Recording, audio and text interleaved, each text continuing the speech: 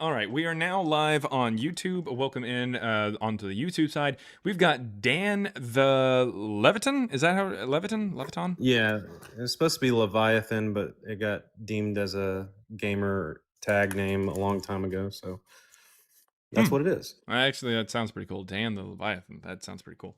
But anyways, Dan is coming up here. I think he's got some evidence for Jesus or Paul, or at least he thinks that Jesus and Paul existed 2,000 years ago. Let's get into it. What you got? Or what So was your question? I'm really curious what your take is on the Nicene Creed. On the Nicene Creed? Yeah, or the Corinthian Creed, Wait, or okay. the early All creed right. of So those are the two different things. yeah. So, first of all, if you're specifically asking me on the Nicene Creed, why? But as far as the Corinthian Creed, yeah, we can get into that. Okay. Well, let's get in the Corinthian Creed. I guess I'm under the impression they were both the same, but under a different name. Maybe I'm wrong. No, the Nicene Creed is like trying to figure out that like Jesus is God and stuff like that. Like he's divine. He's not just a man. That's because it comes from like the Council of Nicaea and whatnot. Like the Nicene Creed is specifically what like the Roman Catholic Church or the Roman Catholic Church kind of all centered themselves around. Like that's the creed they rallied around whenever Christianity became the official religion of the Roman Empire in 380. That stems from the First Council of Nicaea in 325. So it would be so late that it's not really anything that we have to really Got deal with here. The Corinthian Gotcha. Creed would be something else that's found in like First Corinthians 15, this supposed Corinthian Creed. I Yeah. suppose that's what you're talking about. I assume, but Yes, yeah, that's yeah. I'm just curious what your take is on that particular text. so what do you mean? I mean, I've got a stance that I generally talk about, but it depends on what you're asking, really. I guess. What are you asking for? What I know is that particular text that the supposedly Paul is writing about. Um, it also contributes to the later Apostles' Creed, and they have dated the Corinthian Creed that's in that text as being transmissioned maybe 2 to 5 years after the supposed crucifixion of Jesus. So, first of all, no, they haven't. Whenever we take a look at, for instance, what Bart Ehrman says about that, this is the exact quote from Bart Ehrman, who would be the leading scholar as far as a non-Christian at least goes. He says Mm, this is a conversation that he has on his blog with a Christian. I'm going to read directly what he says. Let's see. A Christian said, "Hey, I haven't think you." I'm going to quote him directly. "I don't think I've ever seen you explain how the tradition of the appearances by Jesus to the 12 came to be circulated in a creed that most scholars date to within 6 years of Jesus' death." Then he responds. There's a little bit more to that comment, but that's the gist of the argument. They're asking that. Bart says, "I've talked about it a bit, mainly to say I have no idea how someone can possibly come up with a view that was circulating 6 years after Jesus' death. What are the grounds for that? It's really an apologetic claim more than anything else. All we know is that this was a creed that Paul preached to the Corinthians at some point, because of course Bart Ehrman believes that." Paul is real and did preach to the Corinthians. In any event, there is zero evidence that the 12 use this creed. Later on, so the Christian says that I think that you're in the fringe, basically saying this to like the leading scholar. And he says that there's a lot of people who say that this is actually the case. Or a lot of scholars who say it. Bart Ehrman responds. He says, "Depends who you read. If it's a conservative evangelical apologist, or if it's conservative evangelical apologist, yes, it will sound like this is the mainline view. But what is the evidence? Among scholars I personally know, except for evangelicals, I don't know anyone who thinks this at all, and for a good reason. Paul never says he got this creed from Peter and James 3 years after his conversion, doesn't even suggest it. People just make this stuff up. Also, there weren't church creeds back then. Every church had its own ways of thinking, believing, and saying things. Nothing at all like a uniform liturgy until centuries later, like what you talked about there with the Nicene Creed, when Christianity became a unified worldwide movement. People like William Lane Craig may say this kind of thing, but you need to think carefully about the logic, especially in light of what we do know about the massive diversity of earliest Christian churches." So, in other words, the leading guy on this topic, who's not religious at least, says, I don't even know where the fuck they got that idea. There's no evidence whatsoever. I'd also like to point out that the earliest what you're talking about really quick to anybody who's watching is this particular line. It's in 1 Corinthians 15, and it says, "Now I want you to understand, brothers and sisters, the good news that I proclaim to you, which you in turn received, in which also you stand, through which also you are being saved, if you hold firmly to the message that I proclaim to you, unless you have come to believe in vain. For I handed on to you as of first importance what I in turn had received, that Christ died for our sins, in accordance with the Scriptures, and that he was buried, and that he was raised on the third day in accordance with the Scriptures, and that he appeared to Cephas, then to the 12. Then he appeared to more than 500 brothers and sisters at one time, most of whom are still alive, though some have died. Then he appeared to James, then to all the apostles. Last of all, as to one untimely born, he also appeared also to me, he appeared also to me. For I am the least of the apostles, unfit to be called an apostle, because I persecuted the church of God. But by the grace of God I am what I am, and his grace towards me has not been in vain. On the contrary, I worked harder than any of them, though it was not I, but the grace of God that is with me. Whether then it was I or they, so we proclaim, and so you believed." We unfortunately have early iterations of Paul's letters found in the Marcionite canon. And the Marcionite canon gets published in 144, and this would be the earliest versions of what we have from Paul, or supposedly from Paul. And 1 Corinthians 15, at the beginning, looks very, very different. I will read you all that we have from that section, which was about verses 1 through 11. Not all the verses are in there. I'm going to read you the entire section. "Now I remind you, my colleagues, the proclamation that I proclaimed to you, that Christ died and that he was entombed and that he had been awoken on the third day, so we declare and so you believed." Right. That's it. So literally, this has been something that has been altered later on. It doesn't say anything about how he got any kind of information initially. The version that is in the text, like today, the canonical version, though even Bart Ehrman says that there's no evidence of this. He doesn't say that he got it from Peter and James or anything like that. It does at least have this reference right here, what I in turn had received. But this is not something that is actually found in like the earliest iteration of Paul's letters. Like, it's just not. So there's no insinuation whatsoever that this is something that had been talked about prior to Paul just saying it. He's literally just saying, I told you this and I'm reminding it to you. But in the canonical version today, it's saying, I received this from someone else, I told it to you before, and now I'm repeating it. It adds things to it to make it sound like it had been something that had been swirling around later, because the people who added things to Paul wanted to make Paul subservient to like the disciples and raise apostolic lineage. Okay, so why am I under the impression that we have Paul's letters like from 66 AD? Well, Or 66 some would be time before later that. No, even before that, like okay. Well, they're dated 45 to 50 generally. AD or Yeah, something? they try to say that they were written between like 48 to like 62, 63, somewhere in there. But the issue Yeah. is the fact that there's nothing in the actual writings that actually dates them to this time period. Like, nothing.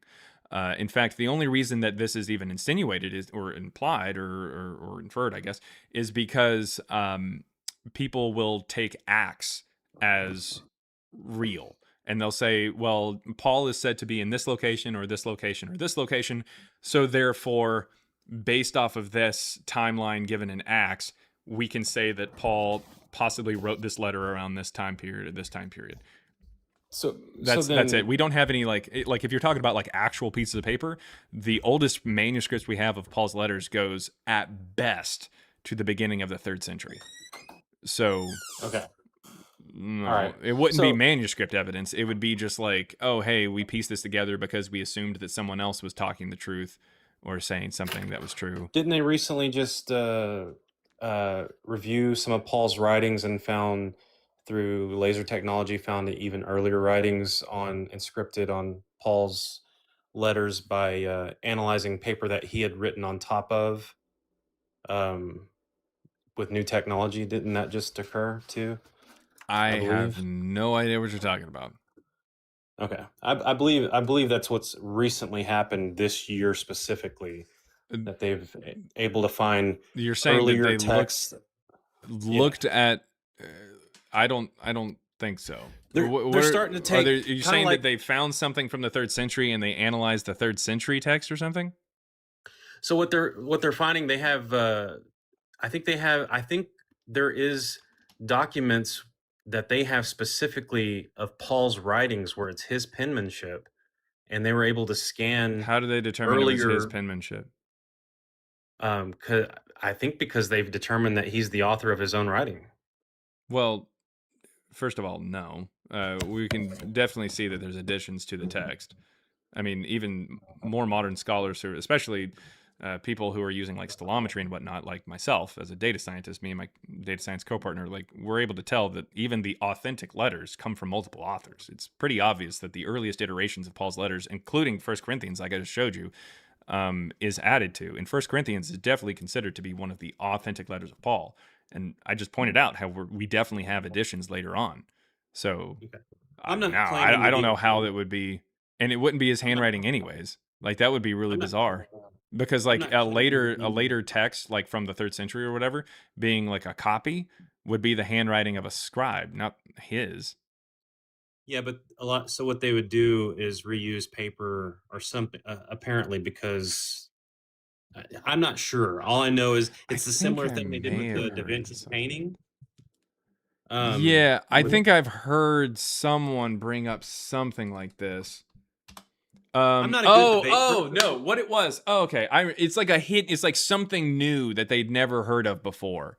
That's what it was. That's what it was. Like it's a hidden text or something.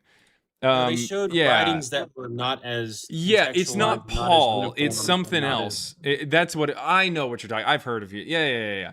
So no, it's not Paul. It's not that they found something that is authentically Paul. It's that they found an extra section of a text because they yes, you're what you're saying is true. They basically kind of sort of reused a paper or something, and there was something that had been like either like erased or something in the fabric, like it is something that had faded away or something. And so they found some old stuff that's not from Paul though. It's like just some random writings from a scribe. But As you research do backed by see University of some Glasgow have things. discovered dozens of previous lost pages from earliest Yeah. manuscripts of New Testament writings by Apostle Paul. Yeah. But I mean 42 pages the in all. but no, it's not Uh, something from Paul. The thing itself is from the 13th century. That wouldn't even make any fucking sense. Codex Paper H. was very expensive. Yeah, it's Codex H. Yeah, that's what it Oh, is. It's okay. just monks at Yes. Great Lavra Monastery in Greece disassembled Codex H and reused its pages to bind other books. So, in other words, there's traces of old letters, and it's other writings, but it's not writings from Paul. That's not what they're finding. It's something um, from early Christians, I guess, or like medieval Christians, but it's not. Why It's would they not say Paul Paul then? I don't because understand why they would it's in say. a copy of Paul. Like Oh, they basically they reused papers that included some other just notes they from someone else that's not Paul. It didn't have anything to do with Paul, but they used that paper to copy onto some of Paul's letters. Like okay. whenever someone was like, "Oh, hey, I want to make a copy of Paul's letters," he used some papers that already had some things. It's like if someone said, "Hey, I want to, I don't know, I want to tape this MLB baseball game on this VHS tape or whatever," which you're not supposed to do, by the way. But you tape over a wedding or your wedding you use your wedding tape to do it or something like that, you know what I mean? Like every once in a while there's going to be these random clips probably of like a wedding if you watch it back and you're like, whoa, what the fuck was that? And it's not that like the MLB broadcast also showed a wedding. It's that you can see every once in a while in these little clips what had been previously on the tape. That's what it's doing. So no, it's not that they found things that Paul wrote. It's things that someone else had written. So in the 13th century, the paper was that's when the monks reused the paper, but the text itself is from the 6th century. Researchers at the Gotcha. University of Yeah. Glasgow used multispectral imaging to recover 42 hidden pages from a 6th century manuscript called Codex H. It's not Paul's writings. He didn't live in the 6th century. It's just in the Right. 13th century, they reused something that had something from the 6th century written on it. Okay. Gotcha. Yeah. Okay. Yeah, that clears that up. I But it guess, happened to it's be hard to keep on a all the copy of info Paul. in your head. Yeah. Well, I mean, Um, a lot of it, to be honest, is if it a good rule of thumb. And honestly, I know that this sounds like this may sound ridiculous or it may sound kind of biased from my standpoint, but if I hear anything where someone's like, oh hey, we found something that proves Paul, or we found something that is actually from directly from Paul, that we know it, and it's from like the first century or something like that, or it's this hidden thing that's been hidden away, I pretty much immediately think that didn't happen. And that's a pretty good rule of thumb, just to kind of let you know, because the immense amount of evidence that Jesus and Paul didn't exist, and the immense amount of evidence that these things are showing up, at the very least, the New Testament is showing up in the second century, just screams that, like, if we have something that is too good to be true, it's because it is. Um, I don't know of anything that would talk about Paul or Jesus prior to the 140s. So if somebody said, hey, we found something from the first century that mentions him, I would immediately think that something's wrong. Now, I'm not saying that I, can't be wrong.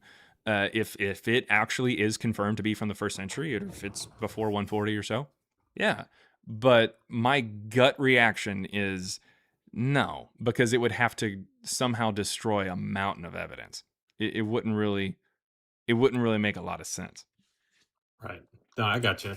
So, let's see. I guess that's all I had. I mean, one of the things with the that early creed that they talk about in Paul, they also have what's called the Apostles' Creed, which is a lot more formulated creed of the early writing that Paul has in that Corinthians. And it's a way they cross-reference to check validity of writing in general. And I guess, do you just not believe in being able to research writing and apply historical context to be able to date when the first transmission of writing would occurred, or oral transmission would occurred? Is that not good evidence for you? Well, as far as oral transmission, and I was actually going to bring that up here. What you're talking about there, this is actually just, well, there it is. Yeah, earliest written version of the creed is perhaps this in 215. So what you're talking about is the Apostles' Creed. This is an actual Christian website, and it's telling us, it's literally christiandefense.org, and it's telling us that the Apostles' Creed that you're talking about, the earliest written version of the creed is perhaps something written in 215. Yeah. So it's perhaps something in the early third century. So I mean, that doesn't really, again, that doesn't really do much. Like we're looking for evidence for Jesus, or evidence for his disciples, or anybody who believed that he was a real person within the first century. I'm well aware that Christians were around by the early third century. Yeah, I mean, definitely. I mean, I would say that the story of Jesus is first written and published in the early to mid second century. It's first published in roughly about 144, so pretty much smack dab in the middle of the second century. Prior to that, we don't have any story of Jesus. But I mean, anything after that where people are like, oh, hey, I believe in Jesus, or here's this creed about Jesus, is like, yeah. I'm also not going to use like Billy Graham as evidence for Jesus because he shows up later. Like, what? You know what I mean?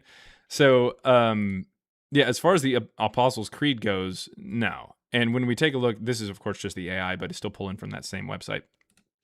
That defense, Christian Defense, whatever, Department of Christian Defense, whatever the hell that's supposed to be. Sounds like something from fucking whatever that guy, the Secretary of Defense is. Hegseth.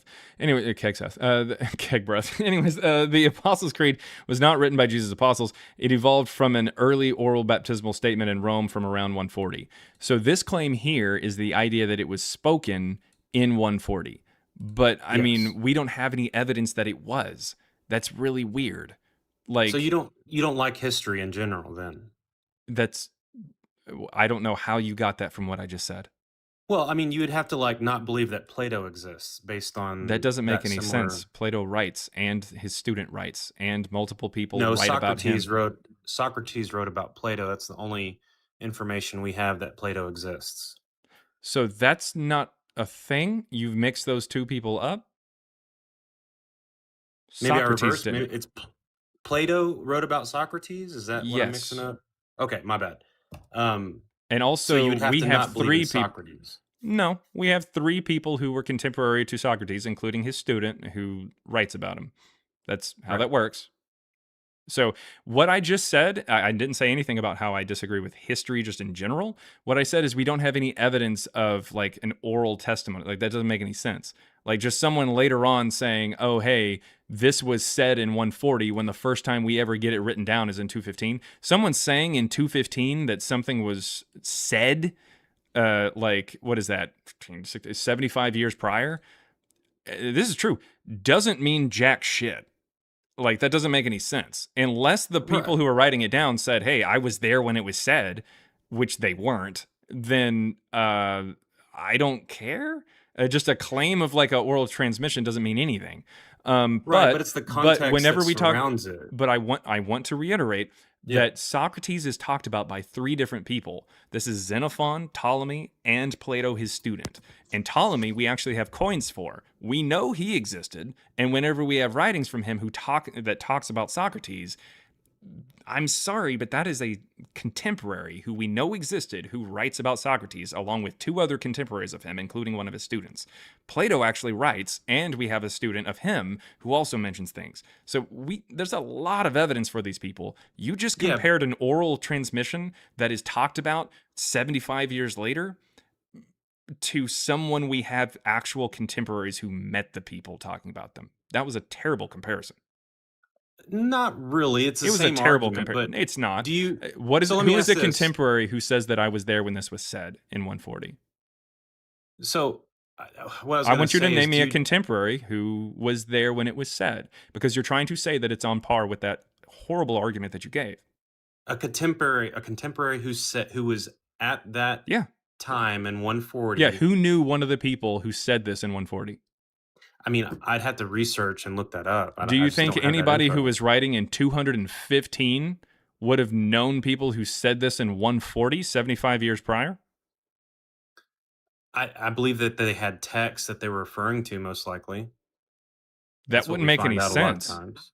They have libraries. They No, have they they don't had a say lot that more they have a text at that text. time. This is the first text, is in the 215. It was finalized in 405. Right. They're But just what we saying do it know was is that said in 140.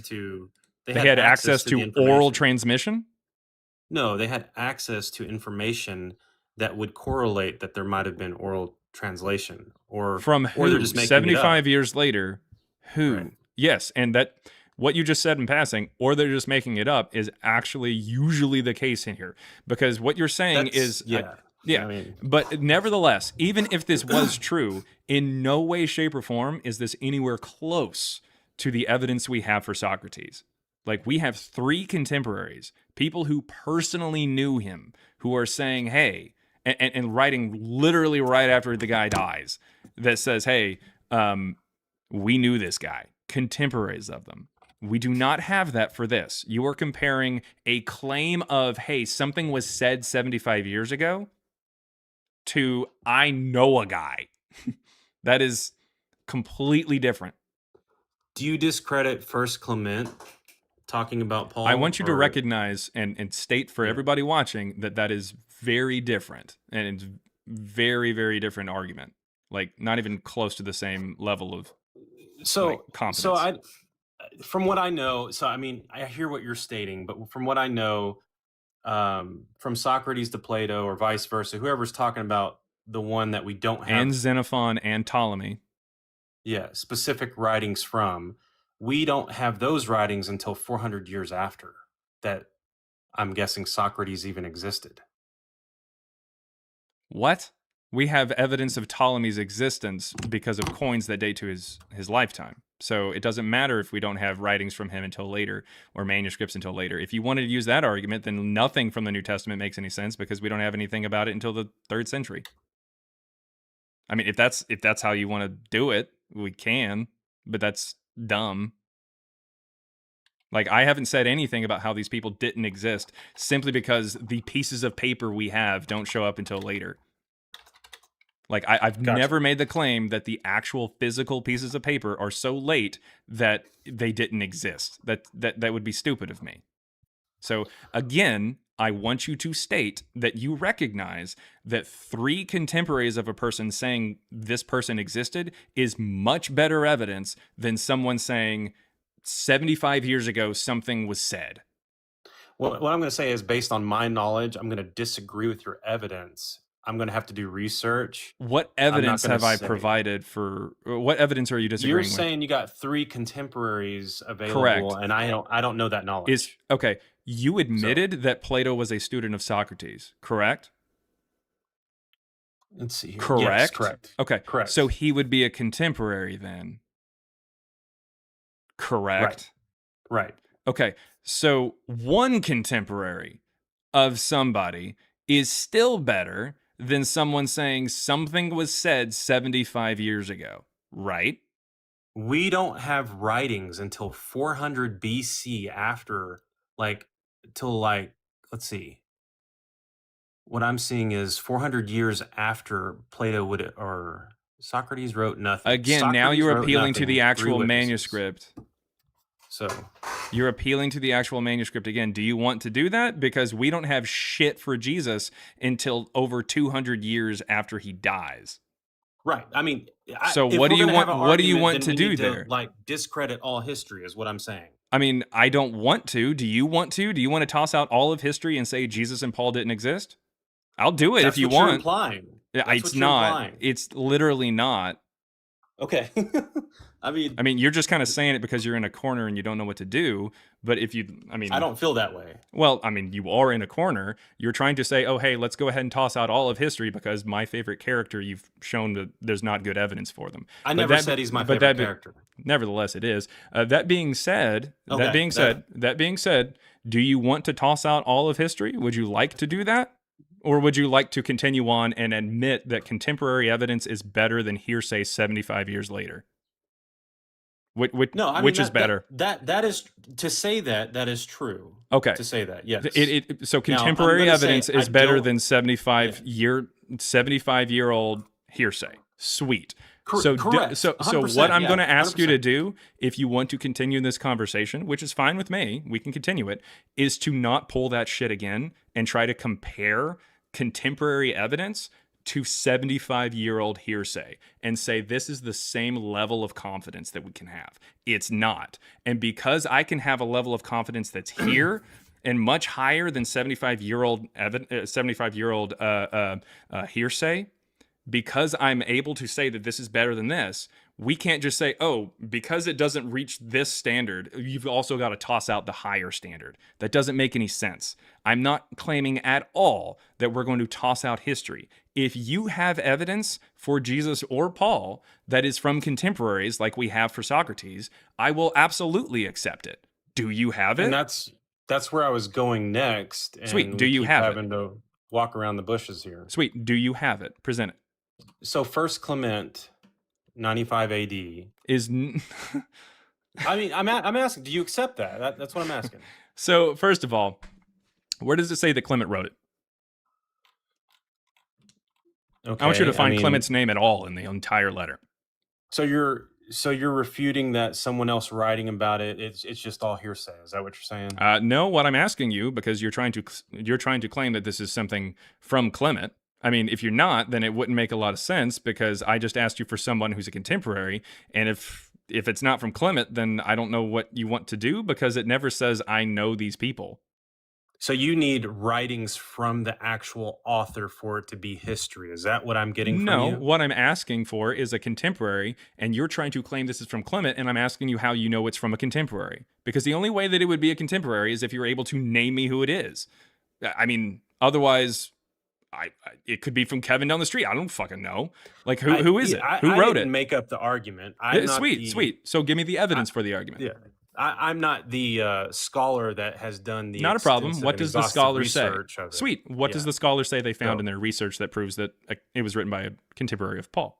well, Clement of Rome records Paul as bearing testimony before Clement rulers, does? suffering greatly, and being Clement says released, this. implying Spain mission. Clement does this. First Clement, First Clement. 557, Okay. 95 AD. So where does this scholar who you're alluding to here, where do they say that they know that Clement is writing this?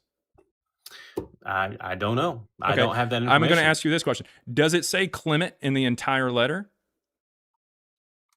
I don't know. It doesn't. It doesn't. Do you know the first time that this is ever mentioned, the letter is ever brought up by anybody? I'm familiar that First Clement is well recorded as being uh, well recorded amongst different scholars at being present, and is in a direct line of study, and he has a lot more writings, First and there's a Clement? lot of tradition behind Are you talking him about the people or existing. the So or the or the letter? Are you talking about a person or a letter? What are you talking about? Because you said First Clement, so it sounded like you were talking about the letter, and then you said he, as if you're talking about the person. What are you talking about? well, you can't have a letter without a person. Well, unfortunately, I don't know what person wrote this letter, and you haven't given me any evidence that a person specifically has ever written this, like It a has been particular person. attributed to First Clement. You mean Clement?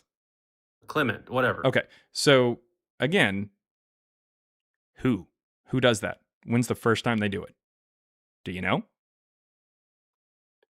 When's the first time they do what? Attribute it to Clement. I 95 AD. Nope. Okay. The first time that this letter is even brought up is by Hegesippus or Irenaeus in 180. That's weird. Also, I'd like to point out that the Shepherd of Hermas, which was written in the middle of the 2nd century, as evidenced by the Muratorian canon, has the author in about the 150s or 160s or so saying that he tasked Clement with delivering a letter for him. That's really weird. In the middle of the 2nd century? Also, the reason why it was dated to 95, do you have any idea why it is? There's more. Clement wasn't like a obscure name. It was used more than once, and there could be multiple Okay. Clements Well, too. is it So, used once at all in this entire letter? is the actual word Clement used? No, someone associates it to Clement In because they 180. have apparently they have information Yeah, that we don't 90 have. years later.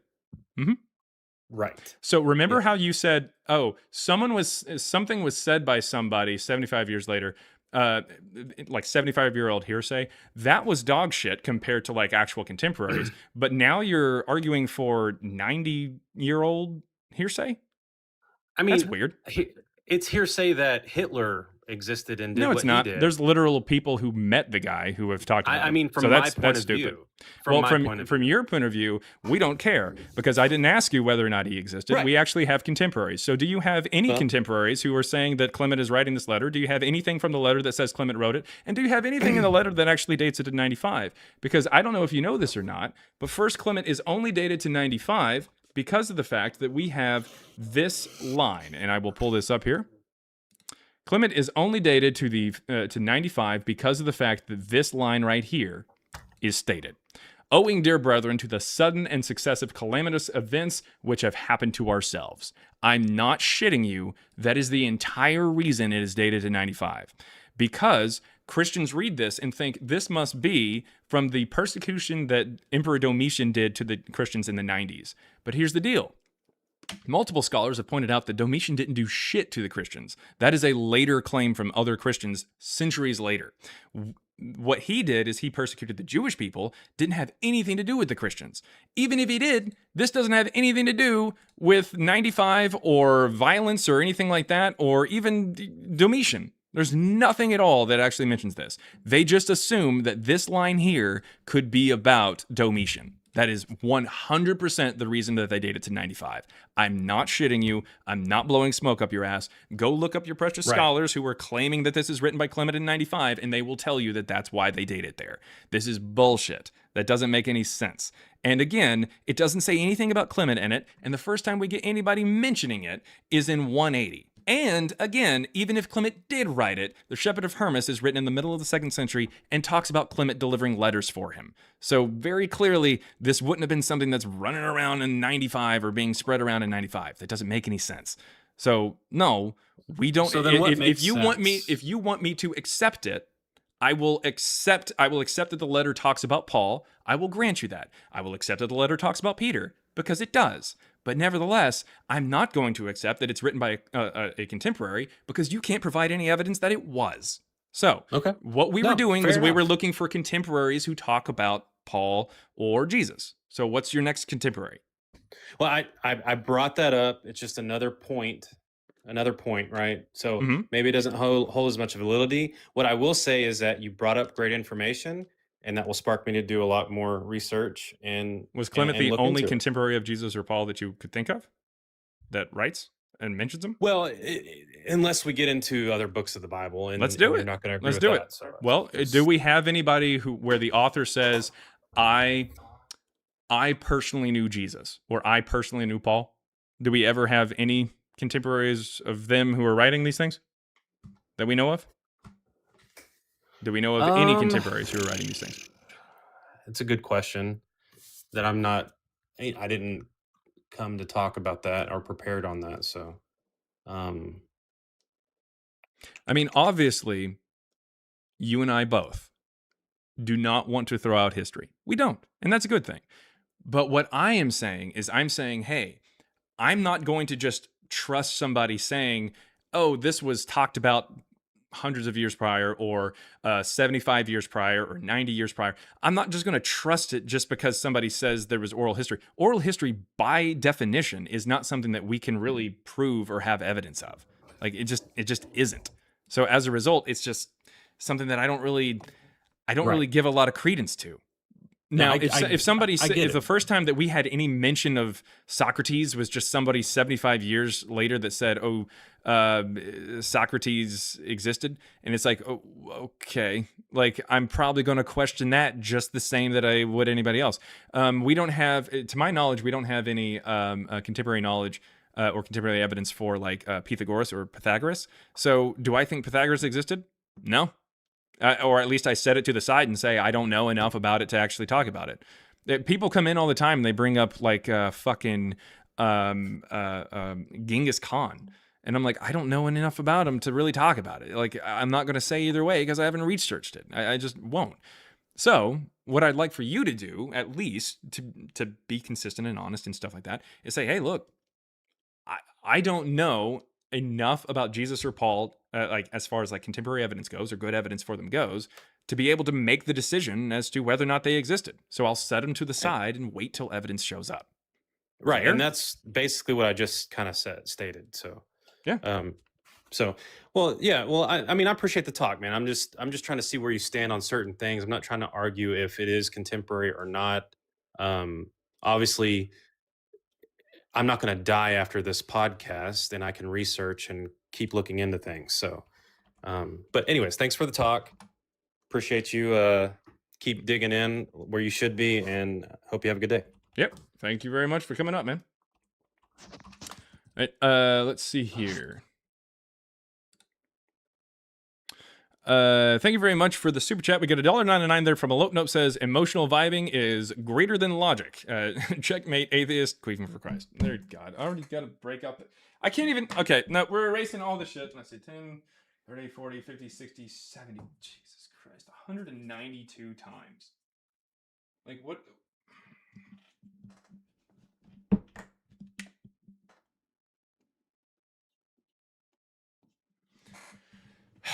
All right, and then let's see, $1.99 from the prototype. 1619 says, "Now that's what I call a." What is it? That does. That's not even words. Queefake. I think that's maybe a. I don't know. You snuck the word in there a couple times, but it's like a. I don't even know what is going on. I don't even know what that's supposed to be. I honestly have no clue. All right, we've got a couple people who are coming up. If you're watching over on YouTube, welcome in, welcome in. Click the link in the chat. It'll take you over to TikTok. That's how I take guests. YouTube doesn't have the ability to take guests, but you can click the link there. If you don't have a TikTok or don't want to come over to TikTok, that's perfectly fine. Just in the super chat, I will read it out loud and I will respond to it. But we do have somebody who's coming up here. Hopefully they connect. Hopefully. For some reason, it's giving me a little trouble. But Amelia, is it Amelia? Amelia, can you hear me?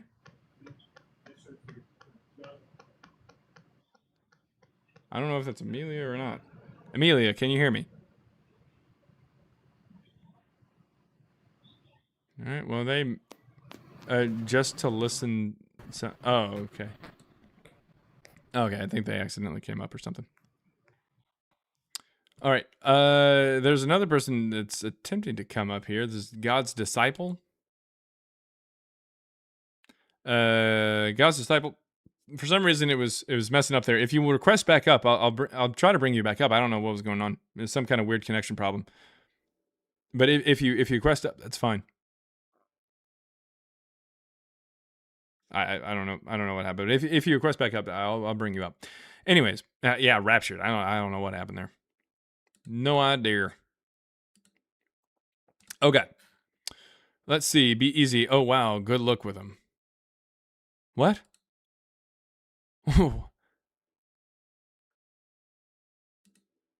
Wait, what? I don't know what. Be easy. What are you talking about? All right. Just like, good luck with him. Like, good luck with who? Oh, and then the other person just came up. The person who was tripping in the chat. I brought you up, but then you decided to disconnect. Here, I'll send you another invite. You can come up and talk. It's perfectly fine. He meant luck. Did Be Easy just drop like a good luck and then just? I just want you to know, or I just want to say good luck. We're all counting on you, and then just just leaves the cockpit. Is that what Be Easy truly did? Be easy. My man. All right. Anyways, if you're not following Be Easy, go follow Be Easy. Be Easy. He is a mythicist who will not let you off the hook. And sometimes he eats live on air. So I mean, I do too, but I do it like off screen. He'll just eat. He'll just eat. Because when a man's gotta eat, man's gotta eat. God damn it. I don't know why I brought that up, but I just remember just about every time I'm in the live, he's either absolutely like cooking people, like super locked in, super focused, or he's eating food, or he's got his like little baby on his in his arms or something like that. It's one of the three, but maybe all three at the same time. I don't know. Be Easy just kind of does that. I do eat all the time here, but like off screen. I don't want you guys to see me chewing that much. You know? What's going on, man? Sometimes a man's got to masticate. Okay. Michael Stellato. What's going on? I was here like a day or two ago, and I was asking you questions about everything that was going on. Oh, with, yes. I remember. Yeah, Michael 9 a.m. Stellato. and noon and all that. Yeah, there you go. Something, I don't know. Something like that. What you got? I had a question about the one thing. I was kind of doing some more research into it, and I know you probably know more, but what they were saying was that John was on Roman times and Mark was on Jewish times. So, like, they say the That third of wouldn't the be hour any and different. 6th of the hour were different, but there was no. Really quick. No, I'm just like doing more. I was just Okay. going back to see whatever. That's because of the fact that so there's a couple things here that I want to point out. So that's because of the fact that John, the actual words, they don't use 9 a.m. and they don't use noon in the actual text because they didn't, and noon isn't really. I mean, noon is like our term. Or something like that. It was like Say what? Time. They use like the word like Haas or something like that, or loss or whatever it was, where it was like around the time of. No. So exactly. Mark, okay. Well, now you're getting into the weeds here, but Mark uses third hour while John uses sixth hour. All right. Mm-hmm. That's what it translates to is third hour and sixth hour. So obviously the way that people translate that, if they translate it all, so they'll either say third hour or sixth hour in the English, or they'll translate it to 9 a.m. and noon, because both Roman time and Jewish time, they both start at 6 a.m. or roughly 6 a.m. because of dawn. That's when you would have like sundials that would be able to work. Does that make sense? Yeah. Okay. Yeah, because so the sun rises at 6 a.m. They have a 3-hour period mark. Yeah, roughly. Yeah. Exactly. So, and by the way, this is the same for both Roman time and Jewish time. They both used the sun. Okay. In no way, shape, or form did the Romans count the hours from midnight. That's not a thing. No, they did not do that. They counted from daylight, which the Jews would also count from, so that started at the same time.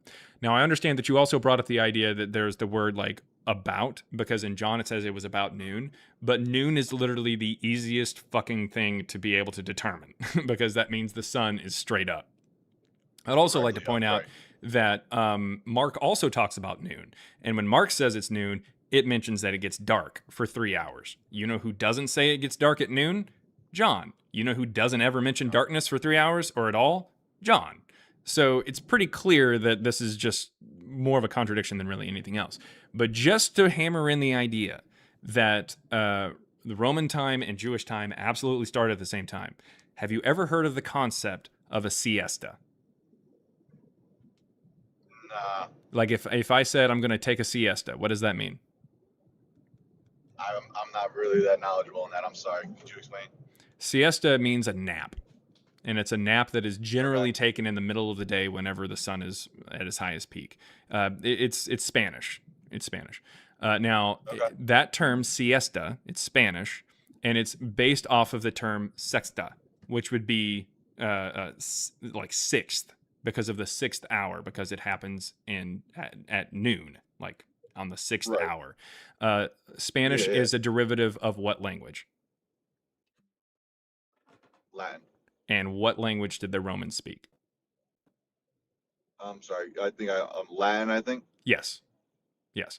So siesta, Right. which we still use today to mean a nap in the middle of the day at around noon, is based off of the word sexta, which is part of sexta ora, which means the sixth hour in Latin, which is what Spanish is based off of, which is what the Romans spoke. Because the sixth hour, even if John is talking about the sixth hour, and even if he's using Roman time, which wouldn't make any sense because John wasn't Roman to begin with, so I don't know why he would be using it. But even if he did, it would still be the exact same time. That's why literally every translator who translates third hour and doesn't just say third hour will always say 9 a.m. And whenever they look at sixth hour and they don't just say sixth hour in English, they are going to always translate it to noon. There's not a single author or a single translation of the Bible or anything like that who translates sixth hour to 6 a.m. Got you. Got you. Yeah, it is very, very obvious that the sixth hour is absolutely noon. This is a contradiction, and people have tried to come up with different ways to try to say that it's different, but it isn't. Now, I do, however, want to preface, or not preface, but do, however, want to make a quick note, a little side note here, that there is the concept, by the way, within Roman timekeeping of like the sixth hour of the day and the sixth hour of the night.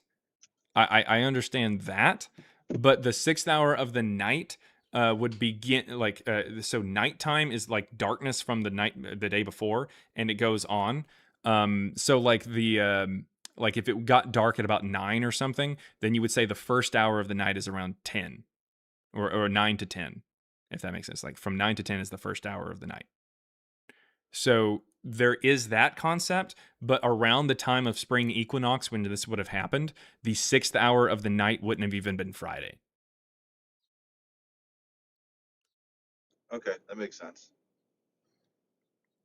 I'm just learning more because, like I said, I learned that from you, and then I came, did my own research on it. That's what I found, and then Mm-hmm. you're clearing it up even more. So if I just you, yeah, wanted if to you hear. look up like Roman timekeeping, let's see here. There's an image specifically that, oh, here it is. That's pretty easy to kind of follow. Let me see if I can get open that? And yeah, it's probably better. All right, so we're looking at spring equinox here. And they absolutely, like, you see, like, there's blue and there's white. And as you see, there's spring equinox, summer solstice, autumnal equinox, winter solstice. So obviously, then there's more night and everything like that. Like it gets there's less night in the middle of summer, and in winter solstice, there's a bunch of nighttime. It's dark. It's dark more than it is light. Does that make sense? Yeah. So basically, this is the time that we're talking about, and the dark blue is the nighttime here, and then you have the daytime here, and you can see that the first hour, second hour, third hour, this is the aura, so the hour, and the sixth hour would be the one that encompasses about noon there. It was about the sixth hour. Okay. So Okay. again, yeah, that's what they're talking about there. So even if it was using Roman time, it would still be based off of dawn, is what I'm saying. And then like my kind of follow up to like almost a different conversation would be like, do you follow like a religion, like, other than, I mean, obviously you don't believe Christianity is a thing, but like, are you by any chance like Muslim or Buddhist or whatever the case may be, like any of those like other things in life, or just you don't believe in anything kind of a deal? Adonatology. Mm-hmm. That's my religion. Donatology. Adonatology. Okay. All right. That's and then like now like another follow up question would be like, do you like I don't know, would you make another like live saying there was no historical evidence for like I don't know Muhammad or something like that or whatever, like Allah and all those people for like the Muslim religion, like would you say that like would they were not I mean, I don't false know how people, there or would they be were they never historical. existed, or I don't know how there would be historical evidence for a God concept. Like that doesn't really make a lot of sense. There's not historical evidence for Allah.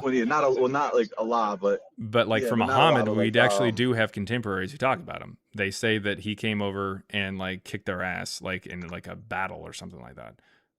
So I mean, Muhammad was a real dude, from what we can tell. There was contemporaries who talk about him. There were enemies of him and well did it people who followed like the Muslim religion that said that he existed. So I mean we have writings from his family. So it's I don't know what to tell you, man. Like he's a dude, yeah no, but so I'm, like that no doesn't yeah mean so that like he my has anything follow to up to do with that the would be like Quran or anything. no Not no no really. no no no I'm just talking about like well yeah no to a certain extent, like he does kind of have some parts with the Quran, but like in the Muslim Kinda. religion, I heard that like they see oh yeah, kind of. It's like it's an if and and, but do like I heard that they believe that like Jesus is like real in their religion and all that. So like Hmm. for him to be a real guy and still like claim that he was a real person too, would you think that he was making a false statement? Like Yeah. Joseph Smith is I a real guy. that's We have pictures of him, and he said Jesus was real. He said Jesus visited him. oh, okay. Okay, Yeah, well, Joseph I Smith I is never really also, got into this stuff. Joseph Smith and Mormonism, it's also silly. I bet both Islam and Mormonism start the same way. You got some story of a guy who says, oh, hey, an angel showed up and said that One I'm came going in. to have the real truth or whatever, and I'm a prophet. And then this person decides to, according to the story, tell people what to write down because they physically can't write because they're apparently like illiterate or something, or to some degree illiterate. And then they go on to marry a whole bunch of people, including some kids. Hmm. Okay. Islam is desert Mormonism. Well, no, Say what? I hear you, man. I'm just learning. I'm just learning, you know what I mean? Just going through them all and then seeing whatever it is. But you said you're just so like I can do more research. You said you're a Tomonism, whatever it was, or A that you donatologist. follow. I'm an What was it? adonatologist. A Donatologist. Yep. Okay. All right. Well, that sounds good, man. Thank you.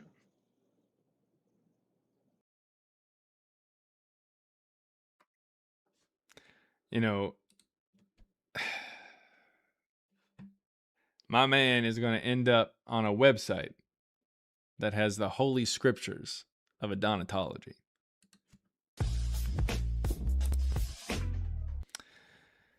And I don't know if there's any saving my man. I don't even know if he wants saving.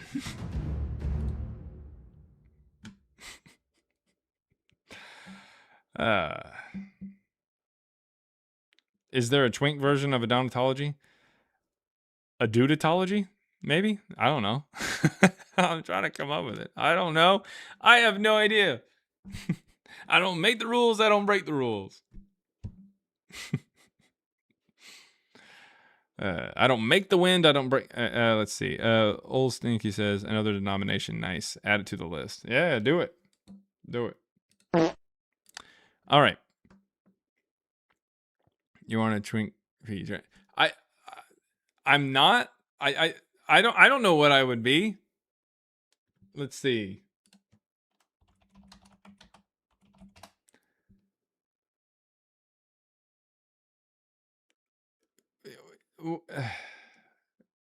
I don't know. Maybe a wait. Aren't you either twink or otter? Would I like what? No, twinks are 18 to 25. Oh, okay. It just says young. I didn't know there was a cutoff. What do you?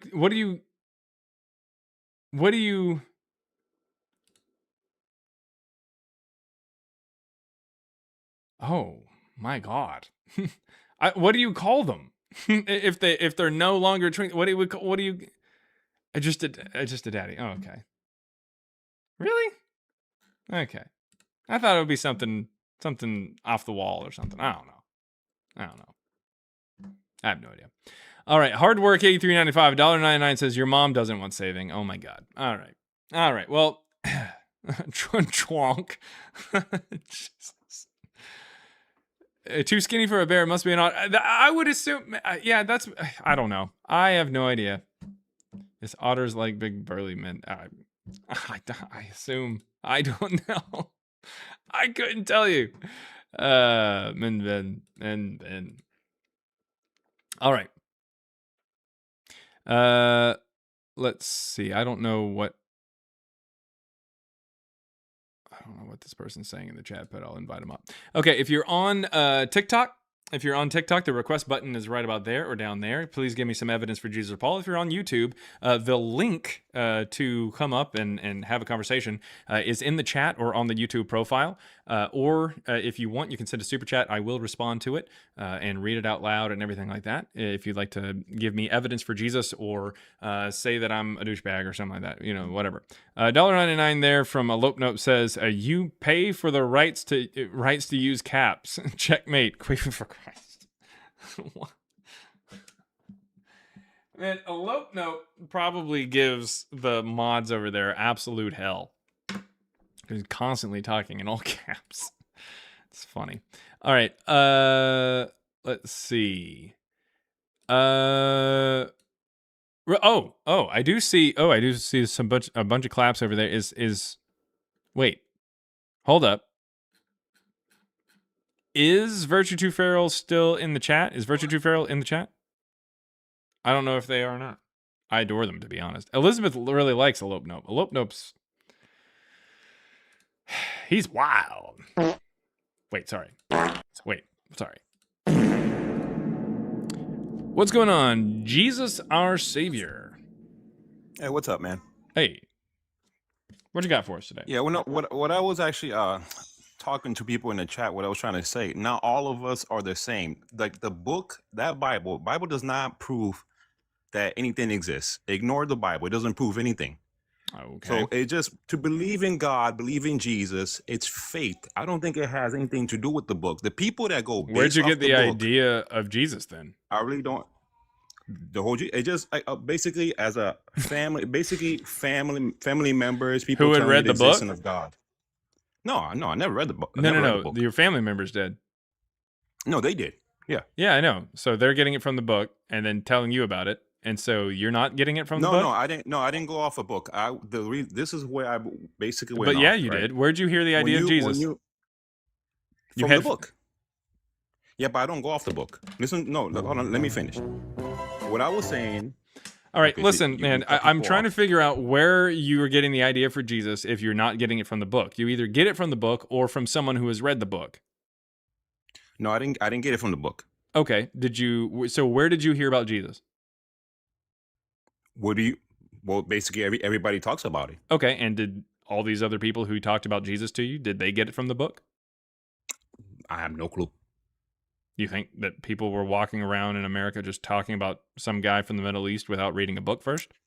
No, I just know that everybody prays to God, is the existence of God. Cool. Well, that's not what we're talking about here. We're talking about Jesus and Paul. I don't say anything about God up here. So for Jesus, you either read it in a book or you heard it from somebody who read it in a book.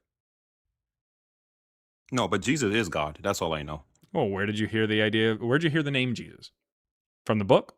Jesus? Or from somebody who read the book? No, just people. Yeah, who read the book, right? Yeah. Okay, so the book. Yeah. All right, well, you already told me that the book is not going to actually be any good. But the only way you even know about this character is because of the book. I'm not even technically saying anymore that you read it. I'm just saying because the book talks about this character is the only way that you know about the character. If it wasn't for the book Harry Potter, we wouldn't know who Harry Potter was. Now, you might watch a movie about Harry Potter, but that movie is still, again, based on the book.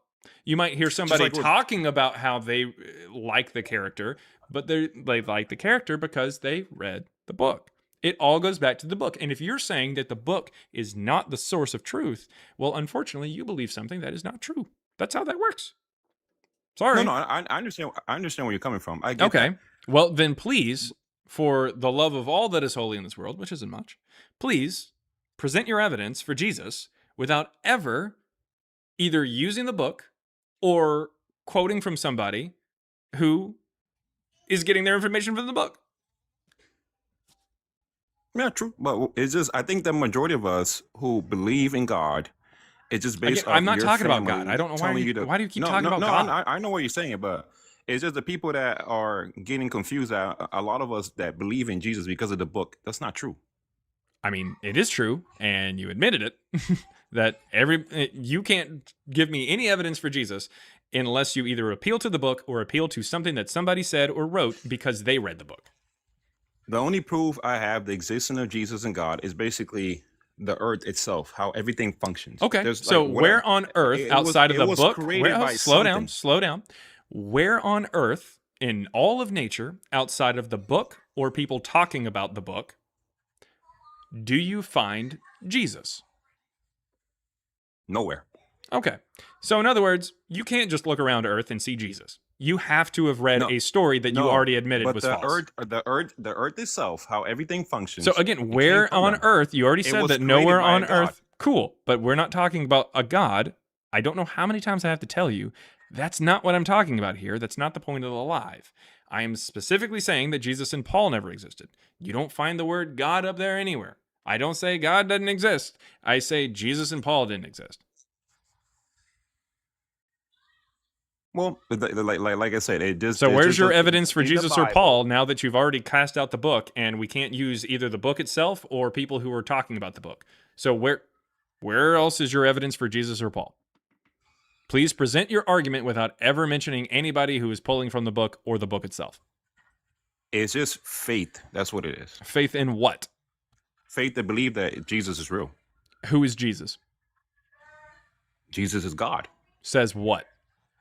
Or says who? Not by a book. It's just life itself.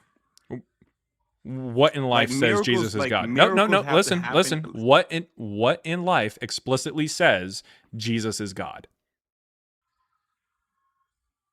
What in life shows the earth itself. How Okay. everything What functions. What on earth tells me that there is something named Jesus and that it's God? Life. Okay. What? Give me an example. The existence of life. All of us. Everything. Cool. It was that created says from God. that there's somebody named Jesus. No, it doesn't say. It's faith that you So you just no, have to have faith we are that you still know trying to that find out Jesus how you created know that everything. there is somebody named Jesus. That's the point. We don't know. Oh, we don't know. Okay, so you're just kind of don't know. saying it. Yeah. It's just like I say, it's faith. Here's the problem. So you feel like what you've done is something big brain, and it's not. It's actually minimal brain, or possibly even no brain, because you have somehow created your own version of Christianity where you avoid the Bible. You have done this probably because you know how problematic the Bible is. So you've distanced yourself from it. But you can't completely do it because you're still connected to literally the main character of the New Testament. So I don't know what to tell you, man. The only possible way that you even know the name Jesus is because of the book or someone who has read the book. And that's it. I don't know what to tell you. You recognize this. I recognize this. All 300 people on TikTok and 441 people on YouTube know that this is the case. But you keep denying that you are either reading the book or trusting somebody else who read it. You can't point to anything on Earth at all. No point of nature, no molecule, nothing huge, no river, no mountain, no tree, no rock, no animal, nothing at all points to the name Jesus at all and tells you that Jesus existed. Even if you wanted to argue that there must be a creator, cool. How you found out his name is Jesus is 100% reliant upon a book. That is it. There is nothing in nature that says, hey, that creator's name is Jesus. That's really dumb. Well, what I was trying anyway. What I was You've trying to tried tell to you is separate that yourself from Christianity as much as you can, or you tried no, to separate yourself from the the Bible as reason much why as you I can, don't and I I get it. don't I get why you would, but you're doing it, and it's it's not because working, they and people can judge see through that. people is what I don't I like about it. They understand. judge people. I Yeah. understand. I told you I understand why you would want to do it, but it's not working, dude. You're either going to have to accept the fact that you just believe something from a book that you already said is nonsense, or you're going to have to completely disregard it and say Jesus didn't exist and I'm not going to believe the Jesus character and just move away from it entirely. Either distance yourself completely or accept it. I mean, hell, even in the Bible, to quote the Bible, apparently God says, I want you to either be hot or cold. If you are lukewarm, I will vomit you out of my mouth. Because, I mean, this is just how it works. People can see right through your ruse, dude. You're trying to distance yourself, but also hold on to it. That's just not going to work. It just looks pathetic. Yeah, I understand where you're coming from. I get that. It's Like, a little so just confusing when you accept still it use the all, word. or just say, I don't want it. Just which one do you want? Well, what I go with is that I believe that God exists is what I stick by. Okay. Now, what his name was, we don't know. There's no proof of it. You see what I'm saying?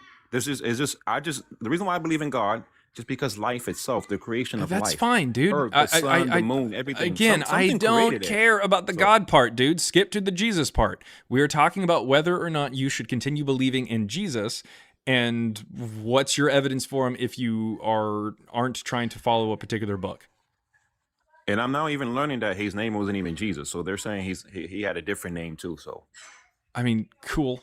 But again, it's still the character in the book. How are you following the character in the book without the book? I don't need the book to believe that he's Jesus.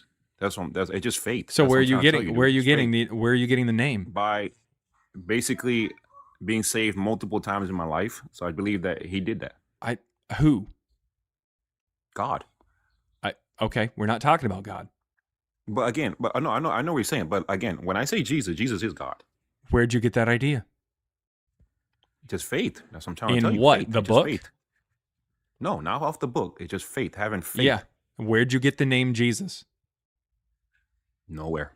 Yeah, Not you from the did. book. Yep, you did. Nope. Mm-mm. Okay. Nope. Where'd you get it then? Ah, man. I just keep repeating myself over and over again. Life Yeah, I know. itself. That's because your argument is really fucking stupid. No, because you're trying to get me to say that I believe in you because of the book. It's not from the book. Yep. It's either from the book or someone who read it. You already admitted it earlier. You're just at this point you're Just trying like to when gaslight. people talk about evolution. You talk about evolution all day, but there's no don't book for pivot. evolution. Don't pivot. Tell me where you got the name Jesus. Not from the book. Sweet. Where'd you get it? Life. Where? Tell me where. Be specific. Life itself. Yep. Be specific. There's a creator. There's a creator. Sweet. How'd you know his name is Jesus? That creator is God. Which God is Awesome. Jesus. How'd you know his name is Jesus? Because we refer to him as Jesus. We all do. Who is we? A lot of people. Who read the book? I think 90% of people on the planet pretty much goes by that. Because of the book? The only people that don't believe in God. And those Because of the people we don't book? talk to. No. Then where'd they get the name Jesus? I think majority Where'd of they people get the name have Jesus? not read the book. Sweet. Again, I'm going to ask you this question. If you can't answer it, then we're going to go ahead and move on to somebody who's got some wrinkles on their brain, all right? No, All right. you can move So- on because I'm going to say Okay, the same answer. Sounds good. Yeah. Hey, whatever your name is, you're a fucking moron. All right, we're going to move on.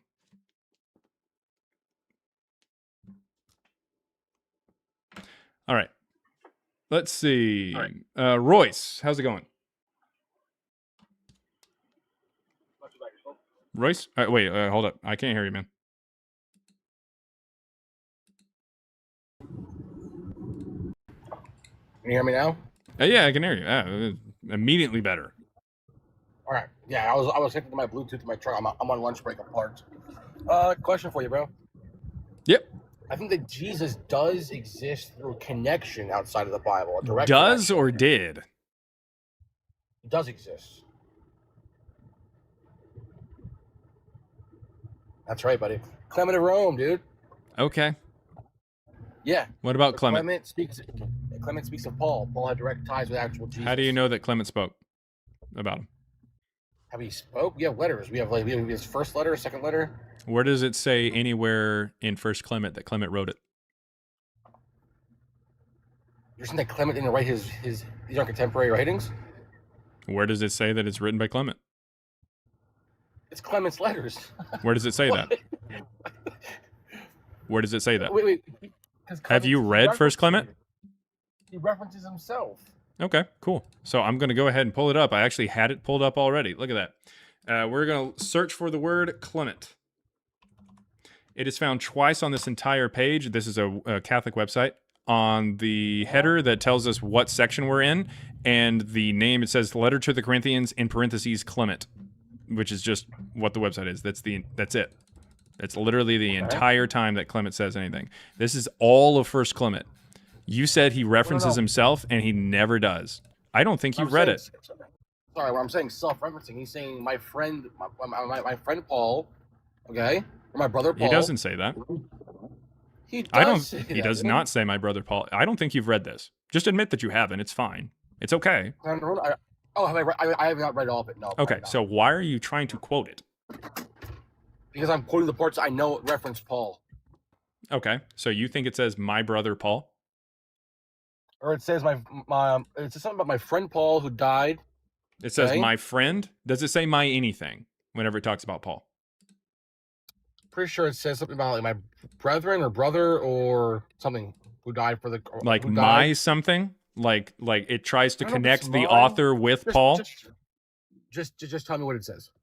I'm gonna make sure that you know what you have already read and you claim to have known. I mean, you're using it as an argument. I'm trying to make sure that you know your own argument before I go ahead and destroy it. There's a reference to Paul, yes or no? There's a reference to Paul in this text. Yes. Correct. Okay. Did Paul know Jesus firsthand based on the Bible? It doesn't matter. This text isn't written by somebody who knew Paul. Okay, wait. Get rid of the Bible. I'm just asking, in the Bible, did Paul know Jesus? I'm not talking about the Bible. I'm talking about First Clement. You don't have to. How did you determine that First Clement was written by somebody who knew Paul? How did you determine the contrary? Because of the fact that the text itself stylometrically comes up with the 150s, and that would be about 70. No, sorry, I apologize. That would be about 90 years after the supposed death of Paul. So that wouldn't make any sense. Yeah, and stylometry has a margin of error of like, I think it's like, what's the margin of error for stylometry? Because that's going to be the problem 5%? Here. So for how many years? I'm saying, what is the margin of error for years it could be off? What do you mean years? You date putting text together, correct? Different sentence structures together to give you a certain time frame for how people talk, correct?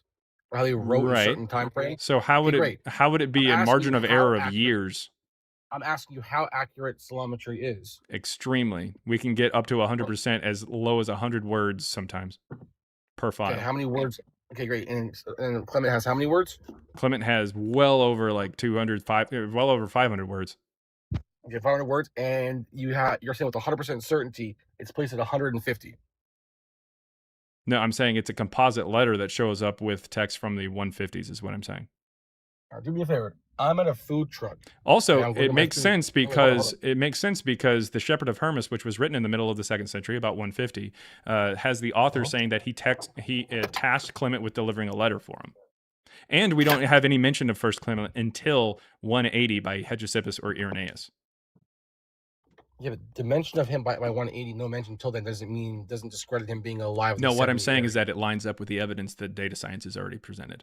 That this comes from the 150s and doesn't actually come from anybody who actually knew Paul. Not to mention, it never mentions Clement, which is what you claimed, and it doesn't say anything about my friend or my partner or my buddy or anything like that. Let's see what it says.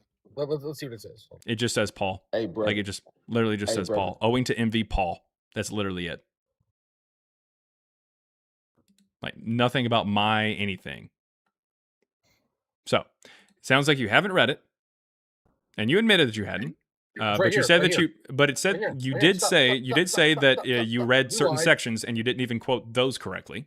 You lied. It says right here on a simple AI search. Clement refers to Paul as his brother. Where? Let's see here. I'll pull it up just a bit.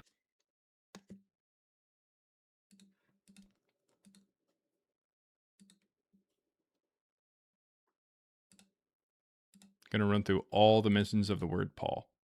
This is in, let's see here. This is in just the title of the section here. The martyrdom of Peter and Paul. Owing to envy, Paul, in the title, Paul, and this says the blessed apostle Paul. Never once says anything about my brother, my friend, nothing. Hey, excuse me. Can I say something? Yeah, go ahead. Go ahead. The guy's getting food or whatever, or trying to find a verse that doesn't exist. Hey. First of all, what's going on? My name's Anthony.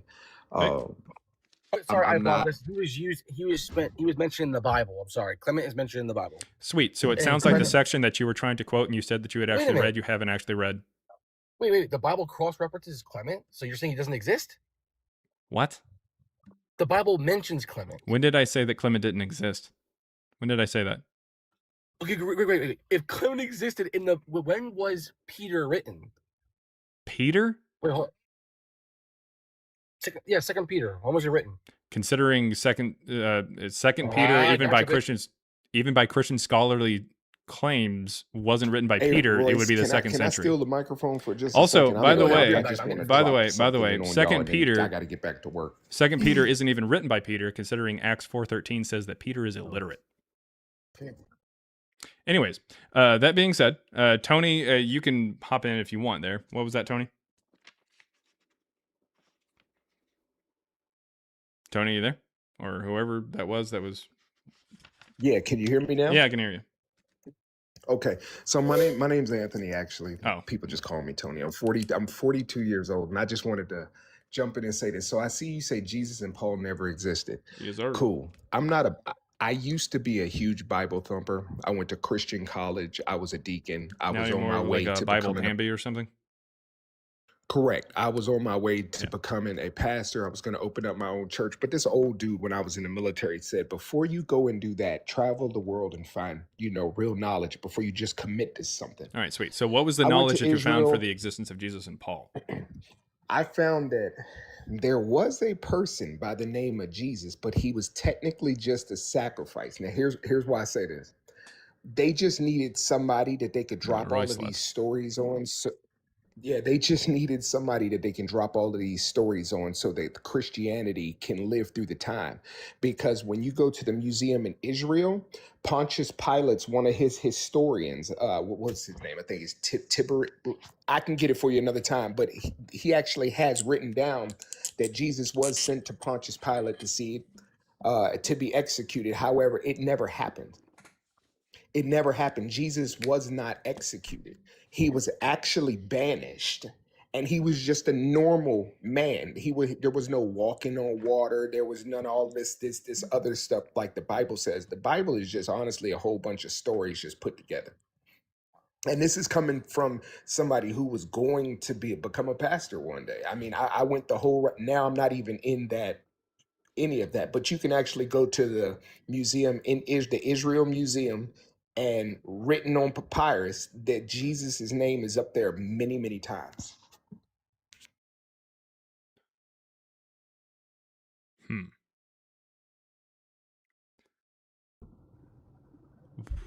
Yo. What'd you say? Tony, I mean, It sounds like you kind of sort of are in a bit of a deconstruction phase and stuff like that, so I'm not going to rock the boat too terribly much there. But what I can tell you is that Tacitus, who you were trying to say... Thank you. I have trouble pronouncing it. Not a problem, not a problem. So Tacitus, Tacitus writes a book called Annals in 116. It is a history of Rome and stuff like that.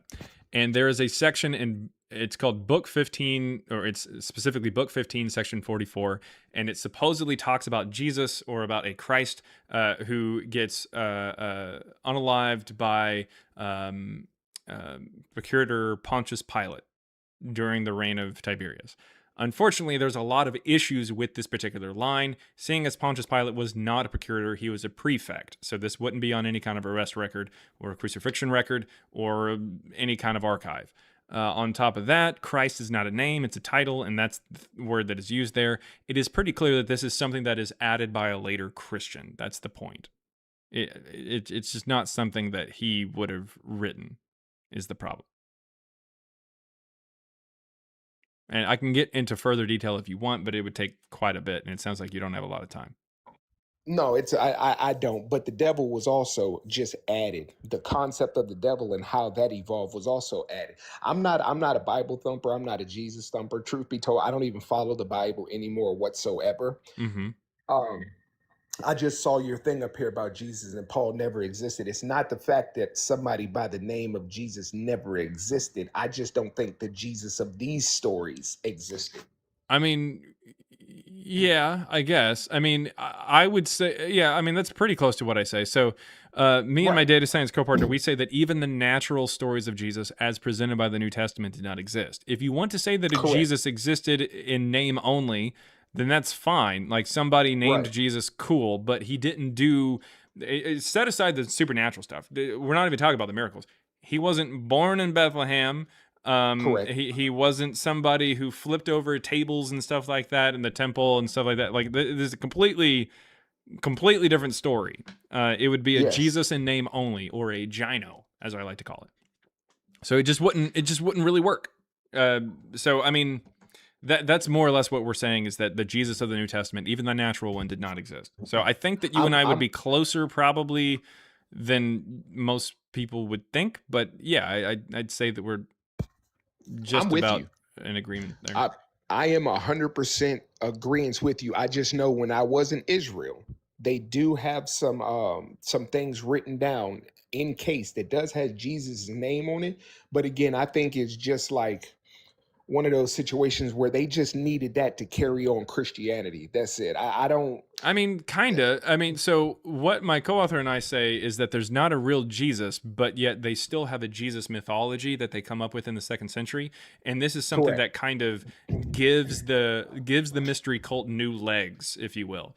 Yeah. It shows up in about 144 is the first gospel that's published. And me and my co-author are data science and everything like that. So we take a look at the Greek New Testament and we see that the New Testament was actually written in the 2nd century as opposed to the 1st. And our book, there's a $3 ebook that's the link is in the bio or on the YouTube profile if you want to check it out. It's on Amazon. But the point is, we go into detail on how we see that this is something, or how we know that this is something from the 2nd century. And the point is, this is a mythology that shows up that really, like I says, gives this mystery cult, gives this religion a new set of legs, a new set of lungs and stuff like that to continue on and keep running and growing. And we do see the religion at a certain point. Once the 4th century hits, it becomes the official religion of the Roman Empire, and that's when it's lights out. So it's just something that evolves over time, and it's syncretic. It pulls from different sources. It kind of comes up with a mythology that people can accept, and it can be used in a different way or presented in different ways in order for people to accept it. Correct. Well, man, look, I'm gonna get on back to work. I appreciate the work that you're doing, trying to wake these people up, man. I know it's hard. Stay with the good fight, and you do your thing, man. All right. Well, thank you very much. That was Tony, everybody. Tony came up. Thank you. All right. Really quick. Super chats. Let's see here. Oh, that's what that was. I just had to see it again through a different lens. That's what I call they're saying a Texas barbecue. That's what the prototype was saying. Oh, okay. The first time I read it, I was like, I don't know what they're trying to say. Okay. That's what you're saying. All right. Anyways, $1.99 from a Lote Notes just says Mother Queefer. That's a slur around here. Okay, $2. Yeah. Captain Hammer Corporate Tool says, finished your book. I give it 5 queefs out of 5. 5 queefs. That's terrible. $5 from Zena Lapudre says, you missed Virtue's sponsor segment, so I have one for her. Queefer Oats. Tired of flat mornings? Start your day with Queefer Oats. 0% natural fiber. Ugh. It's all like either supernatural fiber or it's like artificial. That's terrible. Artificial fiber sounds awful. $4.99 from a Lote Note. I've been analyzing your vids. The herd mentality amazes me. No wonder the Bible uses the term sheeps. Checkmate, queefing for Christ. Oh my God. All of that, like, it was a good comment, and then you had to put the fucking thing at the end. $2 there from Scott Holla says, does that make you a gynecologist?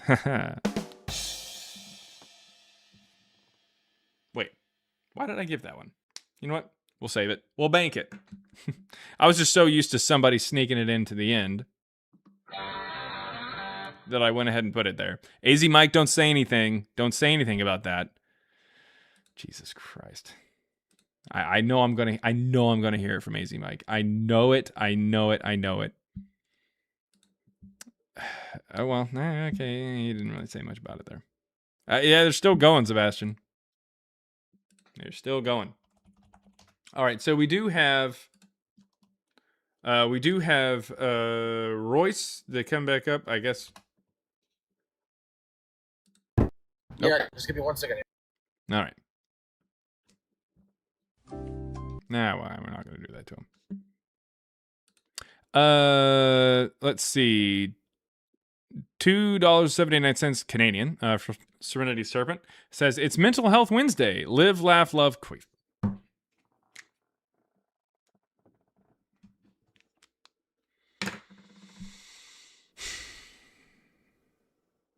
Stalker Schmai.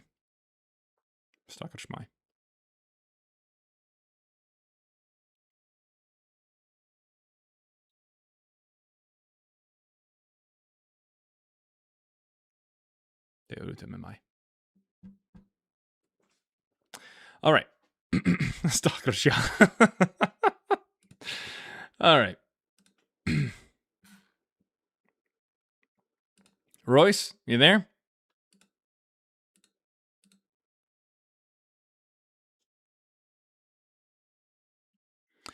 Jesus our Savior says, I apologize. We're not all the same. I don't even... Is he just like... What is he saying?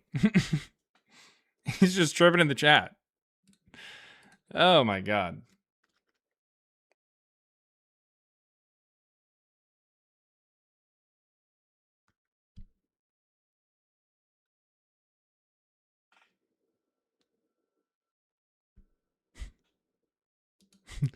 Ja.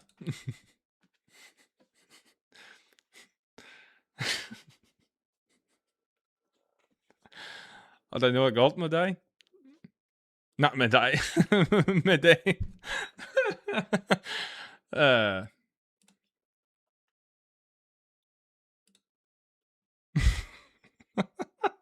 So something wrong? All right, Royce. All right, can you hear me? All right, Royce, what you got? Yeah, dude. So a couple things here, man. There's numerous problems with what you're saying because I had to fact check it here for just a minute because Okay, sweet. I'm trying to get. Yep. Okay. Go ahead. First Yep. thing is gonna Please happen- continue to quote things that you've never read before. Yeah, well, I'm about to actually eviscerate you. I'm about to slow cook you in the freaking crock pot, buddy. You know what I'm saying, dude? Slow down. No, not at all, Now listen. actually. It's gonna happen, buddy. Now listen, I'm gonna Miranda rights you. Anything you say can or will be used against you. You understand Sounds what I'm good. saying? This is recorded on YouTube, so you can go back and clip it. Awesome. Okay. Clement, Mhm. did he exist? Clement, did he exist? Possibly. Yes. What do you mean possibly? He's referenced outside of the Bible and in the Bible. When's the first time that he's referenced outside the Bible? In his letters. Where in his letters is he referenced? What verse? I believe it's gonna be in probably the second letter. The second letter? Wait, Okay. wait, listen, I don't have to know the exact letter he's mentioned. Is he referenced in the letters? Yes or no? Is he referenced? First Clement's the only one that we're talking about here. Okay. What are the letters called? What are the letters called? Yeah. Letter to the Corinthians? Okay. It's from literally the who? name of this. From who? It just says letter to the Corinthians and then in parentheses Clement. Clement here on this Catholic website. Yep. Yes. Okay. Great. Why do we believe it's from Clement? Because someone in 180 said it was? Okay. Great. So far we have evidence saying it's from Clement.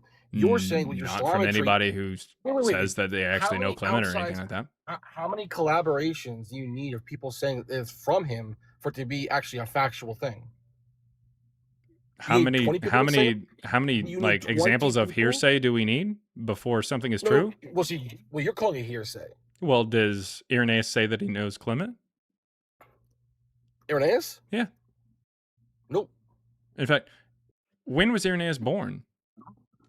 Irenaeus was probably born Under my view, you're saying you're not going to agree. Literally anybody's view. When was Irenaeus born? I was going to say he was probably a toddler when Jesus was crucified, so he was probably 4 or 5. You think Irenaeus was a toddler when Jesus was crucified in 30, and then was writing in 180?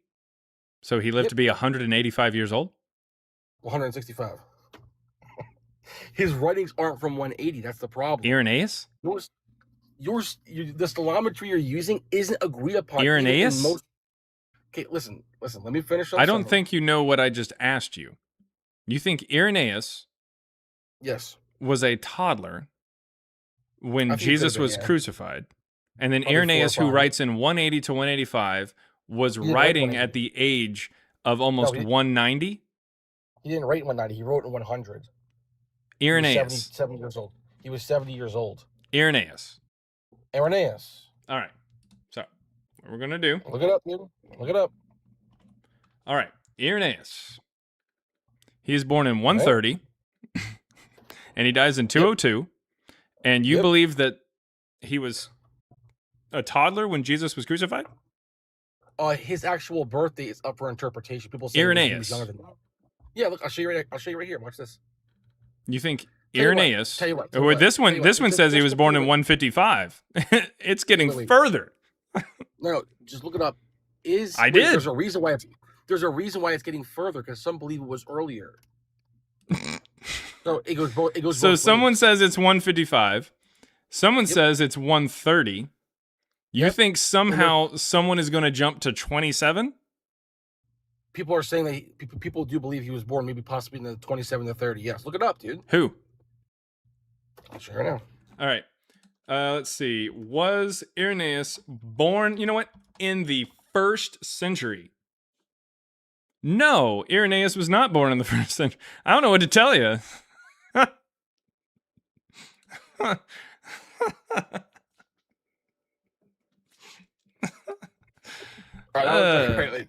That was a blunder on my part. I know it was. This whole entire conversation has been a blunder on your part. What was that about that cooking? I'm not feeling any temperature rising. What's going? That part. No, I feel fine. By the way, anything you say can and will be held against you in the court of the law. All right, dude, whatever, bro. Listen, do you have anything else that you'd like to pull out of your ass? No, I'm still arguing for my initial point. Oh, okay. So you want to try to fit the other foot into your mouth? You want to try that? No. 10 toes down, right? Clement did exist. Okay. Where's your evidence? There is. Most of scholars all agree. Sweet. I don't care what people's opinions is. What are the pieces of evidence that suggest that Clement existed, and when do they actually say this? It's all academia. Okay. Sounds good. So why don't you try coming back up here whenever you have either evidence or the evidence that academia points to? Whatever. I'm going to eat my tacos. Sounds good. All right. Try not to eat your own foot while you're at it. Now that's what I call a Texas barbecue.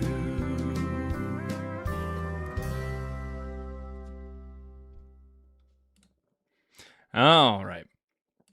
Let's see. $1.99 from Hardwork8395. Thank you very much for the super chat. Again, if you're on YouTube and you want to come up, you want to put this cowboy in his place, you definitely can.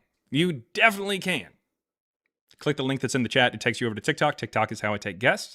If you don't have a TikTok or don't want to come up, that's perfectly fine. You can send a super chat. I will read it and respond. $1.99 from Hardwork that says, here's to getting slow cooked. Yeah. We're waiting on it. $1.99 from Elopenope says, with a nice touch of queef Mary.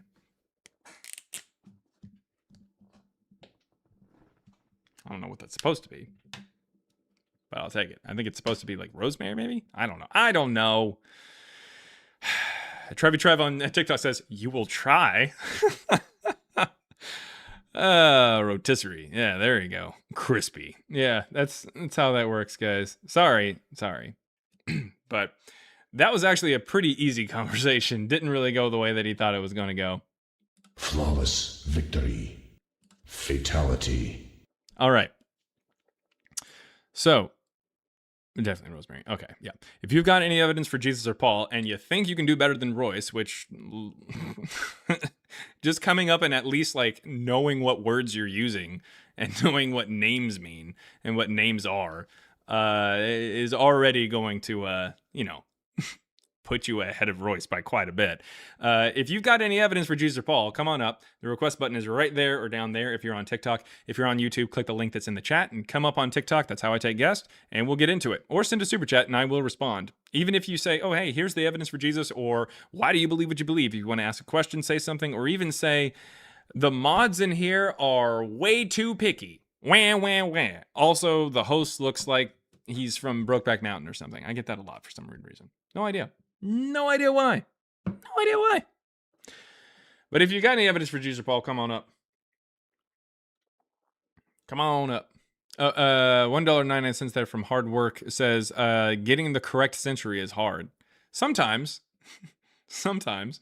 Like, but who amongst us hasn't looked at the date of someone's birth and said, it says 130 here and it says 155 here. It's really 27.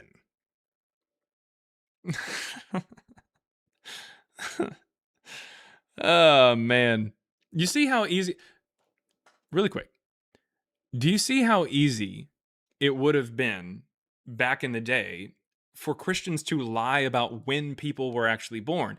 There is a theological reason for them to do it. There's a motivation for them to do it. There's an incentive for them to do it. If you say that one of the church fathers in the middle of the 2nd century was actually born super early, you can somehow bridge that gap between the supposed death of Jesus and the first time that we actually get the mythology in the middle of the 2nd century. And that's exactly what Eusebius does. And that's exactly what scholars have recognized that Eusebius does. They know that he had a theological incentive to move people such as Clement, such as Ignatius, and then even like Papias or Polycarp, as early as possible to try to bridge that gap between the time that Jesus supposedly dies and the time that we first get a story about him. Because, and this is true, and I'm going to say it loud and clear for all the people in the back,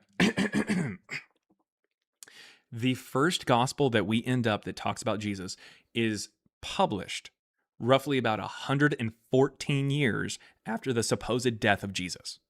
114 years. 114.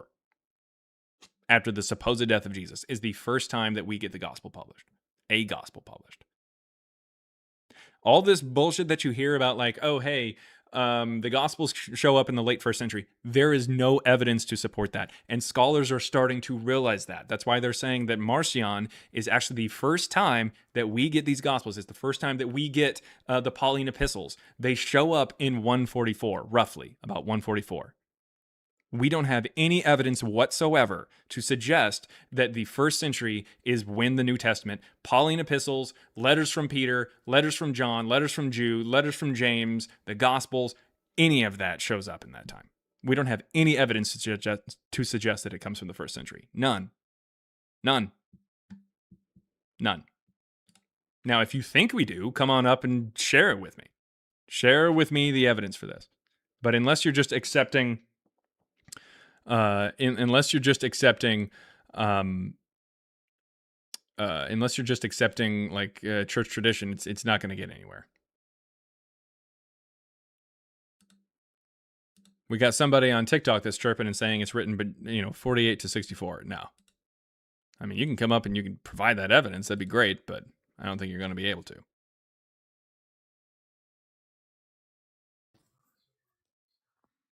Why is Jesus our Savior back? What's going on, man? I don't know. Somebody invited me. No, I was asking, who's Paul? Who the hell was Paul? You know who Paul is. Move to your next No, question. I never heard of Paul. Sweet. Move to your next point. But that's what I'm trying to find out. Who the hell was Paul? Okay.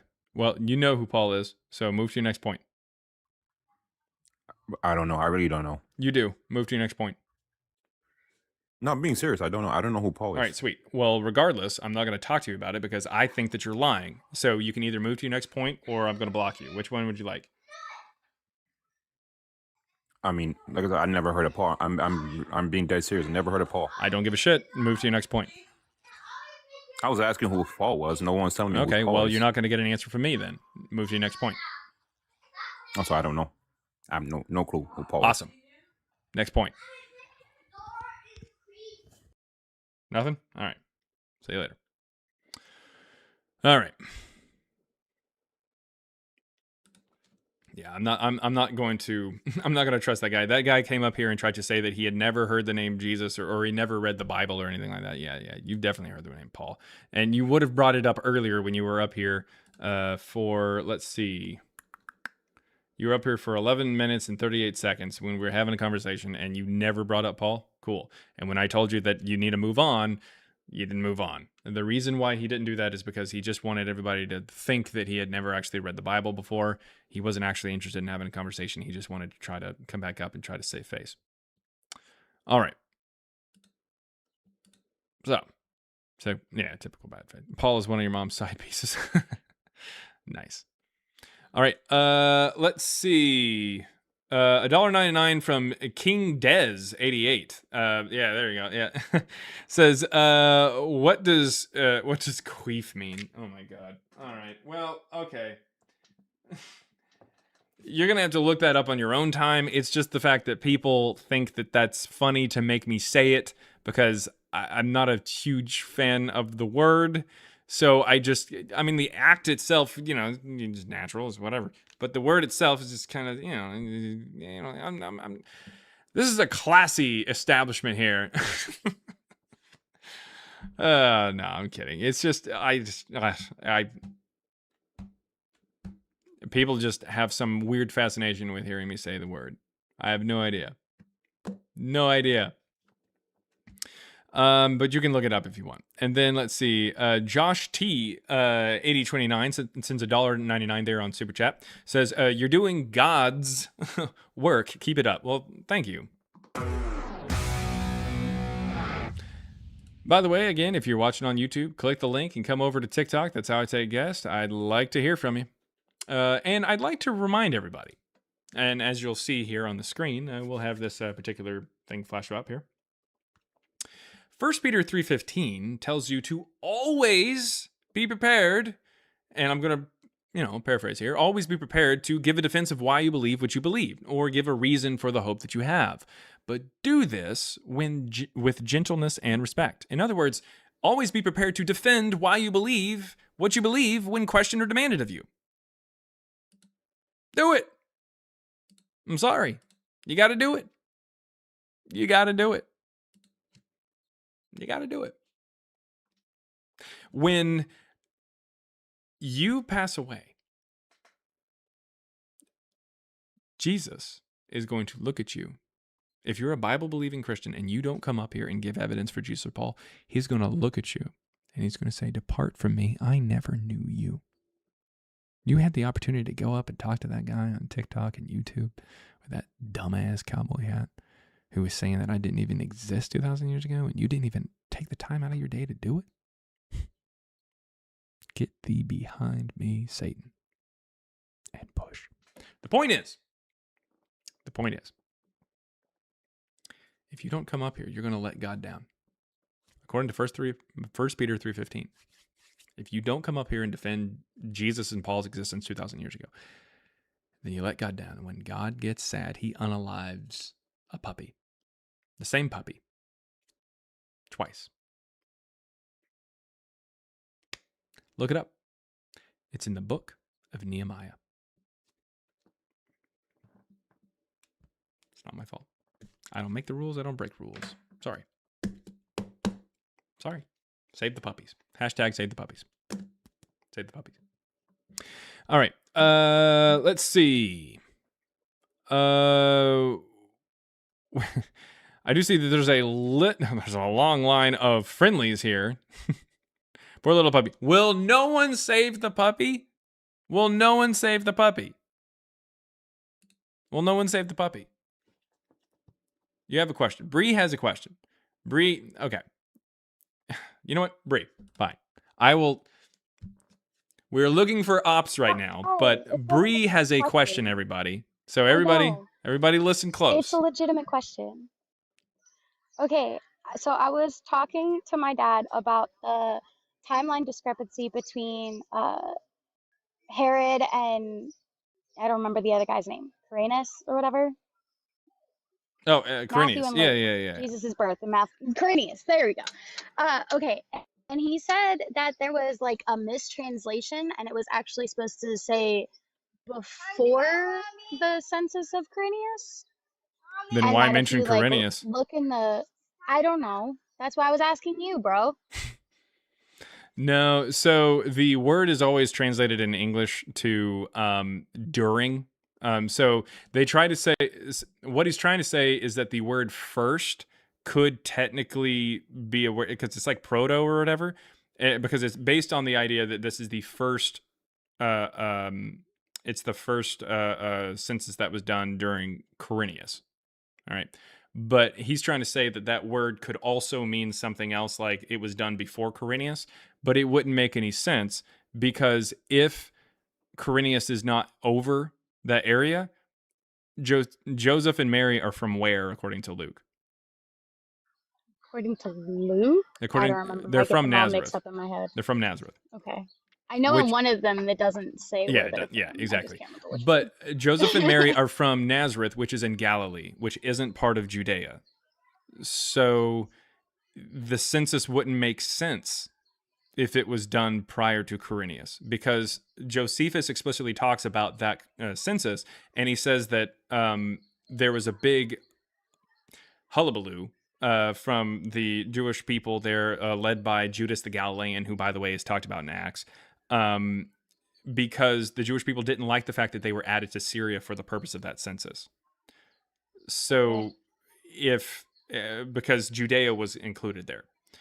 So it wouldn't make any sense for Joseph to have to go, who is in Galilee, to have to not only be counted in Judea, but also to have to go to Judea for any kind of purpose of a census that Quirinius didn't have any control over. Because if it was done before him, there was a king, or not a king, there was an ethnarch over Judea, which is Archelaus, who starts reigning at the end of Matthew 2. If Archelaus was reigning, then why is Joseph even involved? That makes sense. Okay, cool. Like Joseph is from that was Galilee, and Archelaus wouldn't have control over Galilee. So if this is a census that's before Quirinius, then Joseph wouldn't have had to take part. Sounds great. I will tell my father that and come back tomorrow with whatever he comes back with. Or you can tell him to hop on to Christ Before Jesus and avoid all the crazy super chats. Yeah. I tried. Do you realize when we were in the B&B for my graduation a few months ago, I had you playing on speaker the whole time. I was just hoping that he would just like start talking, and he just would not engage. I tried so hard. Oh snap. I did. I tried. But yeah, pull the lever. That was it. Okay, Peppy, go. All right. Pull the lever, Crunk. She actually started yelling there. That's funny. All right. Let's see. And then really fast, before we get to Corey Miller's there, I see you there. I'll talk to you in just a moment there. We got $2 there on Super Chat from Cameron Vinaroso, who says, raccoon buttholes, I'm still laughing. Well, I don't know what they eat in the UK. Whatever it is sad. All right. Corey Miller's, or Miller's. Is it Miller's? Looks Corey like Miller's. Miller's. Okay. What you got? I got a quick question. So you don't believe Jesus of Nazareth existed, or Paul the Apostle ever existed? Oh, could you repeat the question there just to make sure? You don't think Jesus of Nazareth existed? He wasn't a real person? Correct. Sorry? Correct. That's what I believe, yes. Okay. Do you think Cleopatra was a real person? I don't know enough about Cleopatra to be able to tell you. Do you think George Washington was a real person?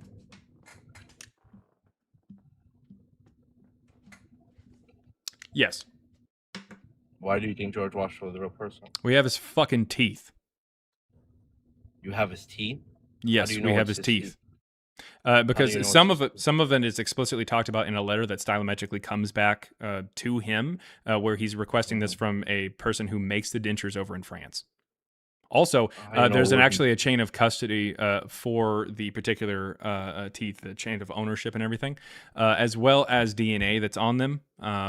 Like not only from him and his line, but also slaves as well, because some of the slaves' teeth were actually used for some of the dentures. I'd also like to point out that we have paintings from him, or not from him, but of him that he posed for, which is how we know exactly what he looked like, and these paintings date to that time. We also have his descendants, and we have How do letters you know? from him and people who talk about him that stylometrically come back to him. We do not have any How do you know contemporary it's not all evidence for forged? Jesus. Say what? How you don't know that's all forged? Teeth? Yeah. Why How do you would know they they're actually good forge the teeth? idea that the first president didn't have good teeth? I don't know. Why would Yeah, they? yeah, it's kind of stupid, isn't it? So, anyways, do you have any evidence for Jesus or Paul? I have the same evidence of Alexander the Great. Oh, you do. You have the Babylonian Astronomical Diary, something that is written at the same time of Alexander, that talks about him, that we can date to this time period. Yeah. Okay. What do we have from a contemporary of Jesus that we can date archaeologically? What do you have that mentions The Jesus?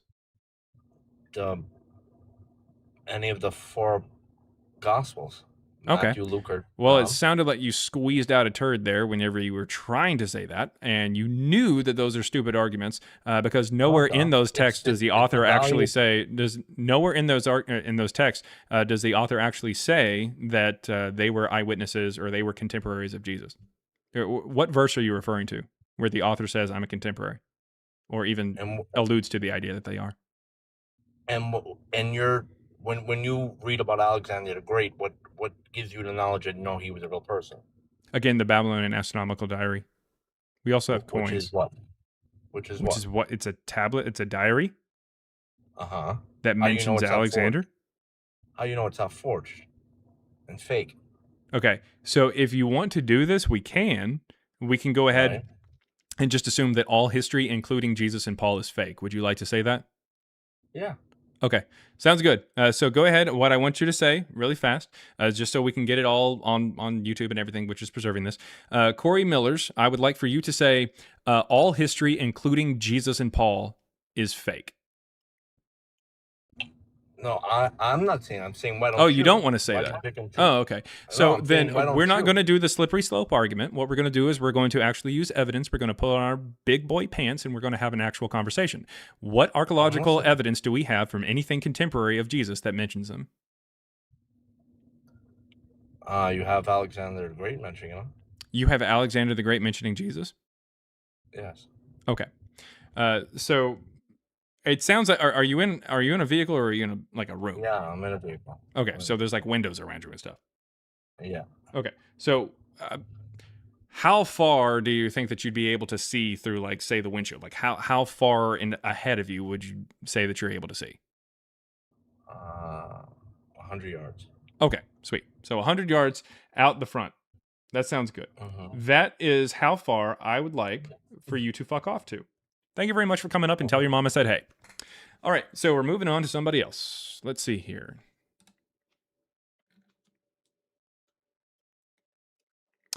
Rational Atheist says, this is a new one from Corey? Wait, what? Oh, he was just trying to say something dumb. Yeah, you're saying like this is a new one. Like I've never heard that Alexander the Great said anything about Jesus. That doesn't even really make any sense. To anybody who's watching, by the way, let's see. We're gonna pull up death of Alexander the Great. Death of Alexander the Great dates to about 323 BC. We also have a specific day. It's either June 10th or 11th in 323 BCE. So somehow somebody who died over 300 years before Jesus was supposedly born mentions Jesus. That's how ridiculous that line was. That was ridiculous. All right. Explain to him BC. He's not up anymore. Or are you just saying, like, to me? Is that what you're saying? I don't know. I have no idea. I'm going to send that person an invite because I don't know what they're talking about down there. Again, if you're over on YouTube, click the link in the chat. Come up here on TikTok. If you don't want to send a super chat, I will read it and I will respond to it. Much like the most recent super chat, which was from Cameron that talks about raccoon buttholes.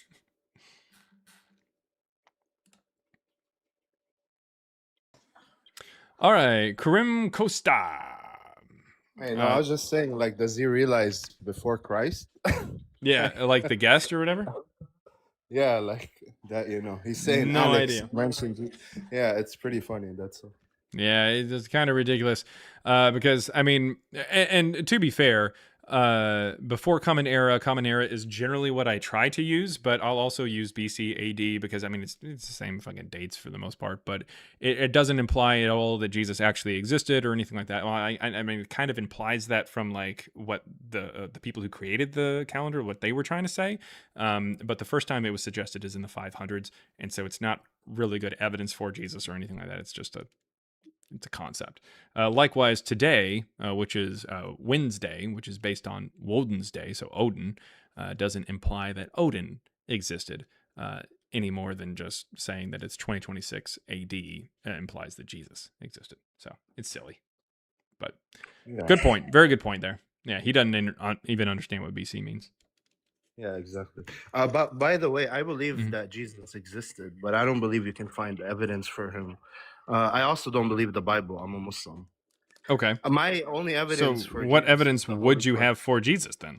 Yeah, my only evidence is the Holy Quran itself. Okay. So how did you determine that that was historically reliable? Well, I have to determine that the book is from God and that it has miracles that only God can know. You got a lot of background noise there. I'm sorry about that. It should have things that only God can have knowledge of. That doesn't have anything to do with whether or not a story is true. Like whether or not a story is true? Yeah, no. That doesn't make any sense. Because, I mean, okay.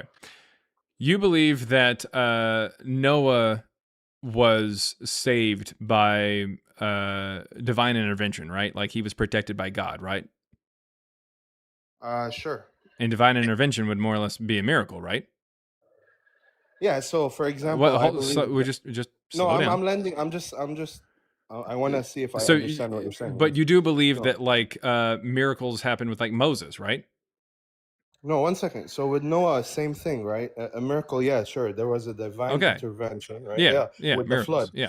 Okay. And Moses, same thing. So what I'm saying, ocean. Yes. Yeah. So what I'm saying here is that if you believe that this is part of the book, and the Bible is including these stories of Jesus and everything like that, just because a book has miracles that you believe in doesn't mean that everything is historically reliable, right? No, I understand that, but what I'm saying is... So how did you determine that the Quran was historically reliable when talking about Jesus, simply because there's miracles that you believe in elsewhere in the book? I'm going to explain that. No, I'm going to explain that to you. My argument isn't that I'm believing the miracles that happened that I didn't witness. My argument is that today's miracle that we have is greater than all of those miracles combined. The Christians say the same thing. No, I don't care what the Christians say. Yeah, I know, but we're trying to figure out whether or not. They say. Okay, I know what Kareem, they say. I know Kareem, listen. Go ahead, you just gave that ridiculous argument. Just because the text itself has things that you believe are happening today or happened back then or whatever. If it doesn't have anything to do with the historicity of Jesus, then how did you determine that that part was true? When it talks about Jesus and when it makes its claims about Jesus, how did you determine that it was true if what you're talking about doesn't have anything to do with whether or not Jesus lived? You're talking about something completely separate. And the Christians can appeal to something separate too. Yeah, but no, I actually have evidence behind my claim. Okay. They don't. Well, what is the evidence behind your claim? Go ahead. Because you're not letting me. You're interrupting me. So I have a few things I want to make, a few points I want to make. Number one, and I'm going to get to the evidence. Okay. Skip ahead to the evidence or you will be disconnected. No, because you made a lot of points that are not true. I did not make any points that are not true. Yeah, the Christians. Okay. If you say something that is demonstrably false, you'll be disconnected. Go ahead. Of course, go ahead. I don't mind. Go ahead. That if I go say ahead. Something false, yeah, go ahead. So my argument first is that the Quran that we have today, in itself, that book is the miracle that's greater than all. Okay. All right. The Quran is not a miracle at all. It's just a text, and it's filled with a whole bunch of things that a bunch of people just use post hoc rationalization to try to say is like somehow some kind of miracle that has never been talked about before, simply because science, void of the Quran, actually found things out later on that are somewhat similar, that they changed the actual meaning of words to try to fit. And then they try to claim that if you don't know Arabic, then you didn't know what the original intent was, even though all the people who knew Arabic prior to the scientific finding never fucking mention it. That's kind of how that works. Also, on top of that, Muhammad was a pedophile. So there's that. What's going on? Santu, what's going on? Well, I agree with Muhammad being a pedophile. Yeah, it's very true. Anyways, what you got? So I just heard you talking to this Muslim guy asking about historical evidence for the claims in there and the things in the Quran, but the statement you make in the description is Jesus and Paul never existed, prove us wrong. Wouldn't the burden of proof be on you? Sure. Yeah, you want to hear my argument for it? Sure, but I'm not sure I will have a counter argument to it. That's not good. Well, let's go. Let's try. Okay. There's anachronisms in the text. Anachronisms? Anachronisms are elements of a story that are out of place in time. If I told you a story about somebody in the 1960s talking on an iPhone, you'd know that story's bullshit, right? Well, that's assuming the time, like your perception of time. We all perceive time the same way, dude. Yeah, but if it's written, you know, when Elijah and Moses met Jesus on the mountain and he met God and yeah, who wrote about that? Who was there and wrote about that? About who?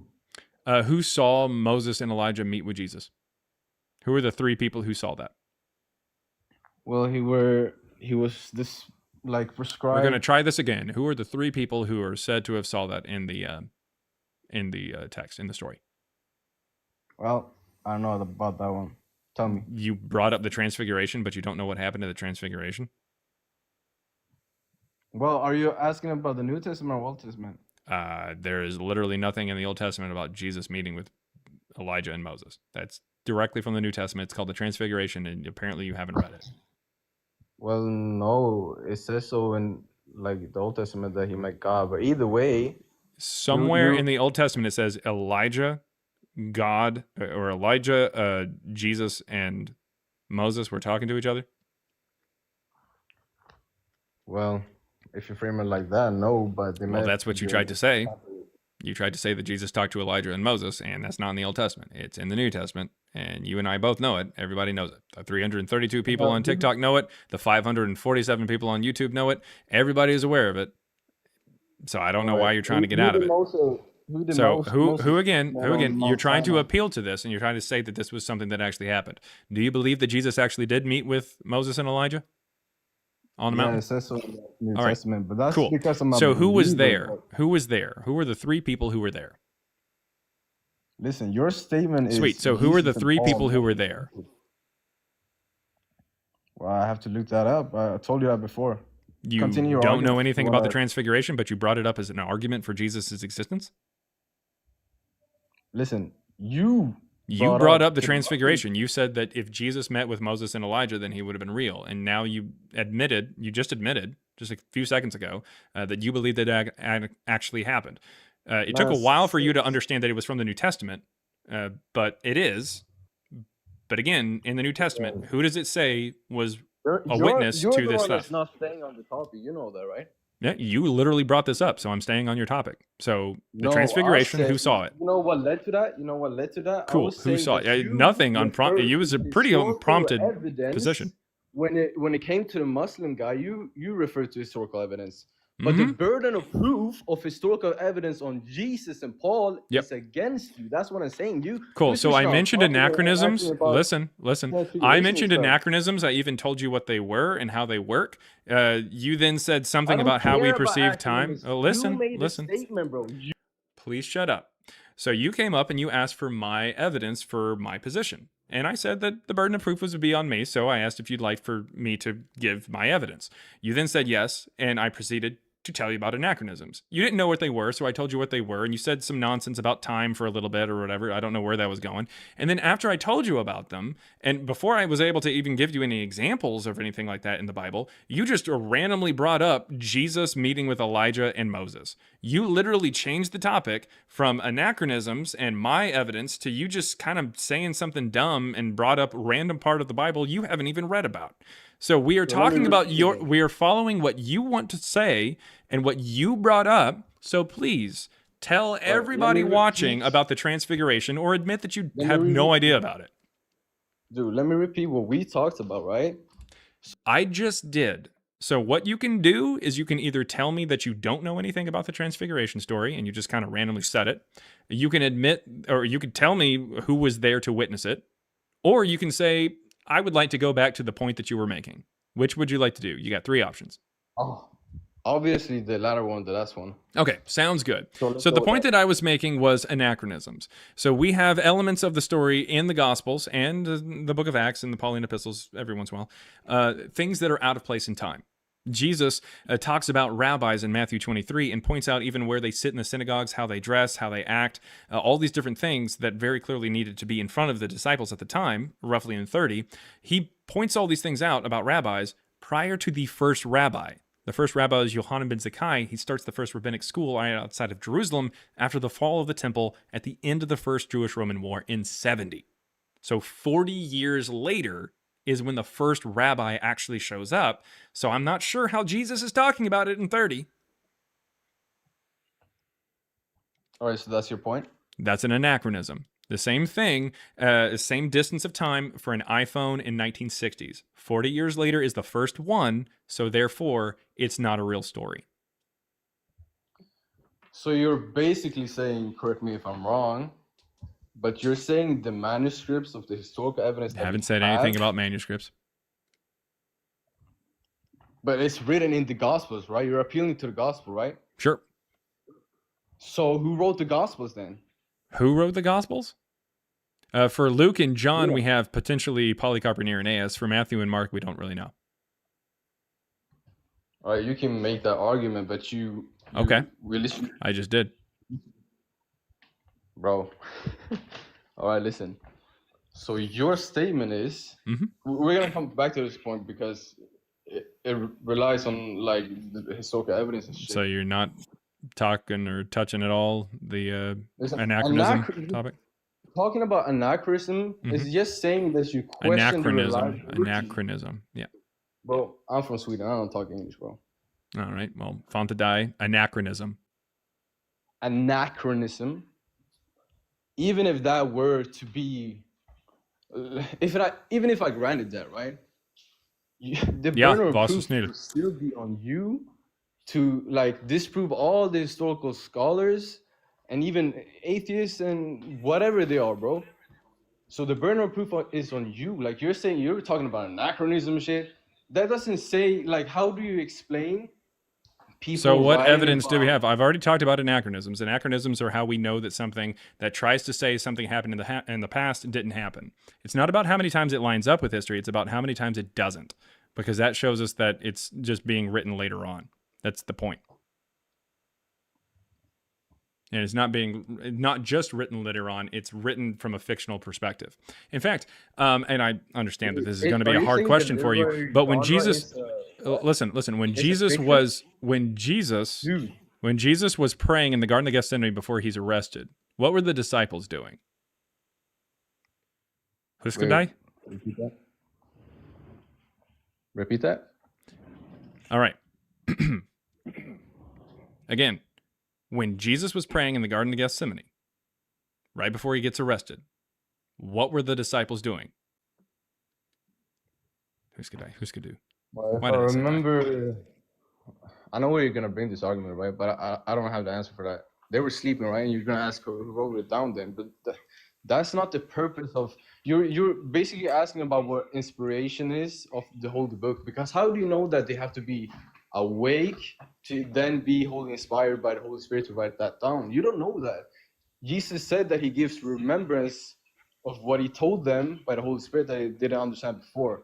But since you're an agnostic, I can't appeal to what you say is fantasy, right? When did I say I was agnostic? What do you believe in? I believe that Jesus and Paul never existed. So how did the disciples know what this is without appealing to magic? I mean, if you want to appeal to magic, you can. So I wouldn't actually frame it like that. I would frame it like... I know, because you don't want it to say magic, because magic implies that it's fake, even though it is. So anyways, so you don't have any explanation to how the disciples know what Jesus is saying while they're asleep, other than to say that magic happened? So I will answer. Okay, please answer. Question to you. How do we base reliability for a historical manuscript? What? How do we know whether a historical manuscript is reliable or not? Cool. All right. So just answer the question directly, dude. How did the disciples know what Jesus said when they were asleep? I told you by the Holy Spirit, but that's okay. So you TV, just appeal right? to magic. Okay. So because you appeal to magic, so now the Muslims can appeal to magic. Now the Scientologists can appeal to magic. The Hindus can appeal to magic. The Buddhists can appeal to magic, and the Mormons can appeal to magic. Sweet. So I guess that means that Muhammad actually did split the moon in half, and also Joseph Smith actually did meet Captain Moroni in his angel form. Stick to the topic, bro. Yeah, well, you literally just said magic. I can't stick to the topic if you appeal to magic, because now the sky can be purple and lies taste funny. I appeal to quote unquote magic later during that argument. Yeah, because that's the only way that you can explain the story. The only way that you can explain that Jesus existed is just magic. That's literally the only possible way. The only way that you can explain that this story is a real story is magic. Do you have any other way that the disciples could hear what Jesus was saying while they were asleep for an hour? Listen, you're not even responding to my You said magic. I am responding to magic. Did you have any other point that you made in there somewhere to show how the disciples knew what Jesus said? Didn't I say that I know that you don't believe in magic, so Cool. I can refer to that? Okay, so what are you going to refer so to? I'm trying to bring up my argument right now. So bring it up. Bring it up. Bring it up. Thank you. Go ahead. Finally, man. I Just do have to it. bring that shit out of you, man. Sweet, do it. All right.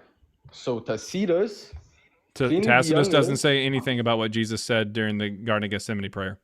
So again, answer the question. Answer the question. We are trying to figure out how the disciples knew. Listen. How did the disciples know what Jesus said while they were asleep? How do they know? Listen, you just said that I just said that I can't respond to that. Listen, you can't respond to that because you can only appeal to magic, is what it sounds like. I can't respond to that because you don't believe that. You don't listen to what I say. Right. So, but can you respond to it in any other way that doesn't appeal to magic? Yeah. Oh, you can. Said it. Can you repeat it for me? How did the disciples know? You have been muted. All right. How did the disciples know what Jesus said when they were asleep? How do they know?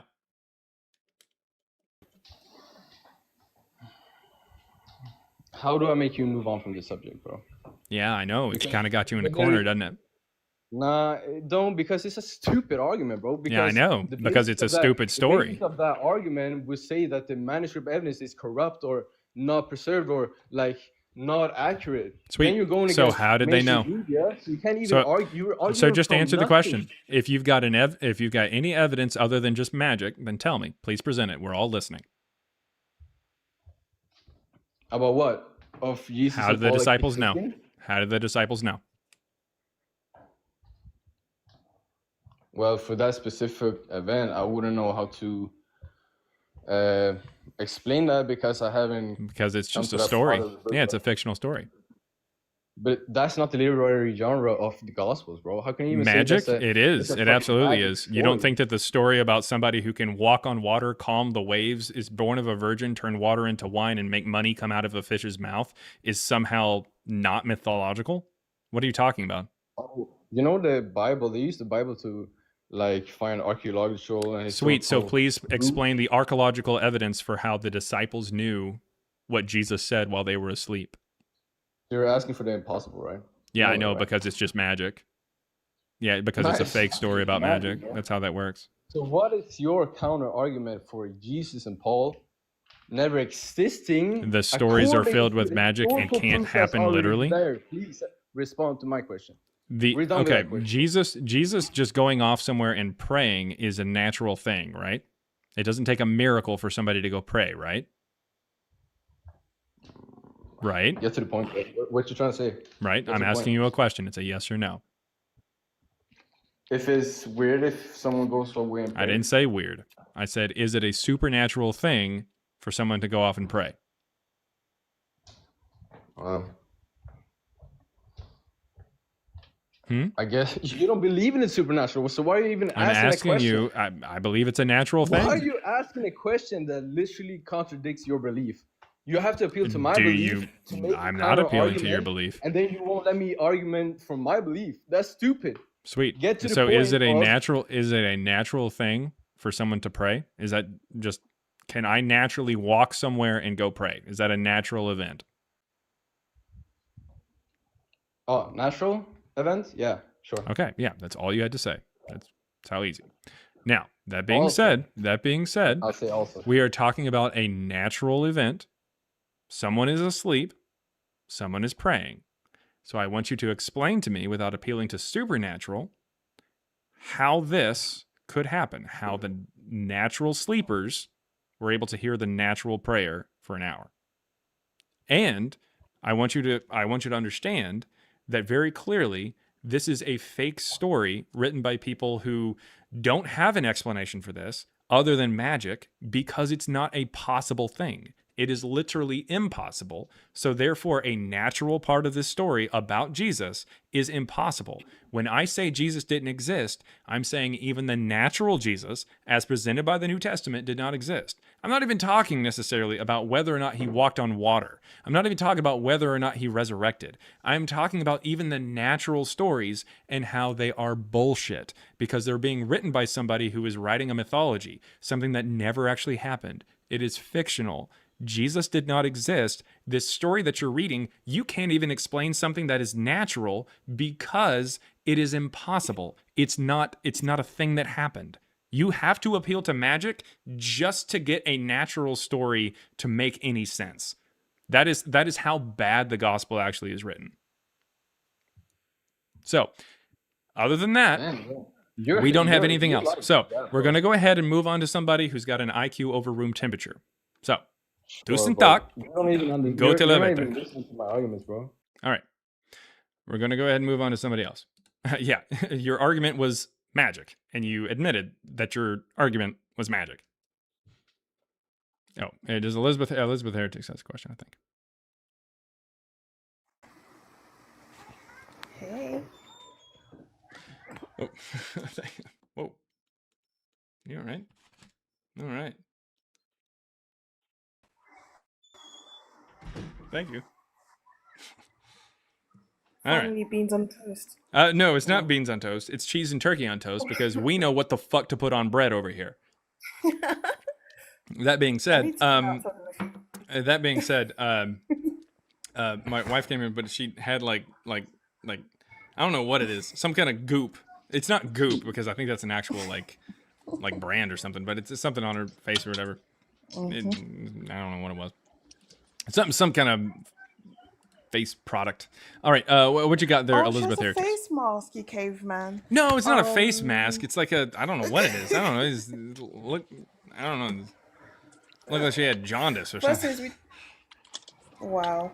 First thing, we don't have raccoons in the UK. We have badgers, so you can say, you guys eat badger bums.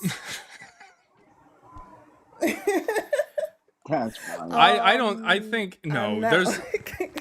There's got to be raccoons over there. What? There's got to be. There's squirrels and there's badgers. Maybe the odd otter. Okay, they don't have an established wild breeding population. That's wild. Occasional sightings in England and Scotland are exclusively escaped or released pets. Escape into my custody, please. I love them. No, actually, they blast them if they see them. because in the UK they lack natural predators, meaning populations could expand rapidly, and they'd be an invasive species. So Yeah. the non-native species secretariat, sounds like a fucking horse, classifies them as an invasive species that threatens native wildlife. So they just unalive them if they see them, basically. No, I'll take care of them. No, you don't want I'll those take as care pets. of all of them. No, Yes, I no, do. no. And then me and Huggy will live together and take care of them. Yeah, okay. Well, Anyway, that I kind of did makes come sense. up here. I did come up here for 2 reasons, and I wonder if you could, like, I am reading your book, but it's taken me some time. I'm usually a fiction girl, you know. Well, I've got some good news for you. Jesus is fiction. Actually, yeah, this is true. The first one would be, why did they choose to make him like so Jewish, and why, if Paul / Marcion's letters came first, why did they do all the law stuff, like you follow the old laws, that he only came for the Israelites? Like, why would they do that? Because they're basically trying to more than likely convince people to not follow the Israelite God. I mean that's what it is. They're saying we're taking you away from that. Is the point. But Jesus is so pro Old Testament. Well, later on in the parts in the Gospels that we have today, where it's written by people who wanted him to be connected to that Christ figure, Marcion didn't. Marcion didn't want him to have anything to do with God or the Old Testament. He wanted him to come and save us from the Old Testament and bring about a new covenant or a New Testament. But the later Gospels were like, hey, we'll accept the idea of a New Testament or like a new covenant, but it is it is directly from a son of Yahweh. It is directly from somebody who is the Messiah. It's tied in with this person. I see. Yeah, And Marcion was saying Jesus comes to replace it, but the rest are like, no, Jesus comes to like make it more personal. Like he came to bring the Old Testament and bring it to you as an individual, and there's only slight changes. Yeah. Yeah, and like rewrites. How long do you think they carried on rewriting stuff?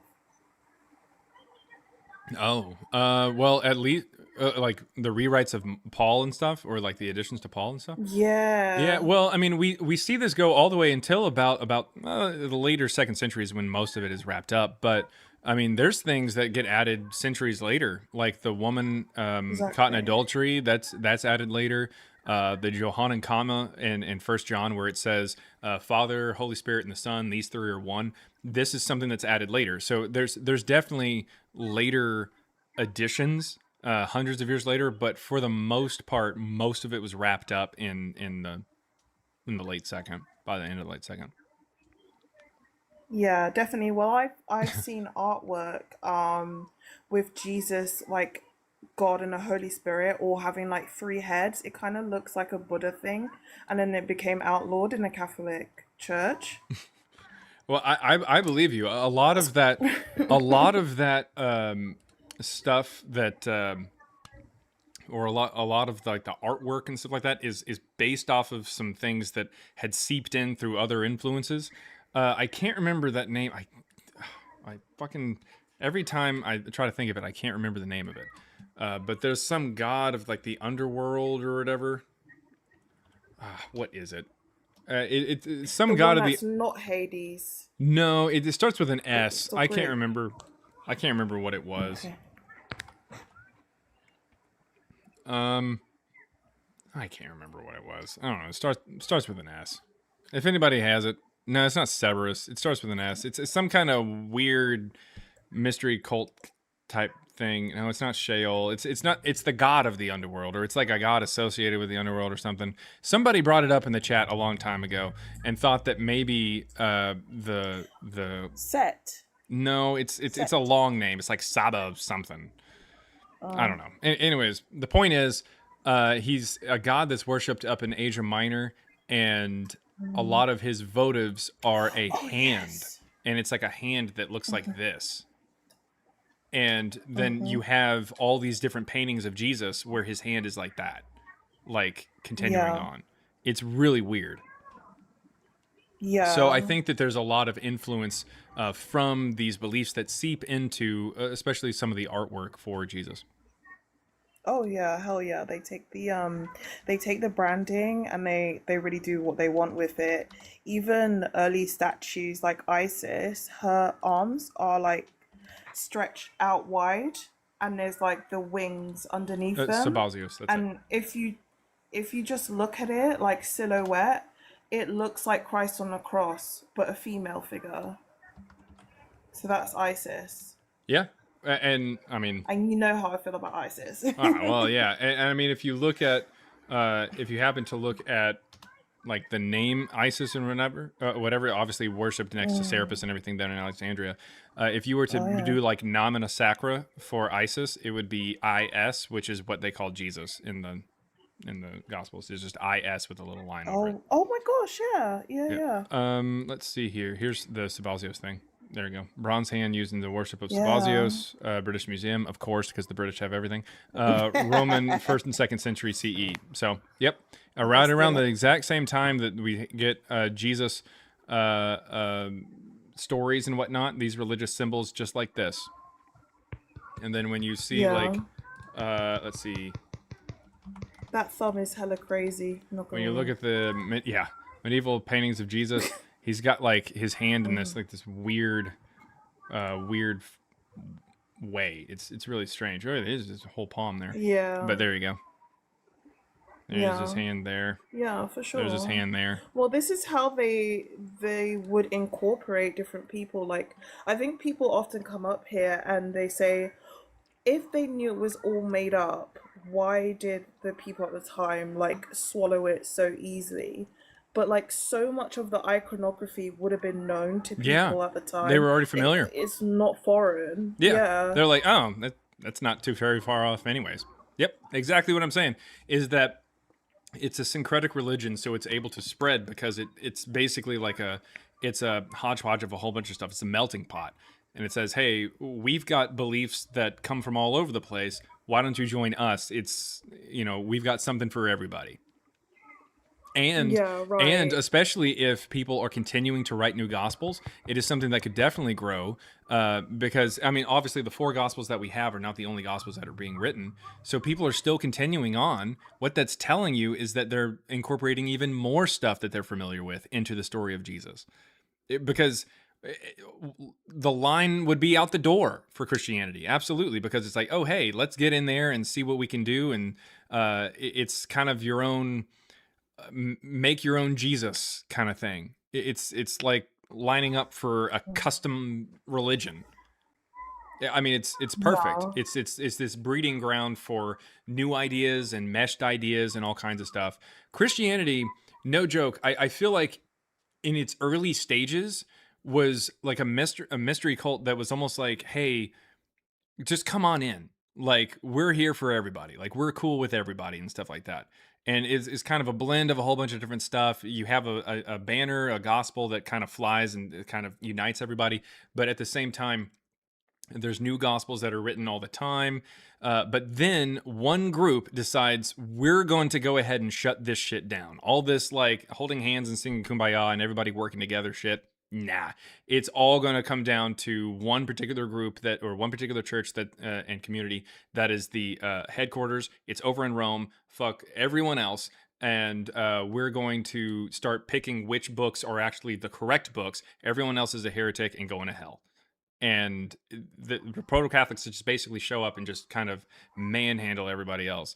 And it ends up kind of falling apart at that point because while people are still joining, there's a group that's kind of taking it much too seriously. And they're very smart because what they saw is there was like a study recently talking examining how certain cults gain longevity, and it found that cults that were more egalitarian didn't last as long as the ones that had stricter rules.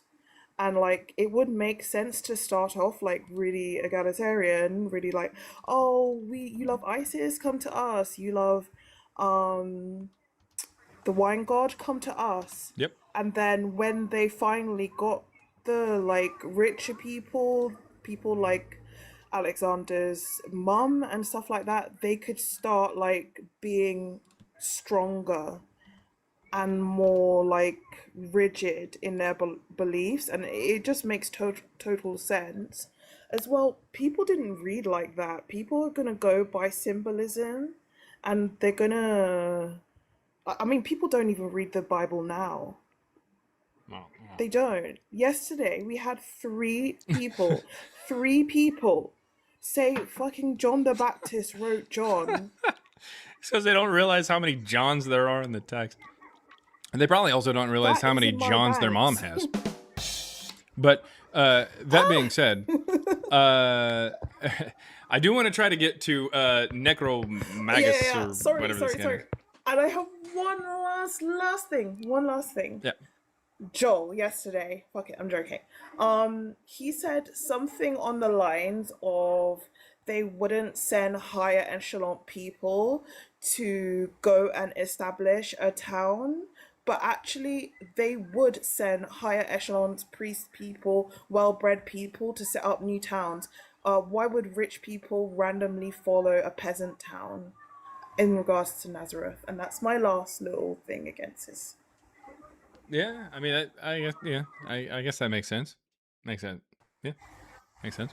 But yep, thank you very much for coming up. That was Elizabeth Heretics, everybody.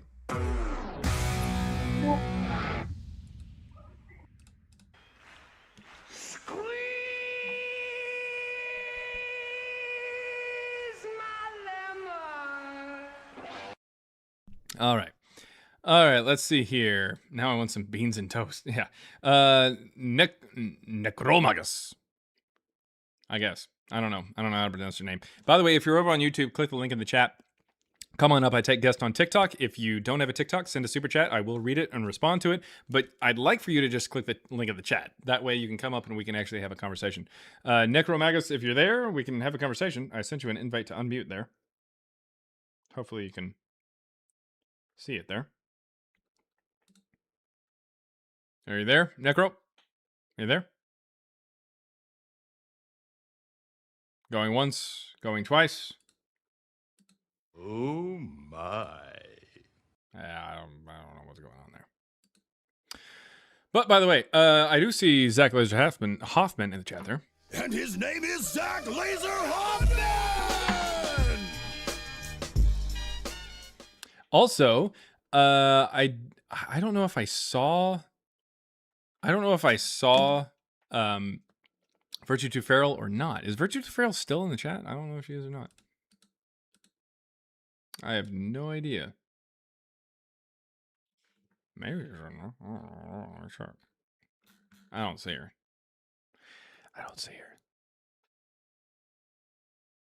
I do see that Hanji changed her name on there, though. That's pretty interesting. Pharaoh Hanji. And then also Ace, Peekaboo. I see you. Yeah, I don't see Virtue to Pharaoh. Sorry. Not getting the claps because I didn't see you. I think you just kind of hopped in and people saw that she was here. Hey, there's Queen Liquidoctor Jim. That was so long ago. Ace. Okay. If you got any evidence for Juicer Paul, come on up. Come on up, guys. I want to hear it. I want to hear it. Oh, I don't even know. Oof. I don't know about those. Richard Second Cummings. Yes, you're here.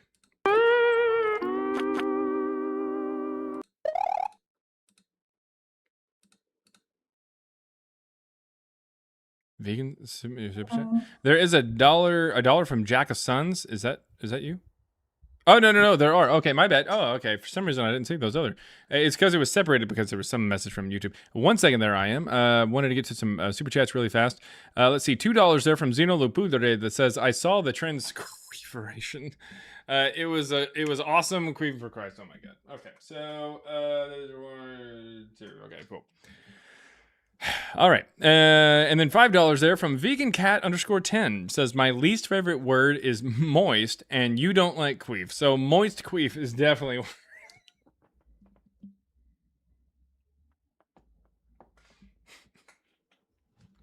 That is awful. Ah, whew. Sorry to anybody and everybody who lost their lunch on that one. $5 from Alan0465 says, Whedon and others see the Transfiguration as a repurposed ascension event based on something similar to the Apocalypse of Peter.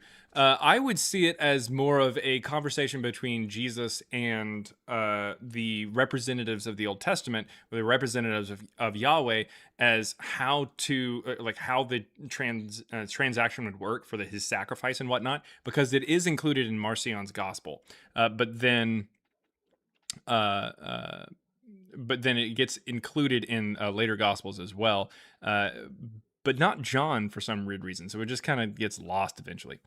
But yeah, that's a good point. I still need to check out Whedon's 22 parallels of Jesus and Jesus, Ben, and Ananias. So yeah, thank you very much for bringing that up there. Alan, I mean, he's got some obscure knowledge. It's wild. And thank you very much, by the way, to Zeno, Jake, Aaron, Heady Artist, Gray Eyes. They do a lot of work over there on the and in the Discord that I talk to Matthew all the time about that kind of stuff. That is a lot of work that you guys are doing. So thank you very much. $5 from and Vlad Kingston, and also big shout out as well to Elizabeth Heretics, who came up here and was making some really good points. Even Joel reads Bible. I don't think he's here. Good, but anyways, the point is he brought us some good stuff the other day. Vlad Kingston 4078 $5 says, I have a feeling when Christians might be on the fence to accept their truth, their thought is, well, just in case if hell exists, I'll keep believing. Yeah, I think so as well. I think there were some people that I've talked to even today who kind of get in a corner and they're like, well, he's got me in a corner, but I'm just going to start spouting a whole bunch of different stuff and just lashing out because you might as well. There's nothing to lose here. I might as well just say a whole bunch of crazy stuff. And then $1 there from Jack of Sons. Thank you very much. And $1.99 from the prototype that just says moist queefus. That's not even a... I gotta... Yeah. Anyways. All right. I am that I am. What you got there?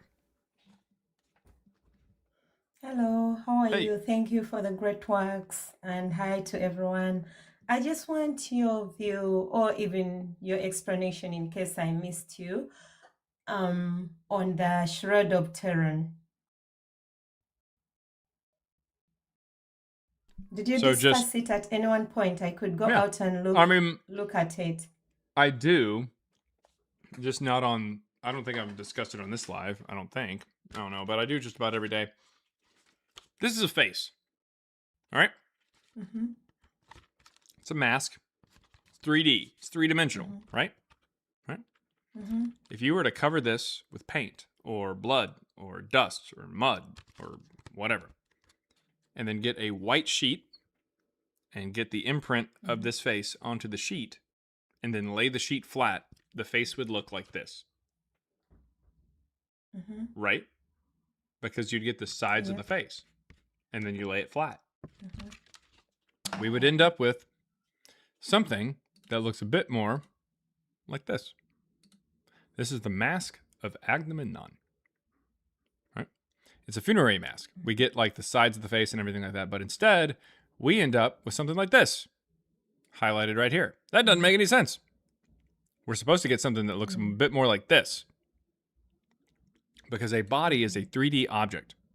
And if you were to get any kind of imprint onto a 2D object, like a sheet, from this 3D object that it's laying on, it would look distorted. It would look oblong and weird and stretched out. That's how it works. It's artwork. That's how we know that it's artwork, because somebody painted it as if it was something that you're just looking directly at, like a statue or a person that you're just looking directly at, or a painting. Okay. What do you say about the fact that no artists have been able to say that this is the paint and all the blood. Where did they get the blood? Because I've been following it and all the people doing the research on it, and I'm like, I'm perturbed. So I needed somebody who's done great digging in that so that I could hear what they have to say about this. Well, what I just said means that it's definitely artwork. So regardless of how it was done, it's still artwork. But nevertheless, How about the blood? Nevertheless, these people in the 1300s, when it actually dates to, they were Catholic, or at least close. They were Christian. They believed in Jesus. Wouldn't they understand that if Jesus was wrapped in something after he got crucified, that he would have blood on him? Wouldn't that be their belief? I mean, if you were making something that was supposed to be a sheet that is wrapped around a guy who was crucified, you would make it with blood.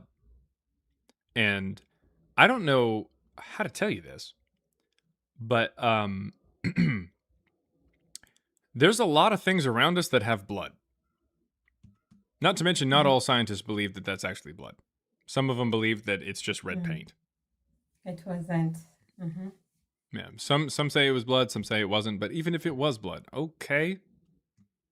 It's not like somebody had Baby blood, apparently. Say what? Baby blood, they said. Yeah, but like A and B blood. Oh, okay. And I was like, why isn't it traced back to the parents? Oh, well, there's no evidence whatsoever that the blood has anything to do with like specific like Jewish people or anything like that. Like it's just maybe it's blood, maybe. And if it is, okay, cool. Somebody made a painting with blood. That's never been done before. It has.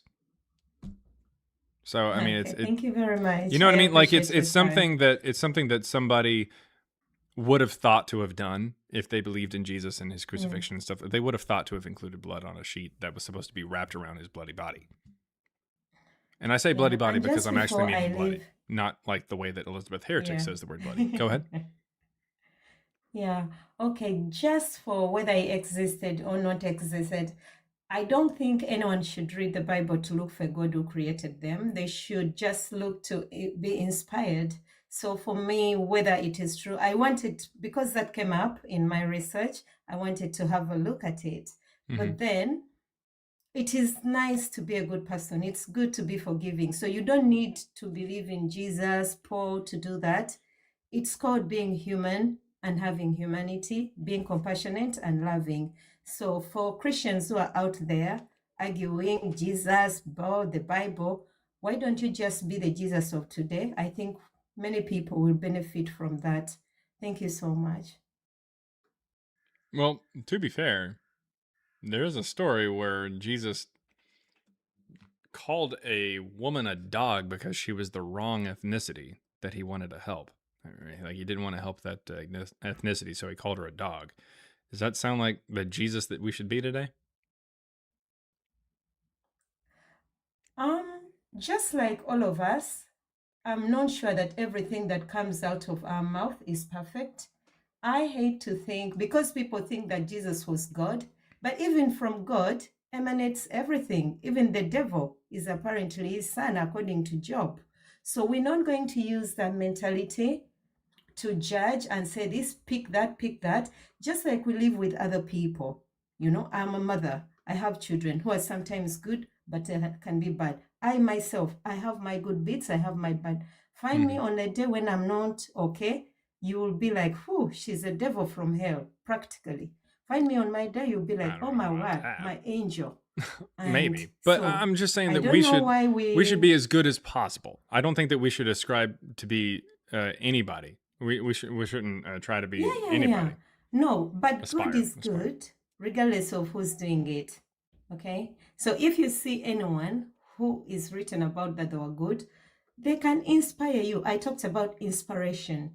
You find the goodness in you. I didn't say aspiration. Yeah, thank you. Thank you for having me. All right. Gotcha. All right. Thanks for coming up. Be as good as you can is basically the gist of that. Let's see, $1.99 from Dan Schwartz, 93.94, with a little picture of an agape Bryce Harper, who says, "I saw Jesus." Anita Sequeef.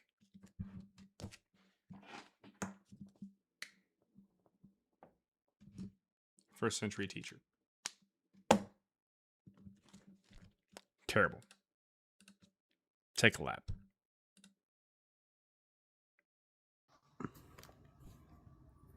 Necromagus, are you back? Are you up? You just working?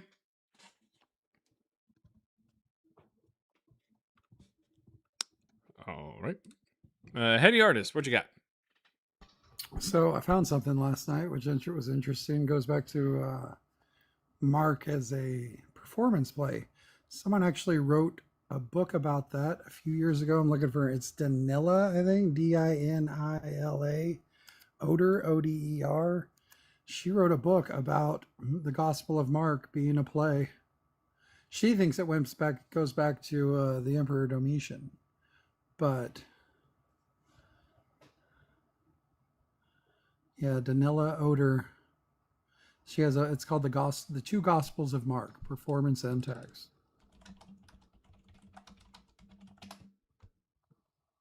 No, Danilo Oder. Okay, interesting. Yeah, like I just found it last night, and I was like, that might be something Jared would be interested in. So the two Gospels of Mark were a performed play and a narrative text, is what it says. Yeah.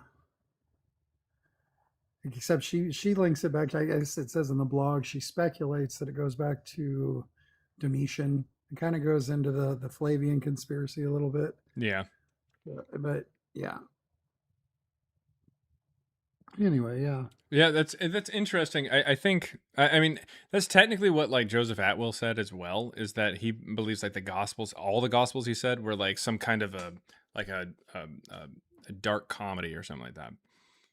Right. And I mean I get it, but I would say that like maybe Mark was more of a play than anything else, but or than the other Gospels, but nevertheless, I mean, you can still apply what they say without the Roman conspiracy nonsense. You can just say that they're influenced by these texts that came out earlier and they're just written a little later. Right, exactly. Yeah, she's very careful though to say that she's speculating when she's linking it to Domitian and everything, but right, still the same, still this kind of same or Piso conspiracy or whatever it is. So anyway, yeah. Thought I'd let you know. I'm gonna try and get it as quick as I can. So you read about it, what it says. But yeah, I'd definitely check it out. This person is definitely a fan of mythicism. Yeah. Anyway, but all right. Yeah, I'm gonna hop down. Just thought I'd let you know. Yeah. Oh, okay. Well, yeah. Thanks for coming up and bringing it up there. That is the two Gospels of Mark, performance and text, which is interesting.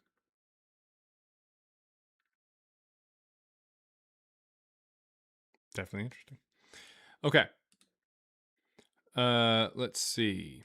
If you got any evidence for Jesus or Paul, we'll try this one more time. Otherwise, I don't know what to do with you there.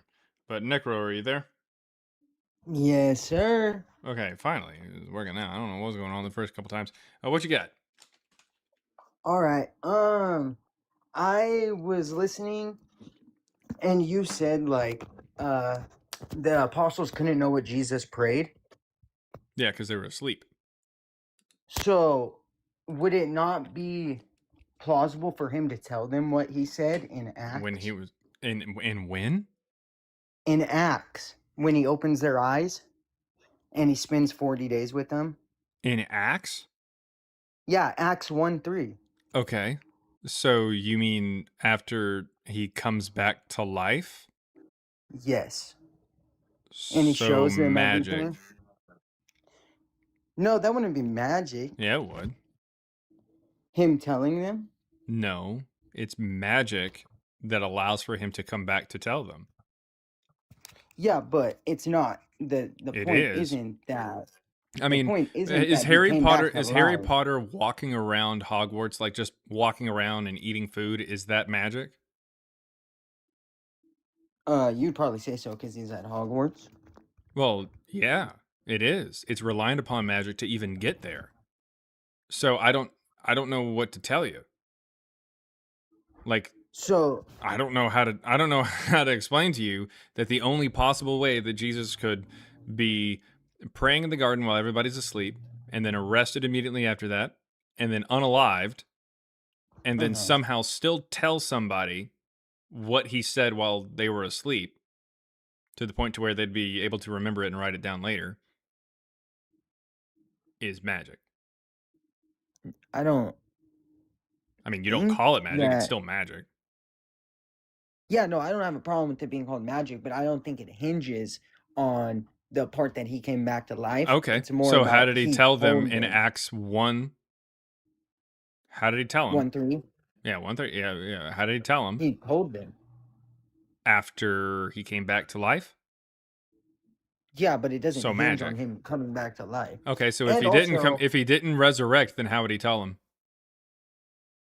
How would he tell him if he Yeah. didn't resurrect? He's God. So again, magic. What? If it's not a little bit of magic, it's a lot of magic. Yeah, if he didn't come back to life, he wouldn't be there to tell them. So it is reliant on magic. That's the problem. So that's why you don't accept it. Also, Mark. Yeah, because I don't Mark accept just witnessed it. magic. Otherwise, I'd have Same- to accept how Joseph Smith got the golden plates and how they were returned and we can't see them. I'd have to accept that Muhammad actually did split the moon in half and then put it back together, or he flew to heaven on a winged horse. Bro, Muhammad never even split the moon. Yeah, well, if you want magic to happen, then I guess he did.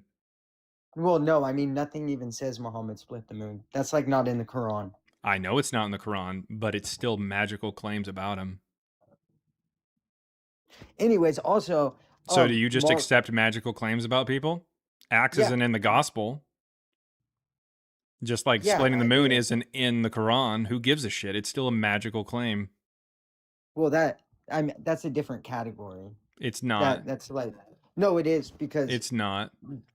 yeah, because it's all like Acts. The Mhm. difference between Acts and the Gospel, they're still in the same set of books and it's scripture, but like with the It Quran depends on and who's. The first New Testament canon didn't include Acts. Marcion's not a Christian. He was. No, he wasn't. He's Mhm. Gnostic. A Christian heretic is still a Christian, dipshit. That's not a Christian. Yeah, it is. I- Anyways, do you have any evidence for Jesus or Paul? Or did you just want to come up here and talk about magic for a little bit? Evidence? Well, I mean that's not my burden. I mean, it but, is. I mean, if you think that Jesus actually for- existed. I mean, we have like Irenaeus mentioning Paul in like 110 AD. Irenaeus wasn't Clement- alive in 110. Irenaeus is born in 130. We were already over this earlier today. He's born in 130 to 155. So how did he write it 20 years before he was born? Who's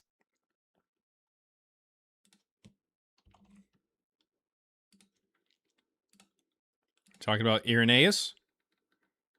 Born in 155? That's weird.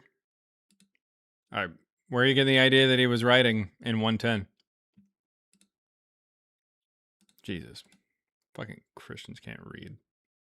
I've come to the realization that I sincerely think that Christians have a problem with reading. Like, they legitimately cannot read very well. Like, some of them can't read at all. But even the ones that can read don't want to read. And so they don't. So it's just a reading problem in general. Oh, it's awful. and also Mark witnessed So what Irenaeus happened. was writing in 110, or do you want to admit that you absolutely flubbed that argument? Oh, sorry, I meant Polycarp. I meant Saint Polycarp. Irenaeus Also is wrong, teaching- but okay. That wouldn't make What? any sense. If he was writing in 110, then how would somebody born in either 130 or 155 be his student? That would perfectly make sense. He's writing in 110 and somehow has a Saint- student that is born 45 years later. No, so you're taking the max. You're taking the max estimate. And Okay. you're pushing He it has farther. he has a student who's born 20 years later? 10. It'd be 10 years later. 10. You think that Irenaeus was born in 120 now? Yeah, well, estimates are 120 to 140. It's not 120 to 140. It's 130 Yes, to it is. 155. No. Hey, y'all hear me?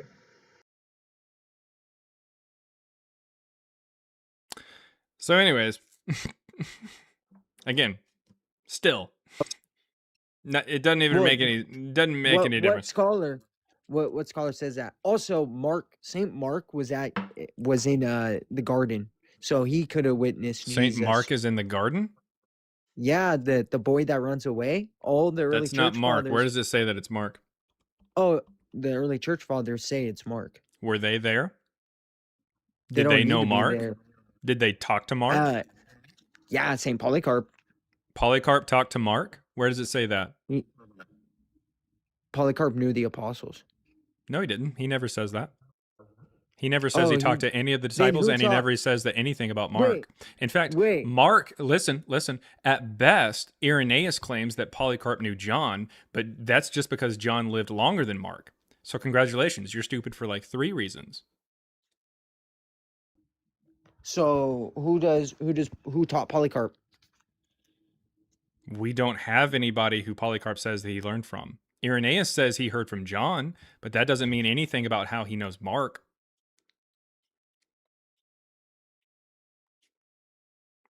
Himself. So where are we getting the idea that Mark was in the garden?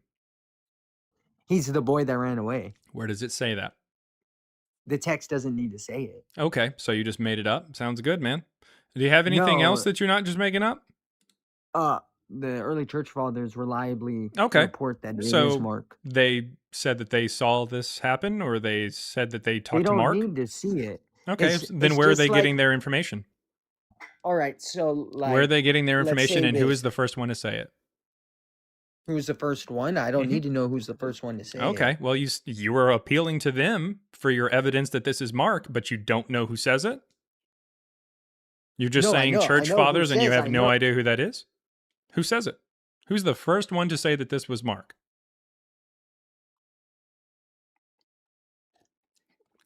Yeah, did you hear that too, Zeno? The text doesn't need to say it. In other words, we can just make shit up. It's magic. I ain't gotta explain shit.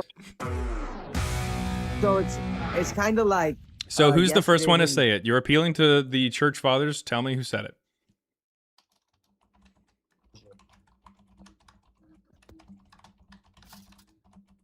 I just gave you the answer. I can't hear you when you're off the...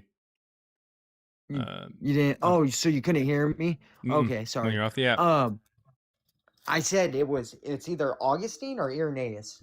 Either one of those are the first. people to Neither say one it. of those actually said that, not to my knowledge. The idea that John Mark was the naked young man who fled the Garden of Gethsemane is a popular yet completely speculative modern tradition. This is from Bible No. Talk TV. This is from Heritage Baptist Church, South Carolina, and also gotquestions.org, all 3 of which are Christian websites. You are pulling that completely from your ass. No, I don't believe. I'm not Baptist. I don't believe in. I don't God give a shit. Christians. What you just said was completely fabricated. Neither Irenaeus nor St. Augustine said that the Gospel of Mark, that John Mark or anything like that, was the man who fled in the garden. That is not accurate whatsoever. You just made that up. Definitely not, because I was Okay, just. then what text? What text says it? Here.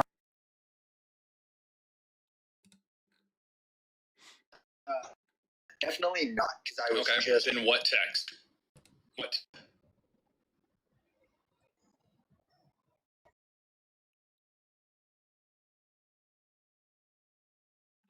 We're still waiting.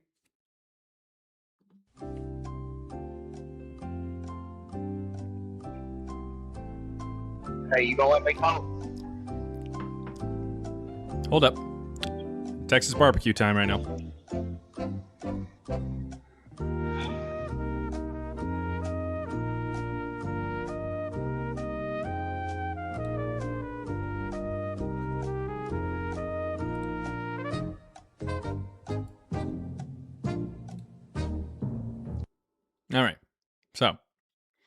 It sounds like Necromagus has no idea what he's talking about, and he's trying to figure out how to put both feet in his mouth at the moment. But nevertheless... Oh, it's Eusebius. Oh, Eusebius. In his church history, yep. In church history, what line says this?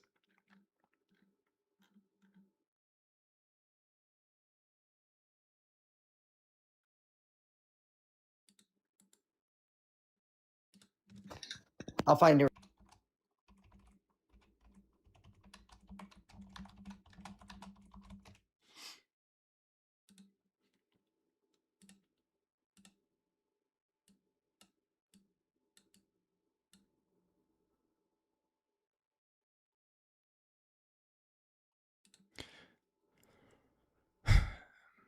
Sorry, it's going to take us Bible commentary and then find it. Yeah.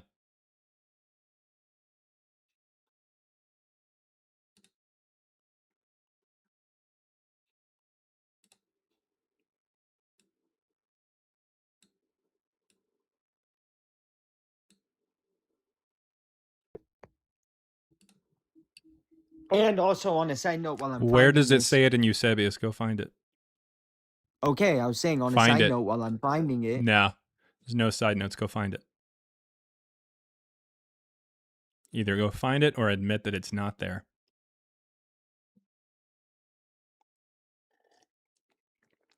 Yes, I mute you because you have a mission, and that mission is to find where Eusebius said it. And when you look for it and you can't find it, I want you to come back up here and say that you just made it up. You made up the claim that the early church fathers said it. So we've already moved it, by the way. We've moved it from Irenaeus to possibly, was it Aquinas or St. Augustine or something? Then we moved it to Eusebius. He's still hallucinating. It doesn't say that. But, I mean, you can go ahead and present all your evidence that you could possibly find. Go ahead.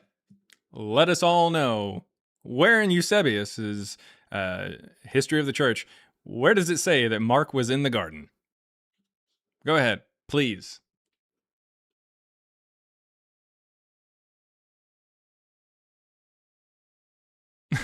Someone in the chat, Aaron says, you just lied on Christian fathers. You're done, son.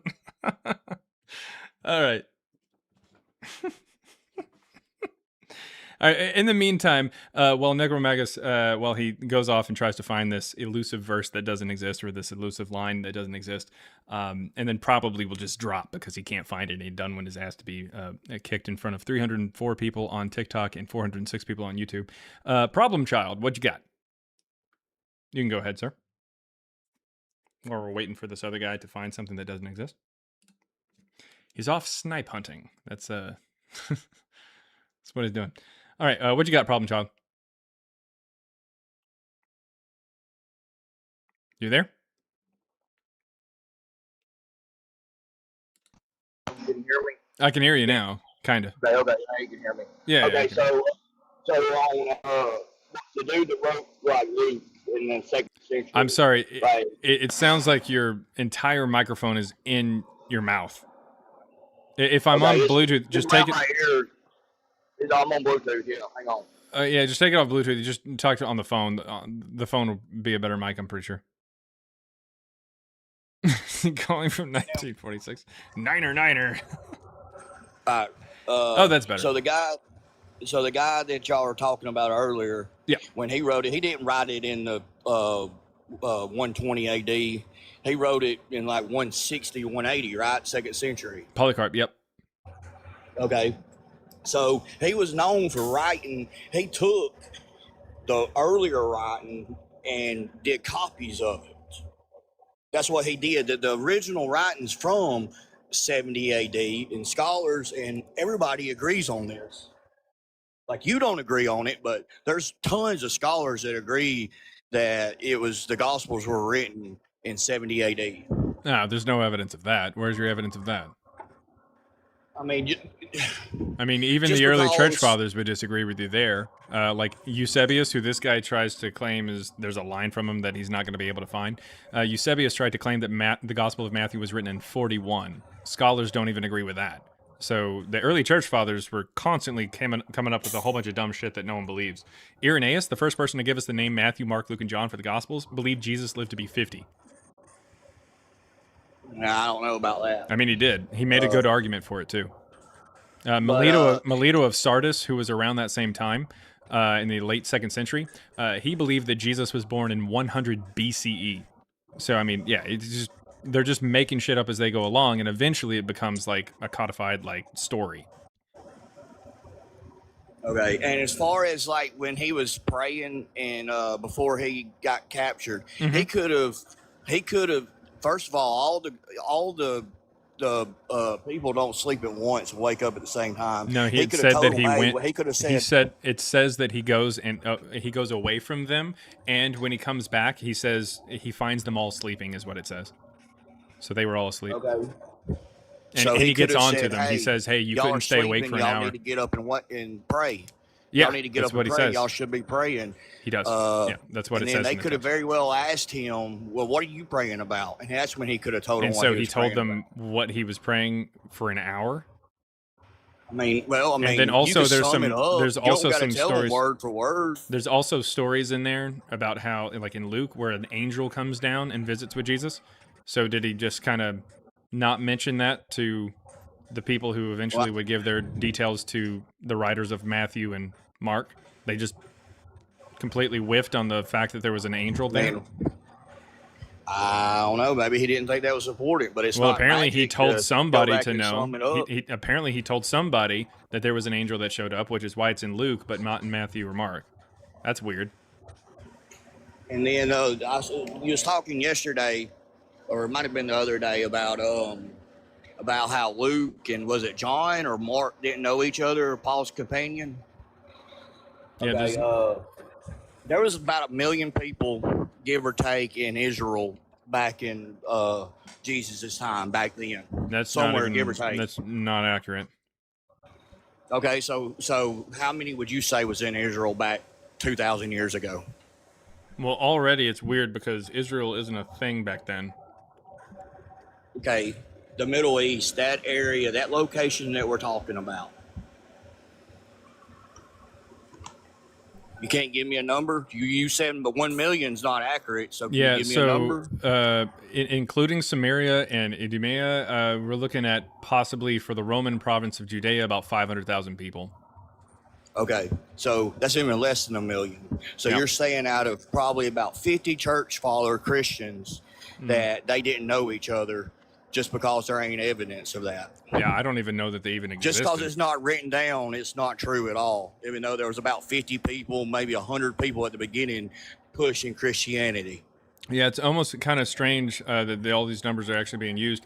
If the entire province of Judea had about 500,000 people and Jesus had 1 out of every 100 people in Judea on the side of the mountain listening to him, why the fuck do we not have anybody saying that they listened to him? Are you going to answer my question? I mean, I don't know what your question was. That you said that they didn't know each other, and since it wasn't written down, you couldn't say Luke and Mark knew each other because they were companions, just because they were companions of Paul. We don't have any evidence that Luke even existed. What are you talking about? Okay, or Paul. Yesterday, the day before or yesterday, Mark. You said I'm aware. There's but no because evidence that person was trying Luke to say. and Mark knew each other just because they were companions of Paul. Where do we have any evidence that these people even existed? Okay, what I'm saying is, if they were both companions of Paul, and there's probably, I don't know, a couple hundred people at the beginning, you don't think they knew each other or knew of each other? Also, it wasn't Luke and Mark. It was John and John. Luke. Okay, it was John. John and Luke. I got yeah. it mixed up. I knew it was John one is not a I knew it companion was of something Paul. like that. Okay, but here's my evidence for Christianity. Okay, we'll go ahead and pivot away not from Christianity, that. but for Jesus and Paul. That was really weird. 12 people are not going to go and die for something that they don't 100% believe that's the truth. Because, like, if you put me on a cross and you're going to kill me and torture me, I'm going to make up just about anything to not get tortured. Sweet. So Where's your evidence that this actually happened? Where's your evidence that this happened? That's the evidence that they went to the grave. What is the dying. evidence that they did? That they went to the grave dying like that? What are you appealing to? That's your evidence. So no. So Listen, now you're listen. saying, well, Where there's did you no get the evidence idea? from Where did Muhammad. you get the idea that these people were unalived in these If gruesome you're ways? Where'd you using get the that evidence standard, then there's no evidence from Muhammad either. of that? No, or anything. because there's contemporaries of Muhammad that talk about it. Where's a contemporary that talks about one of the disciples? There's one in 2000, the 2nd century. Who? There's I people just found talking out I about can it. unmute myself. Who? Give me a contemporary who says I was alive at the same time Clement. as this person. Saint Clement. Clement does not say he was alive at the same time. The guy that was talking about the guy was talking about earlier, the dude on before was talking about when he wrote Luke in the 2nd century, he was telling you it was Who wrote Luke? first-hand evidence. So you're not Who going to wrote believe Luke? him. That was a historian. Who wrote Luke?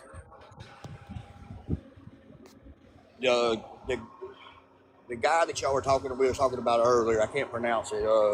Polycarp? Irenaeus? I don't even know what this guy's on about. Yeah, I heard that he's in 2000, 2nd century. All right, wait. All right, so one. All right, so where in Eusebius does he say that Mark was in the garden? Sorry.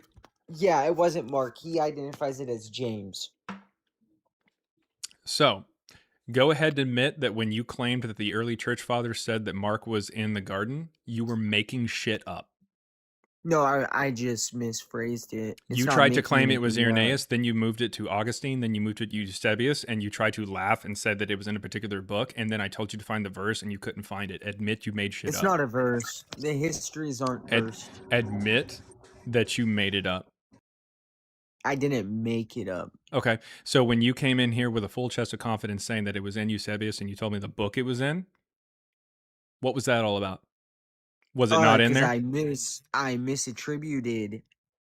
You saw the name Eusebius and quotation. James and thought this must be Mark?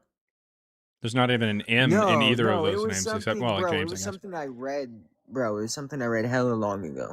You Okay. never read something and you miss. So you hopped off the app to go research it, and you moved from Irenaeus to Augustine to Eusebius I didn't because no, of something bro, that you had what? read a long time ago? I hopped up to the app because I said I'd find it for you. Okay, and did you find it? I found what I did read, and it was James, not Mark. So But then that's you made besides up. the So point. then, in other words, the idea that Mark was talked about by either of those three people, any of those three people, was a made up claim, correct? It was untrue. No, I wouldn't say it's made up. I'd Mhm. say it's. I mean, you said it if- with a lot of confidence, if so you were. Yeah, I mean, you were sure of it. If you want that would be like more of a pretty exaggerated claim, because like when you make something up, normally the intent of making something up is to lie. Correct? I have no idea what you're talking about, man. Your just intention the was way you're absolutely to phrasing- lie because you tried to claim the early church fathers said something to boost your argument. So apparently you Anyways, just lied. You just pulled you that out of said- your ass. you I mean, you said- can you admit. said that- In fact, I'd like to go ahead and continue the conversation. That's fine, but you're going to have to admit that you made it up. Like you're going to have to be honest. You're going to have to show me that you can be intellectually honest for the first time in this conversation, and admit you made it up. Making it up. Yep. If you I admit think that you I made it said up, we will something that continue the was conversation. If you don't false. admit that you made it up, we're going to move to somebody else So who can be honest. I guess if you want to call it making it up, I'm if not that's going to what you accept that. wanna- You're going to either have to say I made it up in those words exactly, or Okay, we're going to then move I on. made it up. All right. We know you did. It's All right, okay. So Now now move on. let's get to Clement. You say Clement didn't know any of the apostles? Does he ever say that he knew them personally? Acts actually says that Is that from he Clement? traveled with Paul. Is that from Clement? Have you read his first epistle? Yes. Does he speak of the apostles in the epistle? Speaking of the apostles is something that Billy Graham can do. That doesn't mean that he actually met them. So I can't corroborate what Acts says and then attribute that that's correct to say that Clement knows them, because in Acts it literally says that it doesn't Clement even say traveled. that First Clement was written by Clement in First Clement. So you're going to have an uphill battle there, buddy. That's so insane. Yeah, it is insane. It's almost like you're just kind of making shit up again. So a book needs to say, hey, the Who author it was needs written to say, by, hey, so that we can wrote know for this sure book. that it's written by them? Yeah, that's how that works. So the author of Frankenstein, she doesn't she doesn't say she wrote that. Okay. So I'm not making a claim that she did. That? I don't know. I'm not making a claim that she did. That's but you're not making a claim that fair. Clement wrote Clement so that you can connect it with Acts. So not only did Clement not write Acts, and we don't have anybody who wrote Acts, we also don't know who wrote First Clement. So congratulations. You're stupid for 2 reasons. So that's kind of that's a wild claim. It's a So wild everybody claim that something that I don't is. know is something I don't know, and I'm not going to make any stance on it. So That's weird. You just make stances on things you don't know about all the time? Sounds dumb as shit, dude.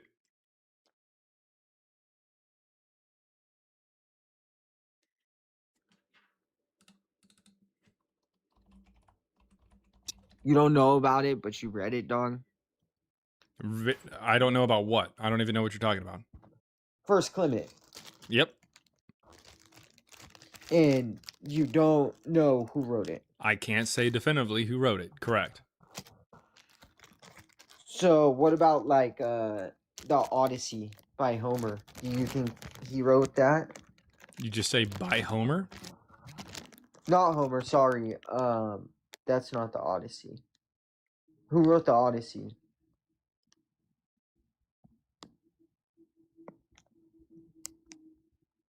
You okay there, bud? Yeah, are you gonna tell me who wrote the Odyssey? That's not what's in question here. We've already Well, talked it's about the- Frankenstein. We've talked about the Odyssey. We are here to talk about Clement and your assumption that Clement actually wrote it. Yeah, I do. It's based believe off of that just he an wrote it. assumption. And you've already shown earlier, and I even admitted to it, that you like to make shit up.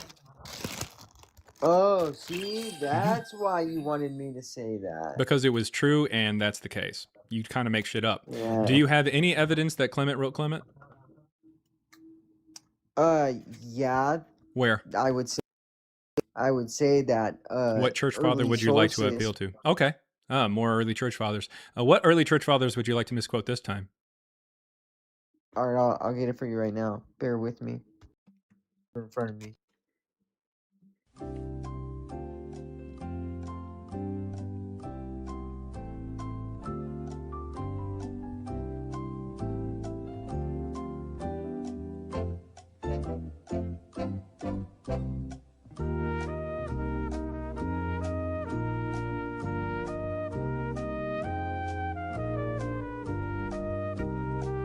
Okay.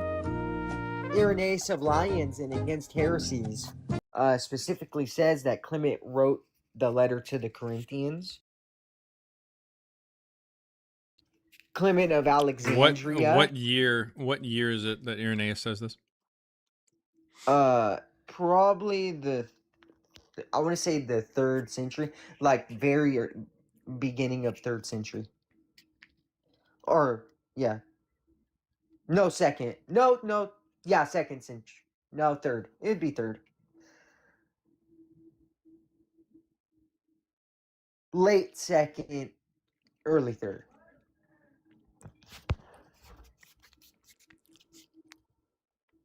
So, how does he know? Because he has been told these things. From who? There's only from the people who taught him, like Polycarp. Why would Polycarp know?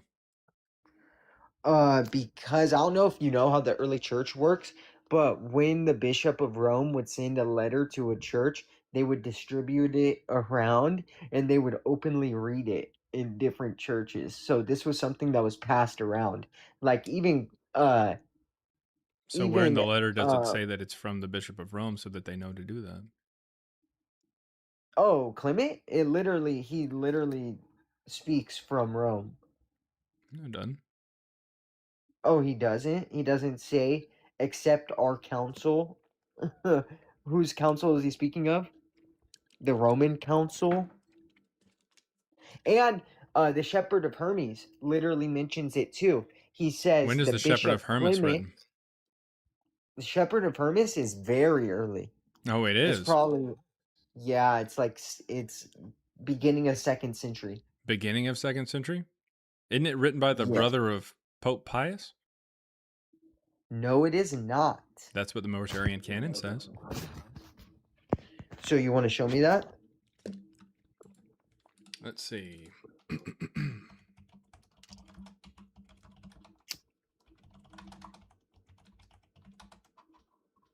Shepherd of Hermes. Let's see here.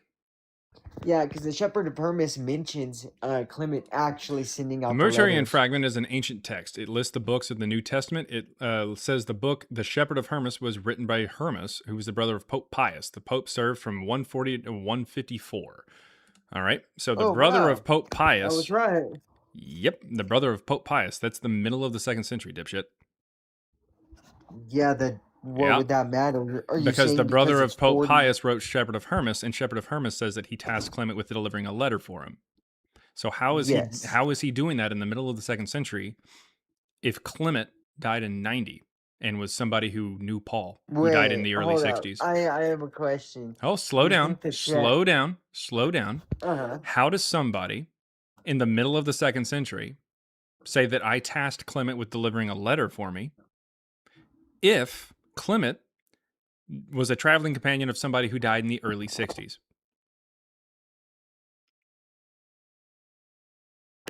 It's not historical. It's not like completely Correct. historical. The story of Jesus and Paul is not historical. You are correct. Yes. You just switched it from the Shepherd of Hermes to... All right. Well, thanks for coming up, buddy. If anybody else has any evidence for Jesus or Paul, come on up.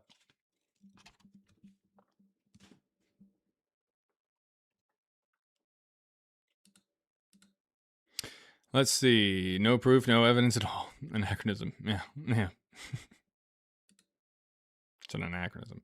Midwest. Fun fact for the record, Mary Shelley wrote the story of Frankenstein in 1817. It was published. Yep. So, yeah, I'm pretty sure it was published under a particular person's name. It's pretty obvious that they knew that that was written by that particular person, by a printing press and everything. The printing press literally said the person's name on it. It's funny stuff. To anybody who is curious, you can actually check out the work of M. David Litva, a recent scholar who actually posted on YouTube a lot of their findings there regarding 2nd century stuff, such as Clement. And he says that Clement absolutely did not write 1st Clement. Now, he believes that Clement was somebody who existed in the 1st century. I don't necessarily agree with that, but I'm not necessarily opposed to it per se. It's just, it's whatever. But I would agree that 1st Clement is not either not written by Clement, or it is written by Clement, and it's in the middle of the 2nd century. And the reason why M. David Litva, Dr. Litva, says that it's written, it can't be written by Clement, is because he believes Clement is a 1st century figure, but the text itself shows up in about the 150s or later, which is where I date it and where my co-author dates it. And we talk about it in Christ Before Jesus. You can check out our book on the topic if you want. The ebook is just $3. There is a print version like this. There is an audiobook version as well, available on Audible. The link is in the bio here on TikTok or on the YouTube profile. Again, the ebook is just $3. It's not going to break the bank or anything like that, but it does go over a lot of this stuff, including the Clement stuff. Really fast. Let's see. We got $2, a super chat there from a Lope Nope that says, I misqueefed it. Hella long ago.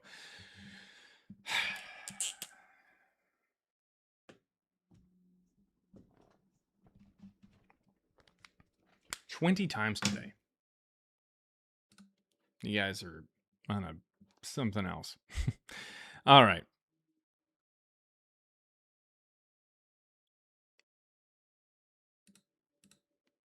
Opinions don't matter. Yeah, the evidence specifically shows that the letter of First Clement is like a composite letter, showing up with things from about 140s to 150s. Opinions don't matter. The evidence shows that it's from the 150s.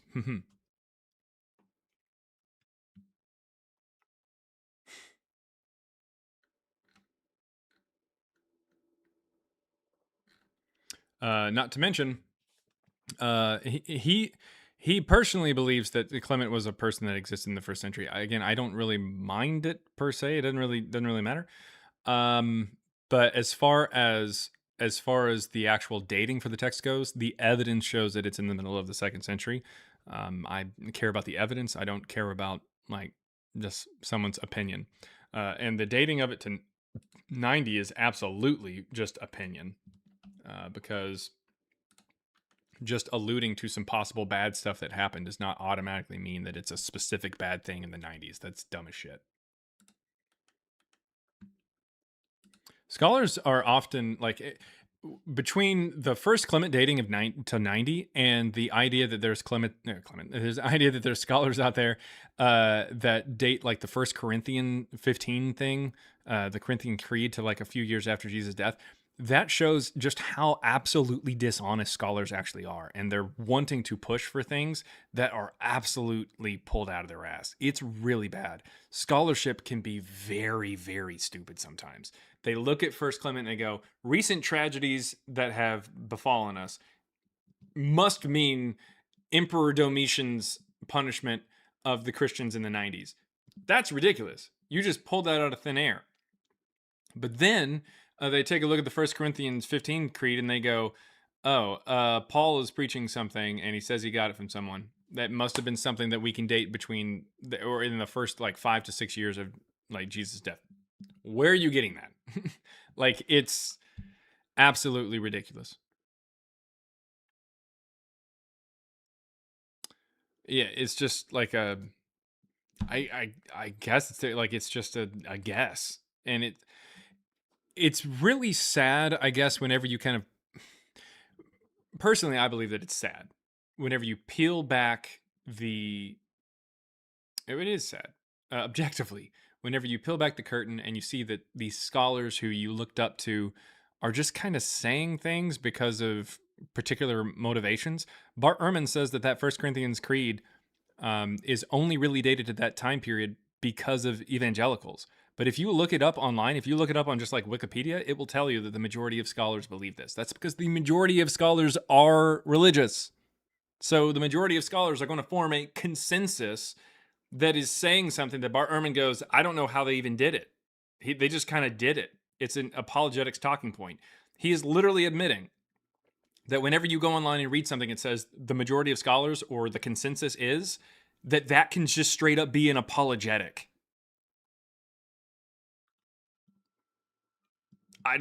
That's what that means. Dan McClellan a couple of weeks ago said that like scholars many times will sign a document that says that the religious institution or whatever institution is paying them, they are going to be saying, hey, I'm not going to speak out against what you said, or I'm not going to speak out against what you want me to believe or talk about. And that's just ridiculous. It's just ridiculous.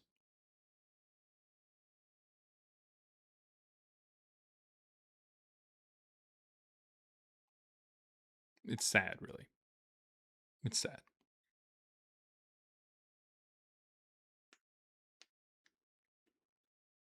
Yeah. If you have any evidence for Jesus or Paul, come on up. Want to hear from you.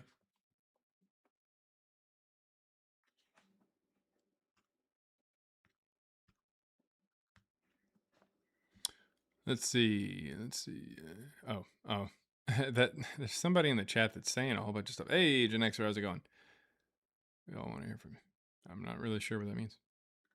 What does that mean?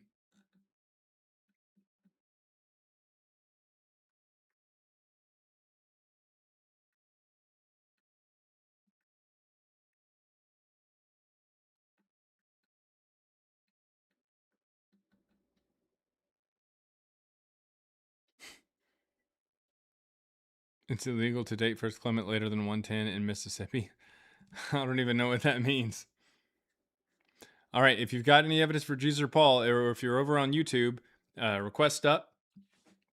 The link is in the chat, or you can send a super chat and I'll respond to it. I'll read it out loud and respond to it. That's the best part, is the reading out loud. We've got someone here. Slender Films sent $4.99 that said, yo, Muslim Lantern, I guess it's a YouTuber or something, or TikTok or something, is going live in 10 minutes. He can prove you wrong in minutes. LOL, if you're serious, of course. Didn't spell your correctly. I don't know what that means. Why do I care about Muslim Lantern? I don't know who that is.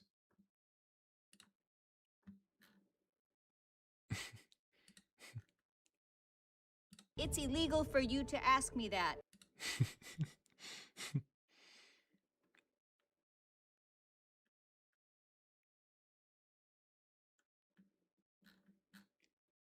Now, this claim is absolutely ridiculous. The idea that like a Muslim guy would he's going live in 10 minutes. He can prove you wrong in minutes. Okay. Prove me wrong on what? Like, on what? Like, just Jesus existing? You think a Muslim guy is going to somehow give evidence to Jesus? What is he going to point to that isn't either from a Christian or from somebody who very clearly lines up with Christian texts, who mentions that Jesus was crucified? What would he possibly point to? Or just the Quran in general? Okay. Like,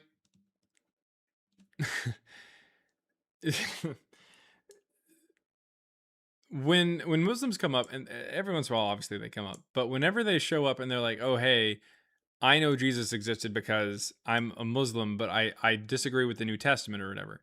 It's like, okay, well, I'm very clearly not going to use the New Testament stories to talk about it, but you do realize that that's worse, right? Like, you do understand that, right? Because what you're saying is not only did Jesus exist, like pretty much what the Gospels say, but that he wasn't crucified. Okay. Well, where are you getting the idea that he wasn't? Where are you getting that? I mean, at best, you're going to have to point to some like Docetist view or something in the middle of the 2nd century.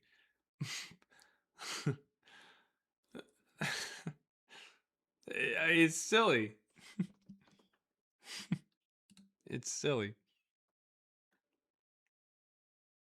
PCAM24 says, can you prove Jesus didn't resurrect? He didn't exist, so it doesn't matter.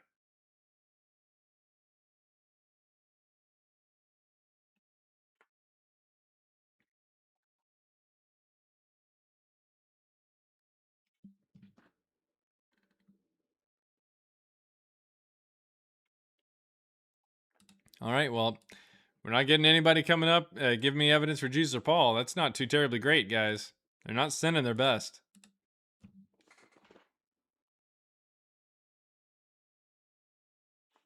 We got rude. Exactly. Very correct.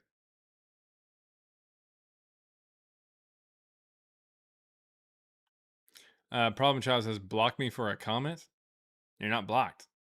What are you talking about? It's really funny whenever people like message me and they're like, hey, your mods blocked me. I'm like, no, they didn't. Otherwise, you wouldn't have been able to send your message. Thank you, Soyboy. Joy Toy.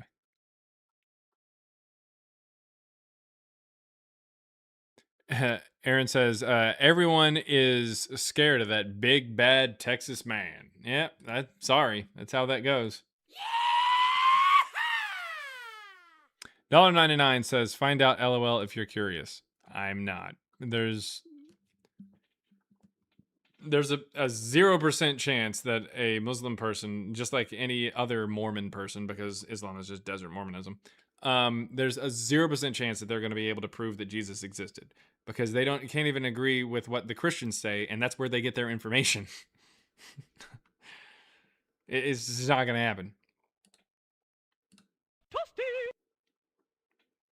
But Slender Films, if you want to come up and give me the evidence that you think that this person's going to provide, then we can have a conversation about it. That's perfectly fine. Otherwise, I don't know what to tell you.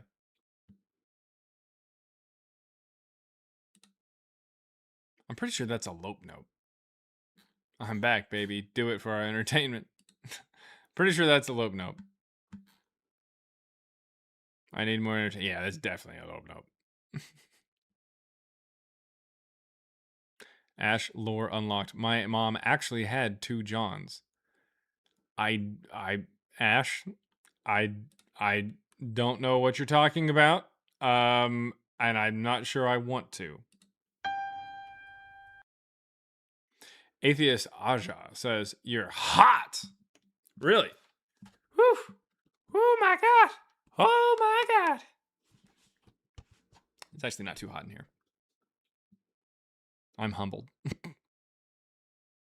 No, we just know who you are.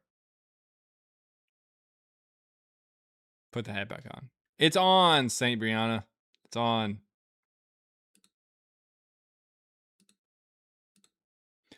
All right. If you're on YouTube and you want to come up and give evidence for Jesus or Paul, you definitely can. We got someone who's requesting up there.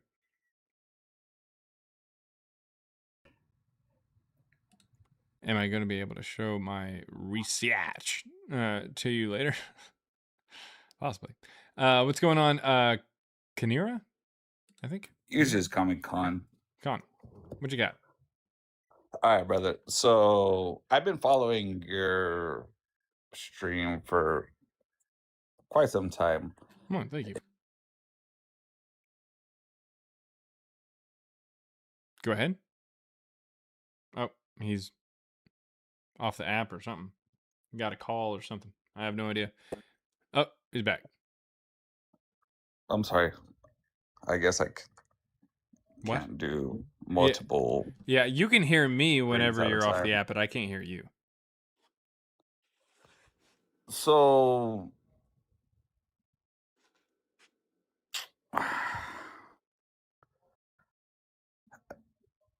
your belief is, or your study is linguistics, historical linguistics, where you prove that somebody is not writing something just because of what is said or how it's translated. Kinda and no. So then define How it's it. translated? No.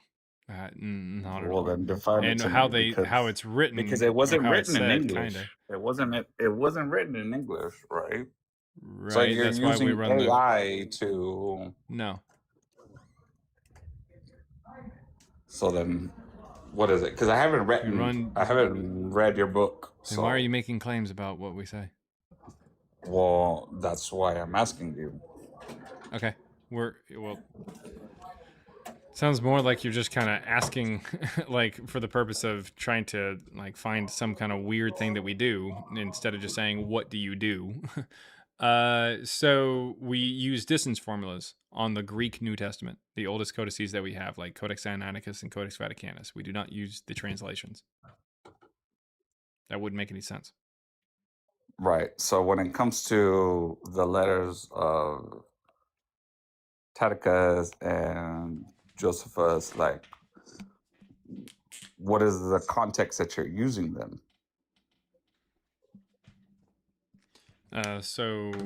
We don't use the letters of Tacitus or Josephus. At best, we use Annals, Book 15, Chapter 44, or Josephus's Antiquities of the Jews.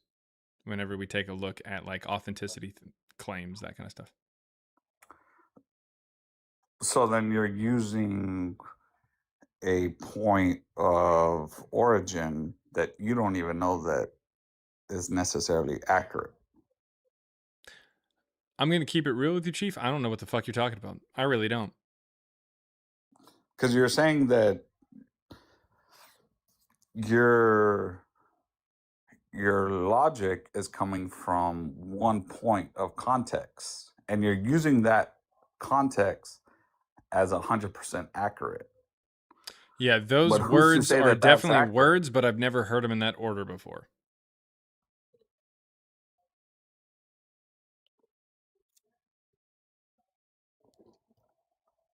So when they mention Jesus, Who?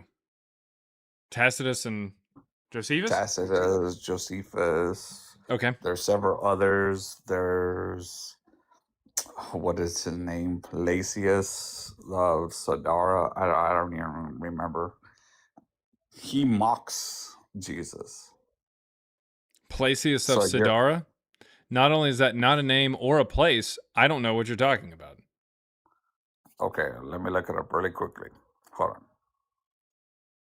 And this is why I was like flipping back and forth, but I guess between the apps, it doesn't work. Enrique Iglesias.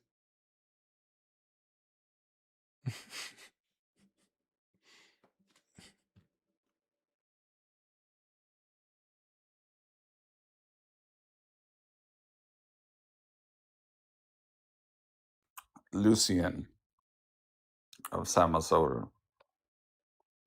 He mocks Jesus. He mocks the Christians. Yeah, he says the Christians, as you know, worship a crucified sage, calls them miserable wretches. And in that same book even says that there is a patricidal con man named Peregrinus Proteus in the early to mid 2nd century who grifts them and writes their books and edits others.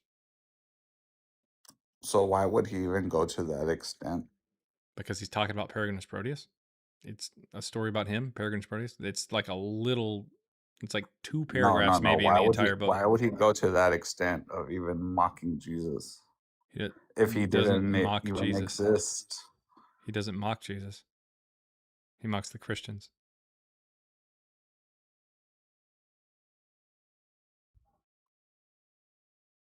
And my apologies, because I'm gonna have to go back and forth. So let me look at the Where? Between this live and your kitchen to get more beer? I already have my beer. I'm so- aware. You're slurring like every word, dude.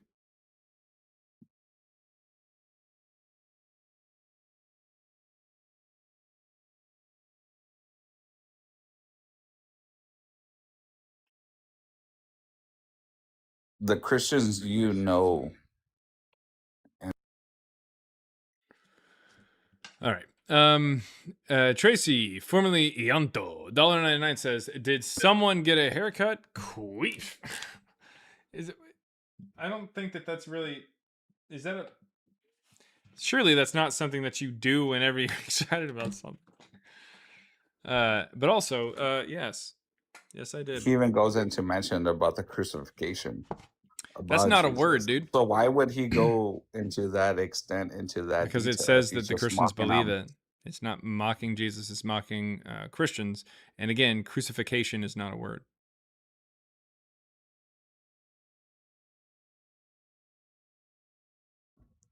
There's a Q for What do you C on mean? Justin's Like, life. That's what do you mean? What do you mean about that?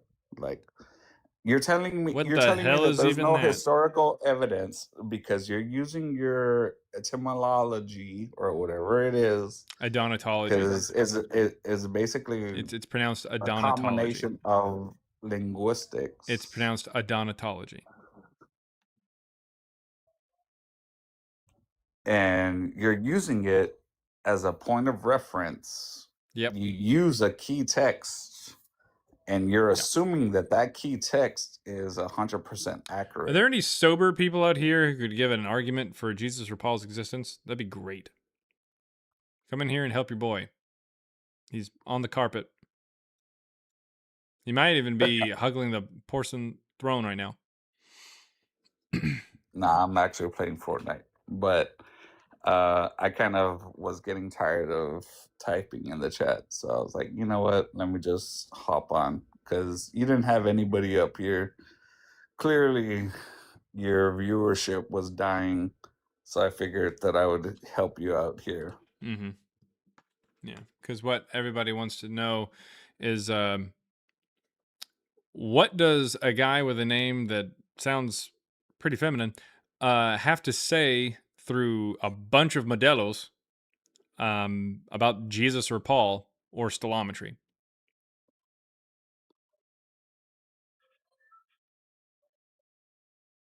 I don't know what my name has to do with being feminine, but okay. Sure. Why not?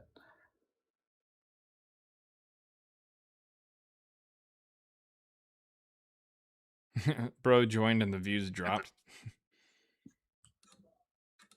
It kind of did a little I'm bit. pretty sure the views dropped a whole long time ago. So what about plighting? What about him? So what does that tell you? I mean, he mentions Jesus as well. He does not say the name Jesus at all. I don't think you read the text. Again, you're just using whatever key context that you want to assume that Jesus is not Does he mentioned. say the name Jesus? Yes or no? Jesus wasn't even his name. Okay. Well, does he say any name for the God that the Christians worship, or does he use a title?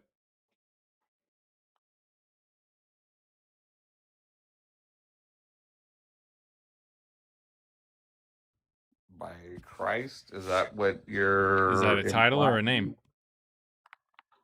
That is a title, but its Okay. key So does he say a text name at all? reference is to Jesus Christ. Nope. He doesn't say Jesus at all, does he?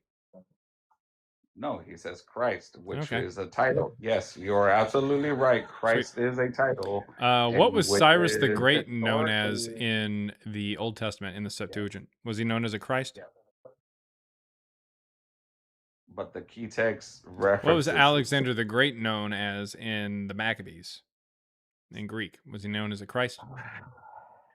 Oh my gosh! You see where your like fallacy is? You're just No. You're like a circle argument. You're just coming Is it? back and forth. That's not what a circular argument is. Yes, it is, because you're just going back and forth. You're just repeating yourself to make yourself accurate. Again, not a circular argument. All right. Well, thanks for coming up there, buddy.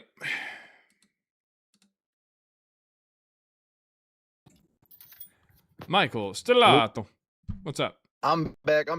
I had a question real quick. I was doing more research and Wait, I came hold up. across the one with Give me 1 second. The last time you were up here, it was something to do with you went to go research it. You came back. It's something different kind of. It's something kind of different, but like it's about the letter the dude wrote to his dad in prison. Did you ever hear about it's like Mara Bar or something like that? Mara rapping. Yeah. I think what did you was there anything against that? Who he was the one. Oh, well, did you find out more about my religion, by the way? Yeah, is it the one with about butts? That's what I came online and saw. Yeah, that's what I saw. I was like, hey, I agree. All right. Well, another odontologist, everybody. Ladies and gentlemen, we got him.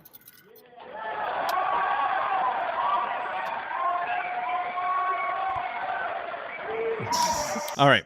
So, Mara Bar Serapion is talking about the the Bar Kokhba revolt led by Shaman Bar Kokhba in the 140s or the 130s. And he's writing in about 140 or so, because he talks about how he doesn't say anything about the word Jesus, Christians, or Christ, and he says that right after this wise king was unalived, that the Jewish kingdom was abolished, and the Jews lived in complete dispersion. That would be when Emperor Hadrian banishes them from Judea, and they have to live in the surrounding areas, and he renames Judea to Syria, Palestina. Did anybody else refer to like themselves as like the wise king during those same times, or like was he was crowned king? Kind of same title. Shaman Bar Kokhba? Yeah, he was crowned king. Jesus doesn't even call himself king. Not to mention, this person is very clearly talking about this person as if he's still dead, like the king is still dead. If Shaman Bar Kokhba was familiar with the story in the Bible, I don't know why he doesn't say Jesus, doesn't say the Christians, instead says Jews, and doesn't say anything about Christ or anything like that, and also doesn't talk about how Jesus resurrected in the next fucking chapter, or in the next fucking paragraph, depending on which book he was reading, or could have been reading. So it's pretty clearly talking about Simon Bar Kokhba and the Bar Kokhba revolt in the 130s. Doesn't he refer to like where the time where it says the top of like where Jesus gets crucified at the top where it says King of the Jews? Doesn't he refer that to them in the in the letter? Or no? The Jews and their wise king. Yeah, that's what it is. I see. I must have misread it. I thought he said King of the Jews, which was used on the top of like that was put on his board and all. Okay. Well, Alright, I well- mean, yeah, it's still I thought a that would have king been like kind of concept. referenced. wouldn't that still be referenced to like the Jesus though? Like where like Yeah, they well, I put- mean, the Jews had plenty of kings. It could be Herod, for all that matter. You know what I mean? Like it's all over the place. But like, that being said, the other context clues there where he doesn't say anything from the New Testament and doesn't even really mention the religion of Christianity at all, and doesn't mention the resurrection, and of course mentions that the Jewish people live in complete dispersion immediately after that and their kingdom was abolished. That wouldn't make a lot of sense that he's talking about something that happens in 30 if he's at best referring to something that happens in 70 later on. So in other words, he says immediately after the wise king is unalived, the Jews live in complete dispersion and their kingdom was abolished. It says right after that their king was abolished. So like how is that possible if he's talking about something that happens in 30 and then another 40 years later is when Jerusalem gets sieged? And they also don't live in complete dispersion after 70 either. That would be in the 130s, which would be Cool. immediately after Bar Kokhba. If this is talking about Bar Kokhba for the wise king, then immediately after that, they are banished from Judea. They lose their kingdom and they live in complete dispersion. It makes a lot of sense that this is Bar Kokhba, and there's no evidence whatsoever other than just saying wise king to connect it to Jesus. That doesn't really make a lot of sense. Okay, that's not enough like evidence for like because it's like in different times. You said it was like what 30, 40 years later. You said. Well, yeah. I mean, if the wise king that he's referring to is Jesus, then it would be another 40 years before they live or before their kingdom is abolished, and they wouldn't live in complete dispersion then. So the context clues point to Shimon Bar Kokhba. The only clue that points to Jesus is literally just a wise king, just the phrase wise king of Jews, I guess. That'd be the only thing that connects to Jesus. Everything else connects to, including that, connects to Simon Bar Kokhba. Cool. All right, that sounds good. I know that sounds like always getting your side of the view. You know, hearing different sides of it. So, thanks, man. Yeah, not a problem. Thanks for coming up. Peace. Let's see here. Yo. Yep. PCAM 24. Hey, what's up, man? Just kind of wanna, I guess, hear your kind of beliefs on it. Like, do you believe in God in general, or no? What does that have to do with whether or not Jesus and Paul existed? I think it has a lot to do with it, but I mean, if you don't want to answer, it's all good. Well, does yeah, I mean, if I change my religion, does that change the past? no. Yeah. So it doesn't matter what my religion is, Yeah. your religion, or Kevin down the street's religion. It doesn't matter at all. Doesn't matter if we believe in God. Doesn't matter if we don't believe in God. Doesn't matter which God or gods. Doesn't matter. Well, Either well, that's history the happened thing or it is- happened. Either it happened or it didn't happen. They either existed or they didn't exist. We either have evidence or we don't. Right, but if you look at history, right? So I don't know if you believe the prophets existed, Abraham, Moses, No King and no. David, all those people. Maybe he's King not a David- prophet, but maybe there's a slight possibility for He David. is technically a Slight. prophet. Okay, well, there's a lot of archaeology that is around those time periods as well, and Okay. there's different monuments to this day you can go visit, right? So if we I don't even establish know what that, you're talking about. What are you referring to? For those people? Yeah, No. for not specifically No. those The people, only but the things only around thing that that time could period. the only thing that can remotely come close to a character from the Old Testament and stuff like that would maybe be David, and that is the Tel Den Stele that might say his name, or it's possible that it's just part of a bigger word, like the name for a Okay, city. well, if you really want to get specific, I mean, there's a pillar of salt when There is not. Lot's wife looked back. There is There, not. that's still there. Sodom and It is Gomorrah. not. There's Nope. sulfur balls. What you're Like, talking about okay. there is from Ron Wyatt, who's been debunked. He's a nurse anesthesiologist, I believe it is, and pseudo archaeologist who went over. He's dead now. He died in like 98 or 99. Went over to the Middle East and found a whole bunch of things over the course of like 3 months. It's ridiculous. That's not it's not real. He's been debunked routinely. He very clearly fake. Also, the Okay. sulfur balls and everything like that. We also see them in other places as well. And most notably around like big salt lakes and stuff like that, like around Salt Lake or around the Dead Sea. So yeah, no, in no way, Okay. shape, or form is Regardless, this something that is actual Jerusalem proof of the Old itself. Testament. Jerusalem itself is proof. You know, Of what? That the Hebrews have been there for thousands of years. That Israel has essentially been there for thousands of years. The old temple, the second temple. There's evidence for all of that. Okay, why do I give a shit? What does Because it have to it do all with Jesus and Paul? correlates. I'm gonna bring it full circle. Oh, So, please do. Jesus basically came preaching against religion, right? So when you talk about religion, We don't have why any all of a evidence that sudden? Jesus even did that. What's your evidence that he came Okay, preaching religion but against let religion? me ask some questions though. Why is it that all of a sudden around the first century, these sayings and these thought process of Jesus came basically against everything that I don't the know what you're Pharisees were talking teaching to. at the time? Give me an example of what you're talking about. Okay, so the way that the Pharisees kind of had power over the people, the way they kind of took advantage of the people, the way they applied rules, the way they dressed, and the way they prayed in public. These are all things that were done by them, and basically in the Bible, Jesus teaches against that. Go in the dark, pray to your Father who's not seen. Yeah, this is around the same chapter where Jesus talks about them and says that they like to be called rabbis 40 years before the first rabbi shows up. That's weird. Well, are you looking at Matthew 23, the? yes. Are you looking at the right language? I mean, I'm Yep. sure that he meant teacher or No. In fact, the Greek literally goes out of its way to use the word rabbi. If it wanted to use the word teacher, it could either use the Aramaic word for teacher, the Hebrew word for teacher, which isn't just rabbi. There's multiple ways Okay. that they could actually do that. A rabbi is a specific Well, position. In that fact, doesn't the throw out. specific way that they dress and everything like that is because of the fact that it's talking exactly about rabbis, particularly. Also, it could have just used the Greek word for teacher if it was just talking about teachers in general. It doesn't. It goes out of its way in the oldest codices for the New Testament to use the word rabbi 40 years before the first rabbi. So no, it's either at least misquoting Jesus, or at most, it's an anachronism and shows that the story is fictional because it didn't happen. Okay, that doesn't throw out the fact that everything else that he's saying is going against what the Pharisees are preaching at the time. I don't really care because I don't think he says anything. What's your evidence that he said any of that? All right, so another example of this is No, if give me the evidence that he actually said any of this. Stop giving me well, examples of things that do he you believe says in, and just tell me how you know that he even existed to say something. so do you believe that there's oral history Of what? of anything?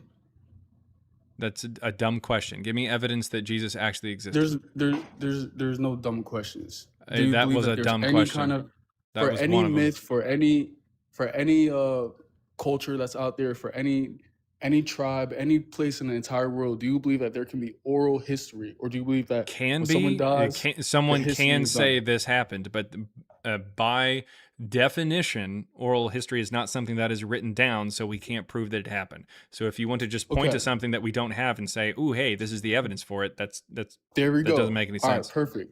So I don't know if you are gamble. I don't know if you play different Sweet. things with Just go odds. ahead and give me the evidence for Jesus, dude. It's not really that hard. I'm giving you the evidence. I'm giving Okay, you the evidence. So give me the evidence that you think that he actually existed in order to say something.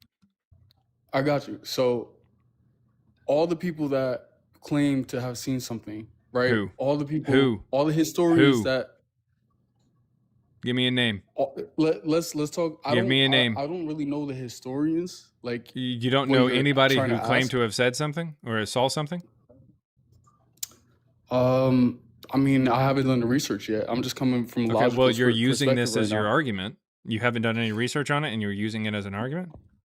So, what was the explosion of Christianity in the first century? What was that? There to is you? no explosion of Christianity in the first century. So, where did Christianity come from? The worship of Serapis,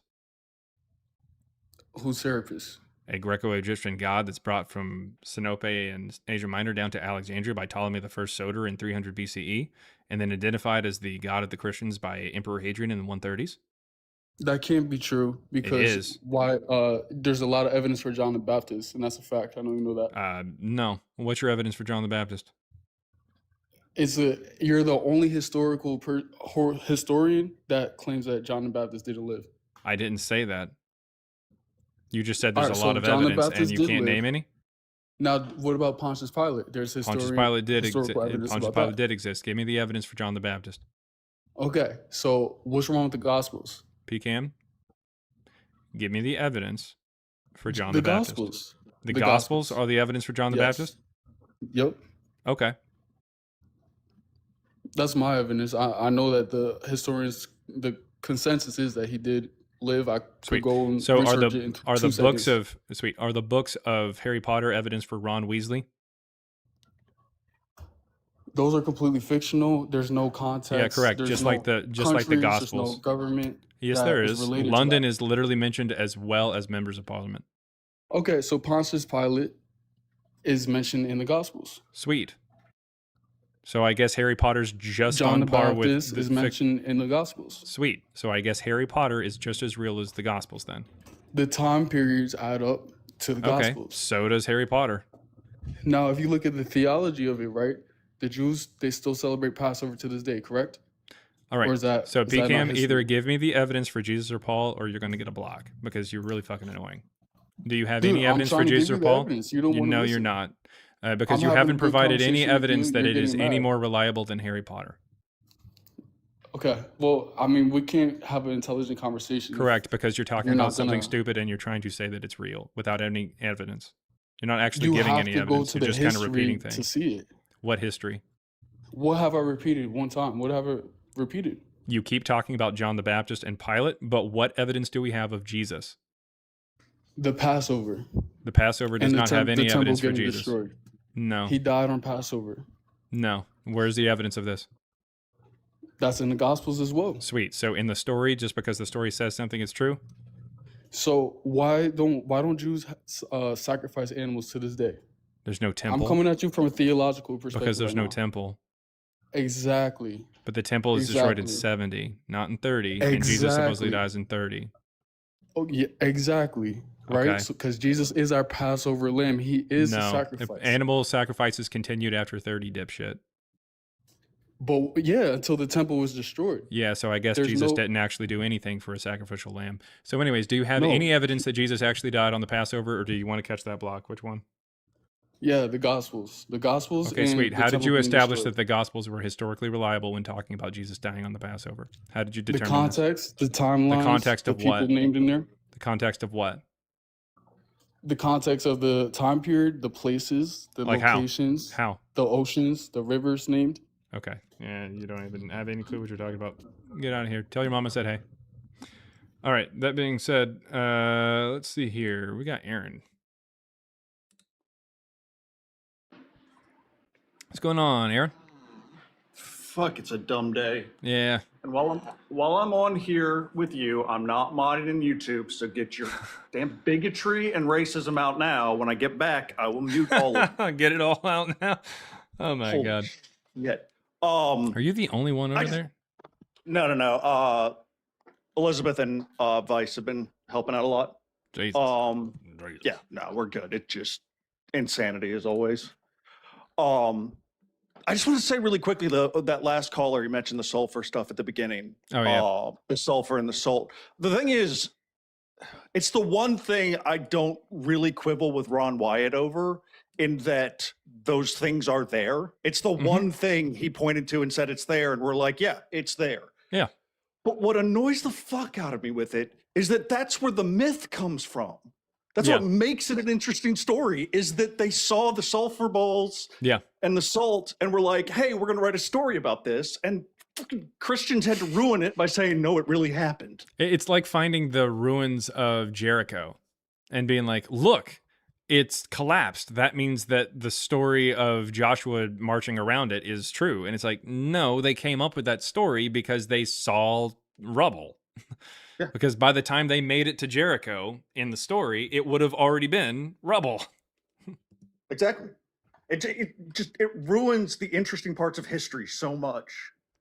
It just gets annoying. And they come up here and argue that, hey, that means Jesus. Yeah, something that I like to point out every once in a while is that because some people ask, why do you enjoy this topic? And I'm like, I enjoy this topic because I like to see, because I understand that it's fake, but I enjoy talking about it and thinking about it and researching it and reading and stuff, because it's interesting to see how humans put together these stories and how they evolve over time. It's more of a study of anthropology than it is religion or something like that. I read the Bible more than your average person and more than your average Christian, that kind of thing. But it's not for a theological purpose at all, or even an anti-theological purpose. It is purely for a anthropological purpose. Like, I want to know the history of people and the evolution of thought. It's really interesting. If only we could get Amadeus to find it interesting. Well, that's the thing. On YouTube, every like 5 comments is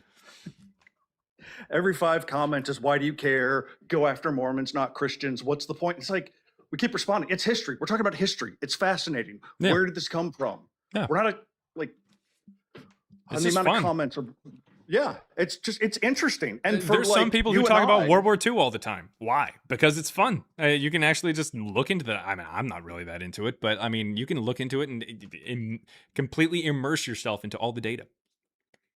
I do quibble with the ones that focus on the Civil War. I have an issue with them. Like the people who reenacted or whatever. Yeah, the Southern reenactors, especially when I lived in Indiana, all Southern they never had a Northern Army in the reenactment because they all showed up as the Confederates, and they'd have to fight over who had to play the North. Yeah. Well, that's because even though the South loses, they are more fun to play because, like, you can you're just Jaren. like some hillbilly. Jaren, What's up? What was going on? the South didn't lose. What? Look at the country. The South just went quiet for a little bit. They didn't lose. They fucked us over. All right. Well, it's like the Nazis didn't lose World War II. If they had, it would be different. I mean, I understand what you're saying. I mean, I get it. I know. I'm using hyperbole. I'm joking. I get it. But I also think for like a lot of us, like especially you and I who grew up believing this stuff, it's also like, where did our own belief come from? How did it even get to my family? And I don't know. I just Yeah. find it Or fascinating. that's also interesting. At one point, there was a guy. His name was John Fry, and John Fry, he was a slave who took his master's name over in East Tennessee and set out towards the West and created his own kind of family, if you will, and his own kind of way, and had children, and they somehow adopted this religion at some point in time. Maybe that was beaten to him as a slave, but as time goes on, you end up with me. And so it's pretty cool to kind of see this evolution of thought, but also the history of your own family and how this religion can kind of seep into them. So it is cool. History is interesting. And if we don't learn, it's interesting, but you also, if you don't learn from it, you're doomed to repeat it. So something that like Matthew and I have talked about a little bit is when we see some of this crazy stuff happening there in like the 2nd century where people are starting to believe dumb shit and they're starting to make claims and other people are deceived by this or duped by this and continue on. It's very similar to what we have with like the Trumpism and stuff like that. Like Not even Trumpism. it It's is. the American myth. It's the George Washington chopping down the cherry tree, the benevolent founding fathers, all of those myths that are solidified in people's minds that, yeah, that's how we got Christianity. When it's not just learning history, it's understanding the lies that we've been told about history. And when we get to the reality, realizing it's continuing to happen. Well, I think a lot of it isn't even really meant to be like deceptive, but almost just it's just kind of what we say. Like it just becomes tradition. Like what I bring up for like Acts of Peter, where it talks about he was crucified upside down. That's literally the only book that says it, and it shows up well into like the like the late 2nd century, early 3rd. It's like it's very clearly bullshit. It's got a talking dog in it, but like Christians don't accept the majority of that book. They just accept that one thing because it just seeps into what they think about Christian history, or just history in general. They're just like, oh yeah, Peter was crucified upside down, like, and they just kind of say it as if it's history, and it's like, no, that's just from a story. Like we know where it came from. Like it's just weird. It's like the kid you had earlier that was like claiming apostolic succession, then claiming it through Irenaeus and Clement, and like. You called him he was lying because the first time he said something, you told him, show me the evidence, and he continued to make claims without evidence. But the reality is he just heard all of that stuff. Yeah. And it went into his brain as this is fact, and he never questioned it. Mm-hmm. Yeah. You just kind of hear it and assume that it's right because somebody who you trust or you think they did the research. You think that they did. Yep. You just trust them. Also, I did look into it, and the walls of Jericho were befelled by a queef.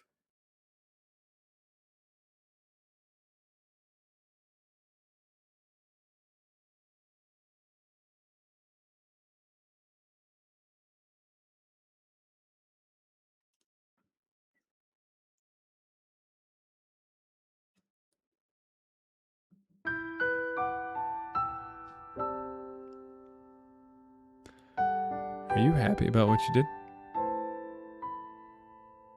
Do you feel pretty good? Feel pretty good about yourself? You done messed up, Aaron! All right. Anyways. By the way, thank you very, very much, Sludge Knuckle. Thank you very, very much for becoming a member. Thank you very, very much for becoming a member of the 35 Second Gang over there on YouTube. That means a lot. Thank you very, very much. Thank you to all subscribers over on TikTok, and thank you to the members over on YouTube. That means a lot to Matthew and I. We are working on this next book, trying to get it out. We're definitely trying to put as much... Well, see, here's part of the problem. You guys, you monsters, you animals, you bastards, wanted... It just... kept escalating there. All right, so you wanted citations, so Matthew is going through and he's putting citations, and so it's you know, it's going to be a thick. Do I have a sound for something be thick and being thick? Let's see here. How about new? All right, okay, but thank you very, very much for becoming a member there, Sludge Knuckle. And let's see here. Sludge Knuckle also sent $5. Thank you very much. Said in a super chat there on YouTube. And again, on YouTube, if you're in the chat and you want to come up, you can click the link in the chat to come up to TikTok, and that's how I take guests. Or you can send a super chat and I'll respond to it. Sludge Knuckle for $5 said, to the man's point about the Nazis, it's because the Confederacy wasn't dealt with as they should have been. Yeah, to some extent. See, here's the deal. Here's the deal. And we, again, and this kind of to Aaron's point as well, you know, for the founding fathers and everything, even Abraham Lincoln wasn't really that, like, I mean, he was good. He was, don't get me wrong, he was a good guy. Decent man. He was a decent man. But nevertheless, he had some kind of strange ideas.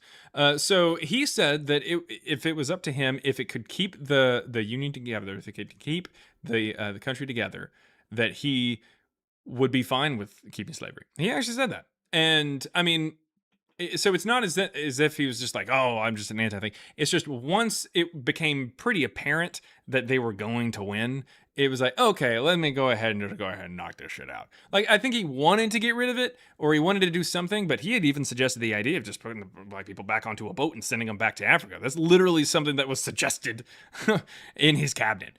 So, I mean, yeah, you know what I mean? Like, it's not great. It's definitely not great. He's a man of his time. Absolutely. But here's the deal. We tend to remember these people in ways that kind of make them seem wiser and more stoic and all this kind of stuff. When in reality, I mean, the guy was probably a fucking mess most of the time. I mean, he even had like a fucking seance. I think multiple seances. Him and his wife, Mary Tudling, I think. They're in the White House. They had seances to try to connect with their dead son. Like, that guy's life was rough. And by rough, I mean rough. Okay. But yeah, I mean, what are you going to do? Like, what are you going to do to the Confederacy? I mean, other than maybe just like, I don't know, like string up like the generals or something like that, I guess, maybe. I don't know. But other than that, like, what are you going to do? I mean, this is a huge portion of American, not necessarily manufacturing, but like farming and stuff like that, and agriculture. It's part of the economy. They're human beings. These are human beings that fought for something that was dumb, obviously, and something that was very terrible, and shouldn't have been there. But it's illegal now. So what are you going to do with these people? Like, what do you do with them exactly? So I don't know. But there's definitely some ways that they definitely fucked up the Reconstruction. Absolutely. Absolutely fucked it up. They really shouldn't have paid all those people for the land that they ended up taking from them, or not taking, but they ended up buying a bunch of land in order to more or less create slums for the previously enslaved people, which is terrible. They shouldn't have paid for it. They should have just taken it. Should have been part of the condition for surrender. Anyways, that's at least one point that I make. Okay. 5 pounds from Stats 2 or something. Says, since arguments yield questions, use evidence, examine first principles, logic, epistemology, and scripture equally. Don't read the first letters. What? Say, please.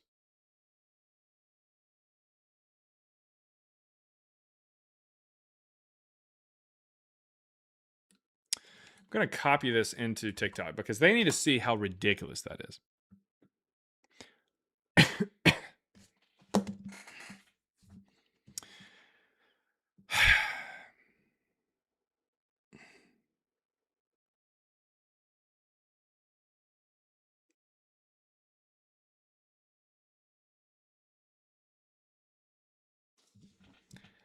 So I'm not going to say it. And I'm also not, you know what? I'll, because there was somebody who mentioned one earlier, I'm going to go ahead and just use that one as the as the extra one. There we go.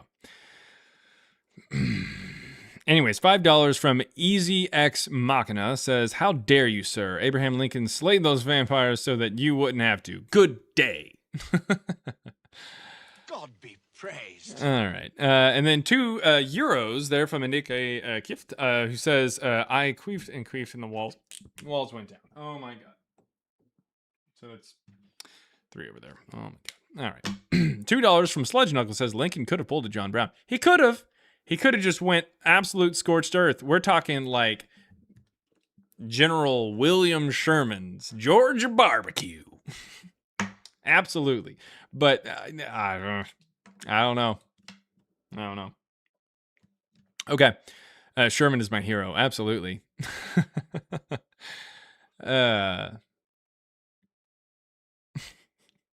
So I have made shirts. Matthew and I have made shirts or whatever that we sometimes wear like to places like around Texas and stuff like that, so certain events. And it's something that like you have to, it like catches your attention, but like you have to really understand kind of history in order to like understand it. Well, some of them, like one of our shirts we have, it just says "Forget the Alamo," and then it says 1830 is greater than 1865. because 1830 is when slavery was abolished in Mexico, but 1865 is when slavery was abolished in America. They were ahead of us. They're not setting their best. Let's see. And then we have a shirt that it literally just has a picture of General Sherman and says Georgia barbecue or whatever. Now available in Lafayette and Calhoun flavors. Anyways, you simply can't beat the earth scorching heat. You and Matt make each other's shirts cute. Yes, we do. That was $1.99 from Hard Work. Thank you very much. Okay. So Sherman should have had monuments everywhere. Oh yeah. Come take your Texas heat back. Oh yeah, you're in fucking Canada. Enjoy that. Finish him. Okay. Sherman's neckties kill bullets. All right. That's funny. You complete me. All right. If we've got any evidence for Jesus or Paul, come on up. I thought we had evidence for Jesus or Paul. Maybe.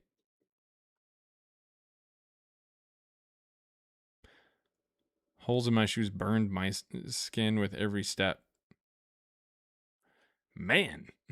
Texas isn't that bad. I don't know what's going on. Let me see. What is the temperature near you?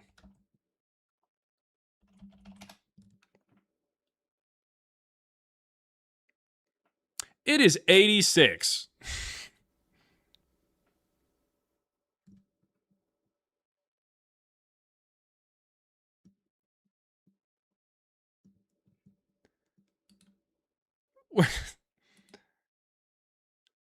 It is 86, woman. Lady Huggy complaining about 86. What in the world? Ridiculous. Absolutely ridiculous.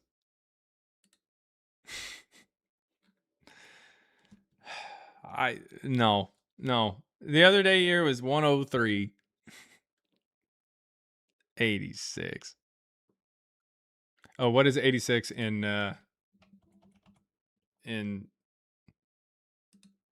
UK? That is 30. It is 30. It is 30.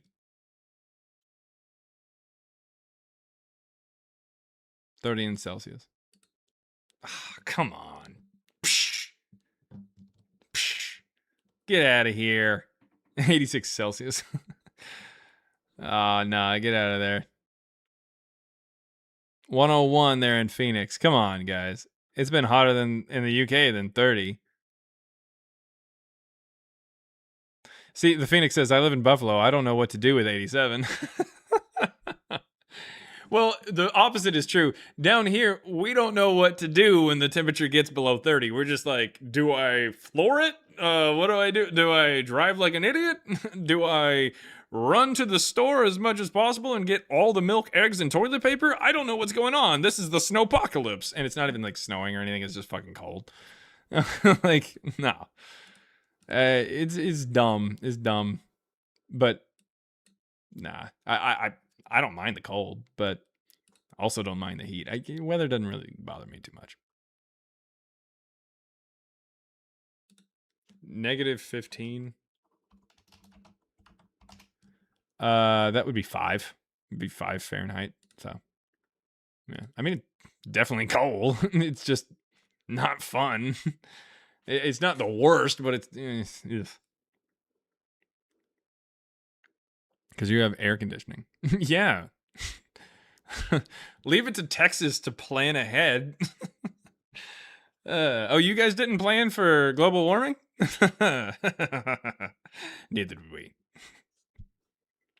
Sludge Knuckle $2 says, if you think host and company are wrong, get the book. Yep. We do have a book on the topic. Christ Before Jesus, $3 for the ebook. Go check it out if you want. I like turtles. Yeah. Under 230 people restart. Nah, I'll probably go ahead and just end it here. I don't think that we can. Nah, we don't need a restart. We'll just end it here. I'll see you guys tomorrow. We'll have a good time. Yeah, when the Texas Power Grid works. Yeah, exactly. All right. It was a pretty good day. It was a pretty good day. Yeah. We'll just hold off. We'll just wait. Yeah. All right. But thank you very much to anybody and everybody who stuck around longer than 30 seconds. 35-second gang, rise up. And thank you to the people who have joined the 35-second gang, either on TikTok through subscribing or YouTube by becoming a member. Thank you very, very much. I will see you guys later. Peace out, Girl Scout. I'll be down for some Thin Mints. I will catch you guys tomorrow. I'll be live about 9:30 or so. Oh, wait, hold up. Is there somebody who's coming up here? Maybe they're getting evidence. I don't know. What's going on there? Elron Demoncedo. Hey, how's it going? Hey. I just wanted, right before you leave, I just kind of wanted to bring up some evidence that I've been kind of looking up on. For Jesus or Paul? Yeah. Yeah, okay. Historical evidence from Josephus.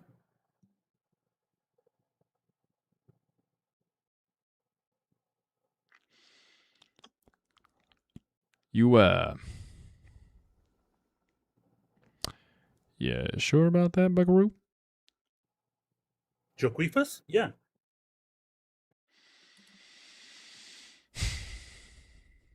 Sometimes may be good, sometimes may be shit. Who was that? Anyways. Oh, my God. Nice.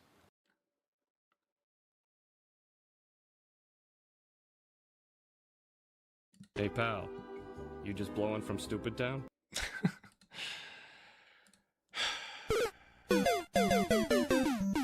All right. Well, yeah. And then $2. Maybe it was the squeefies we made along the way.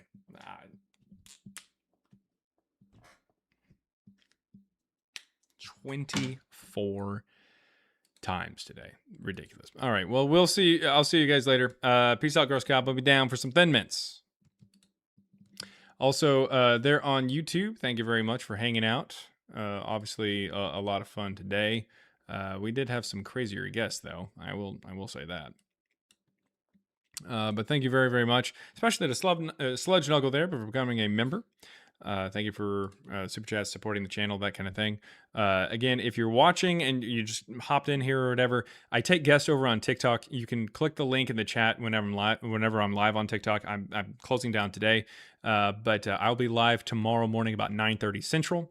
And you can click the link to come up there on TikTok, or you can send a super chat and I'll respond to it and read it out loud. So I will see you guys later.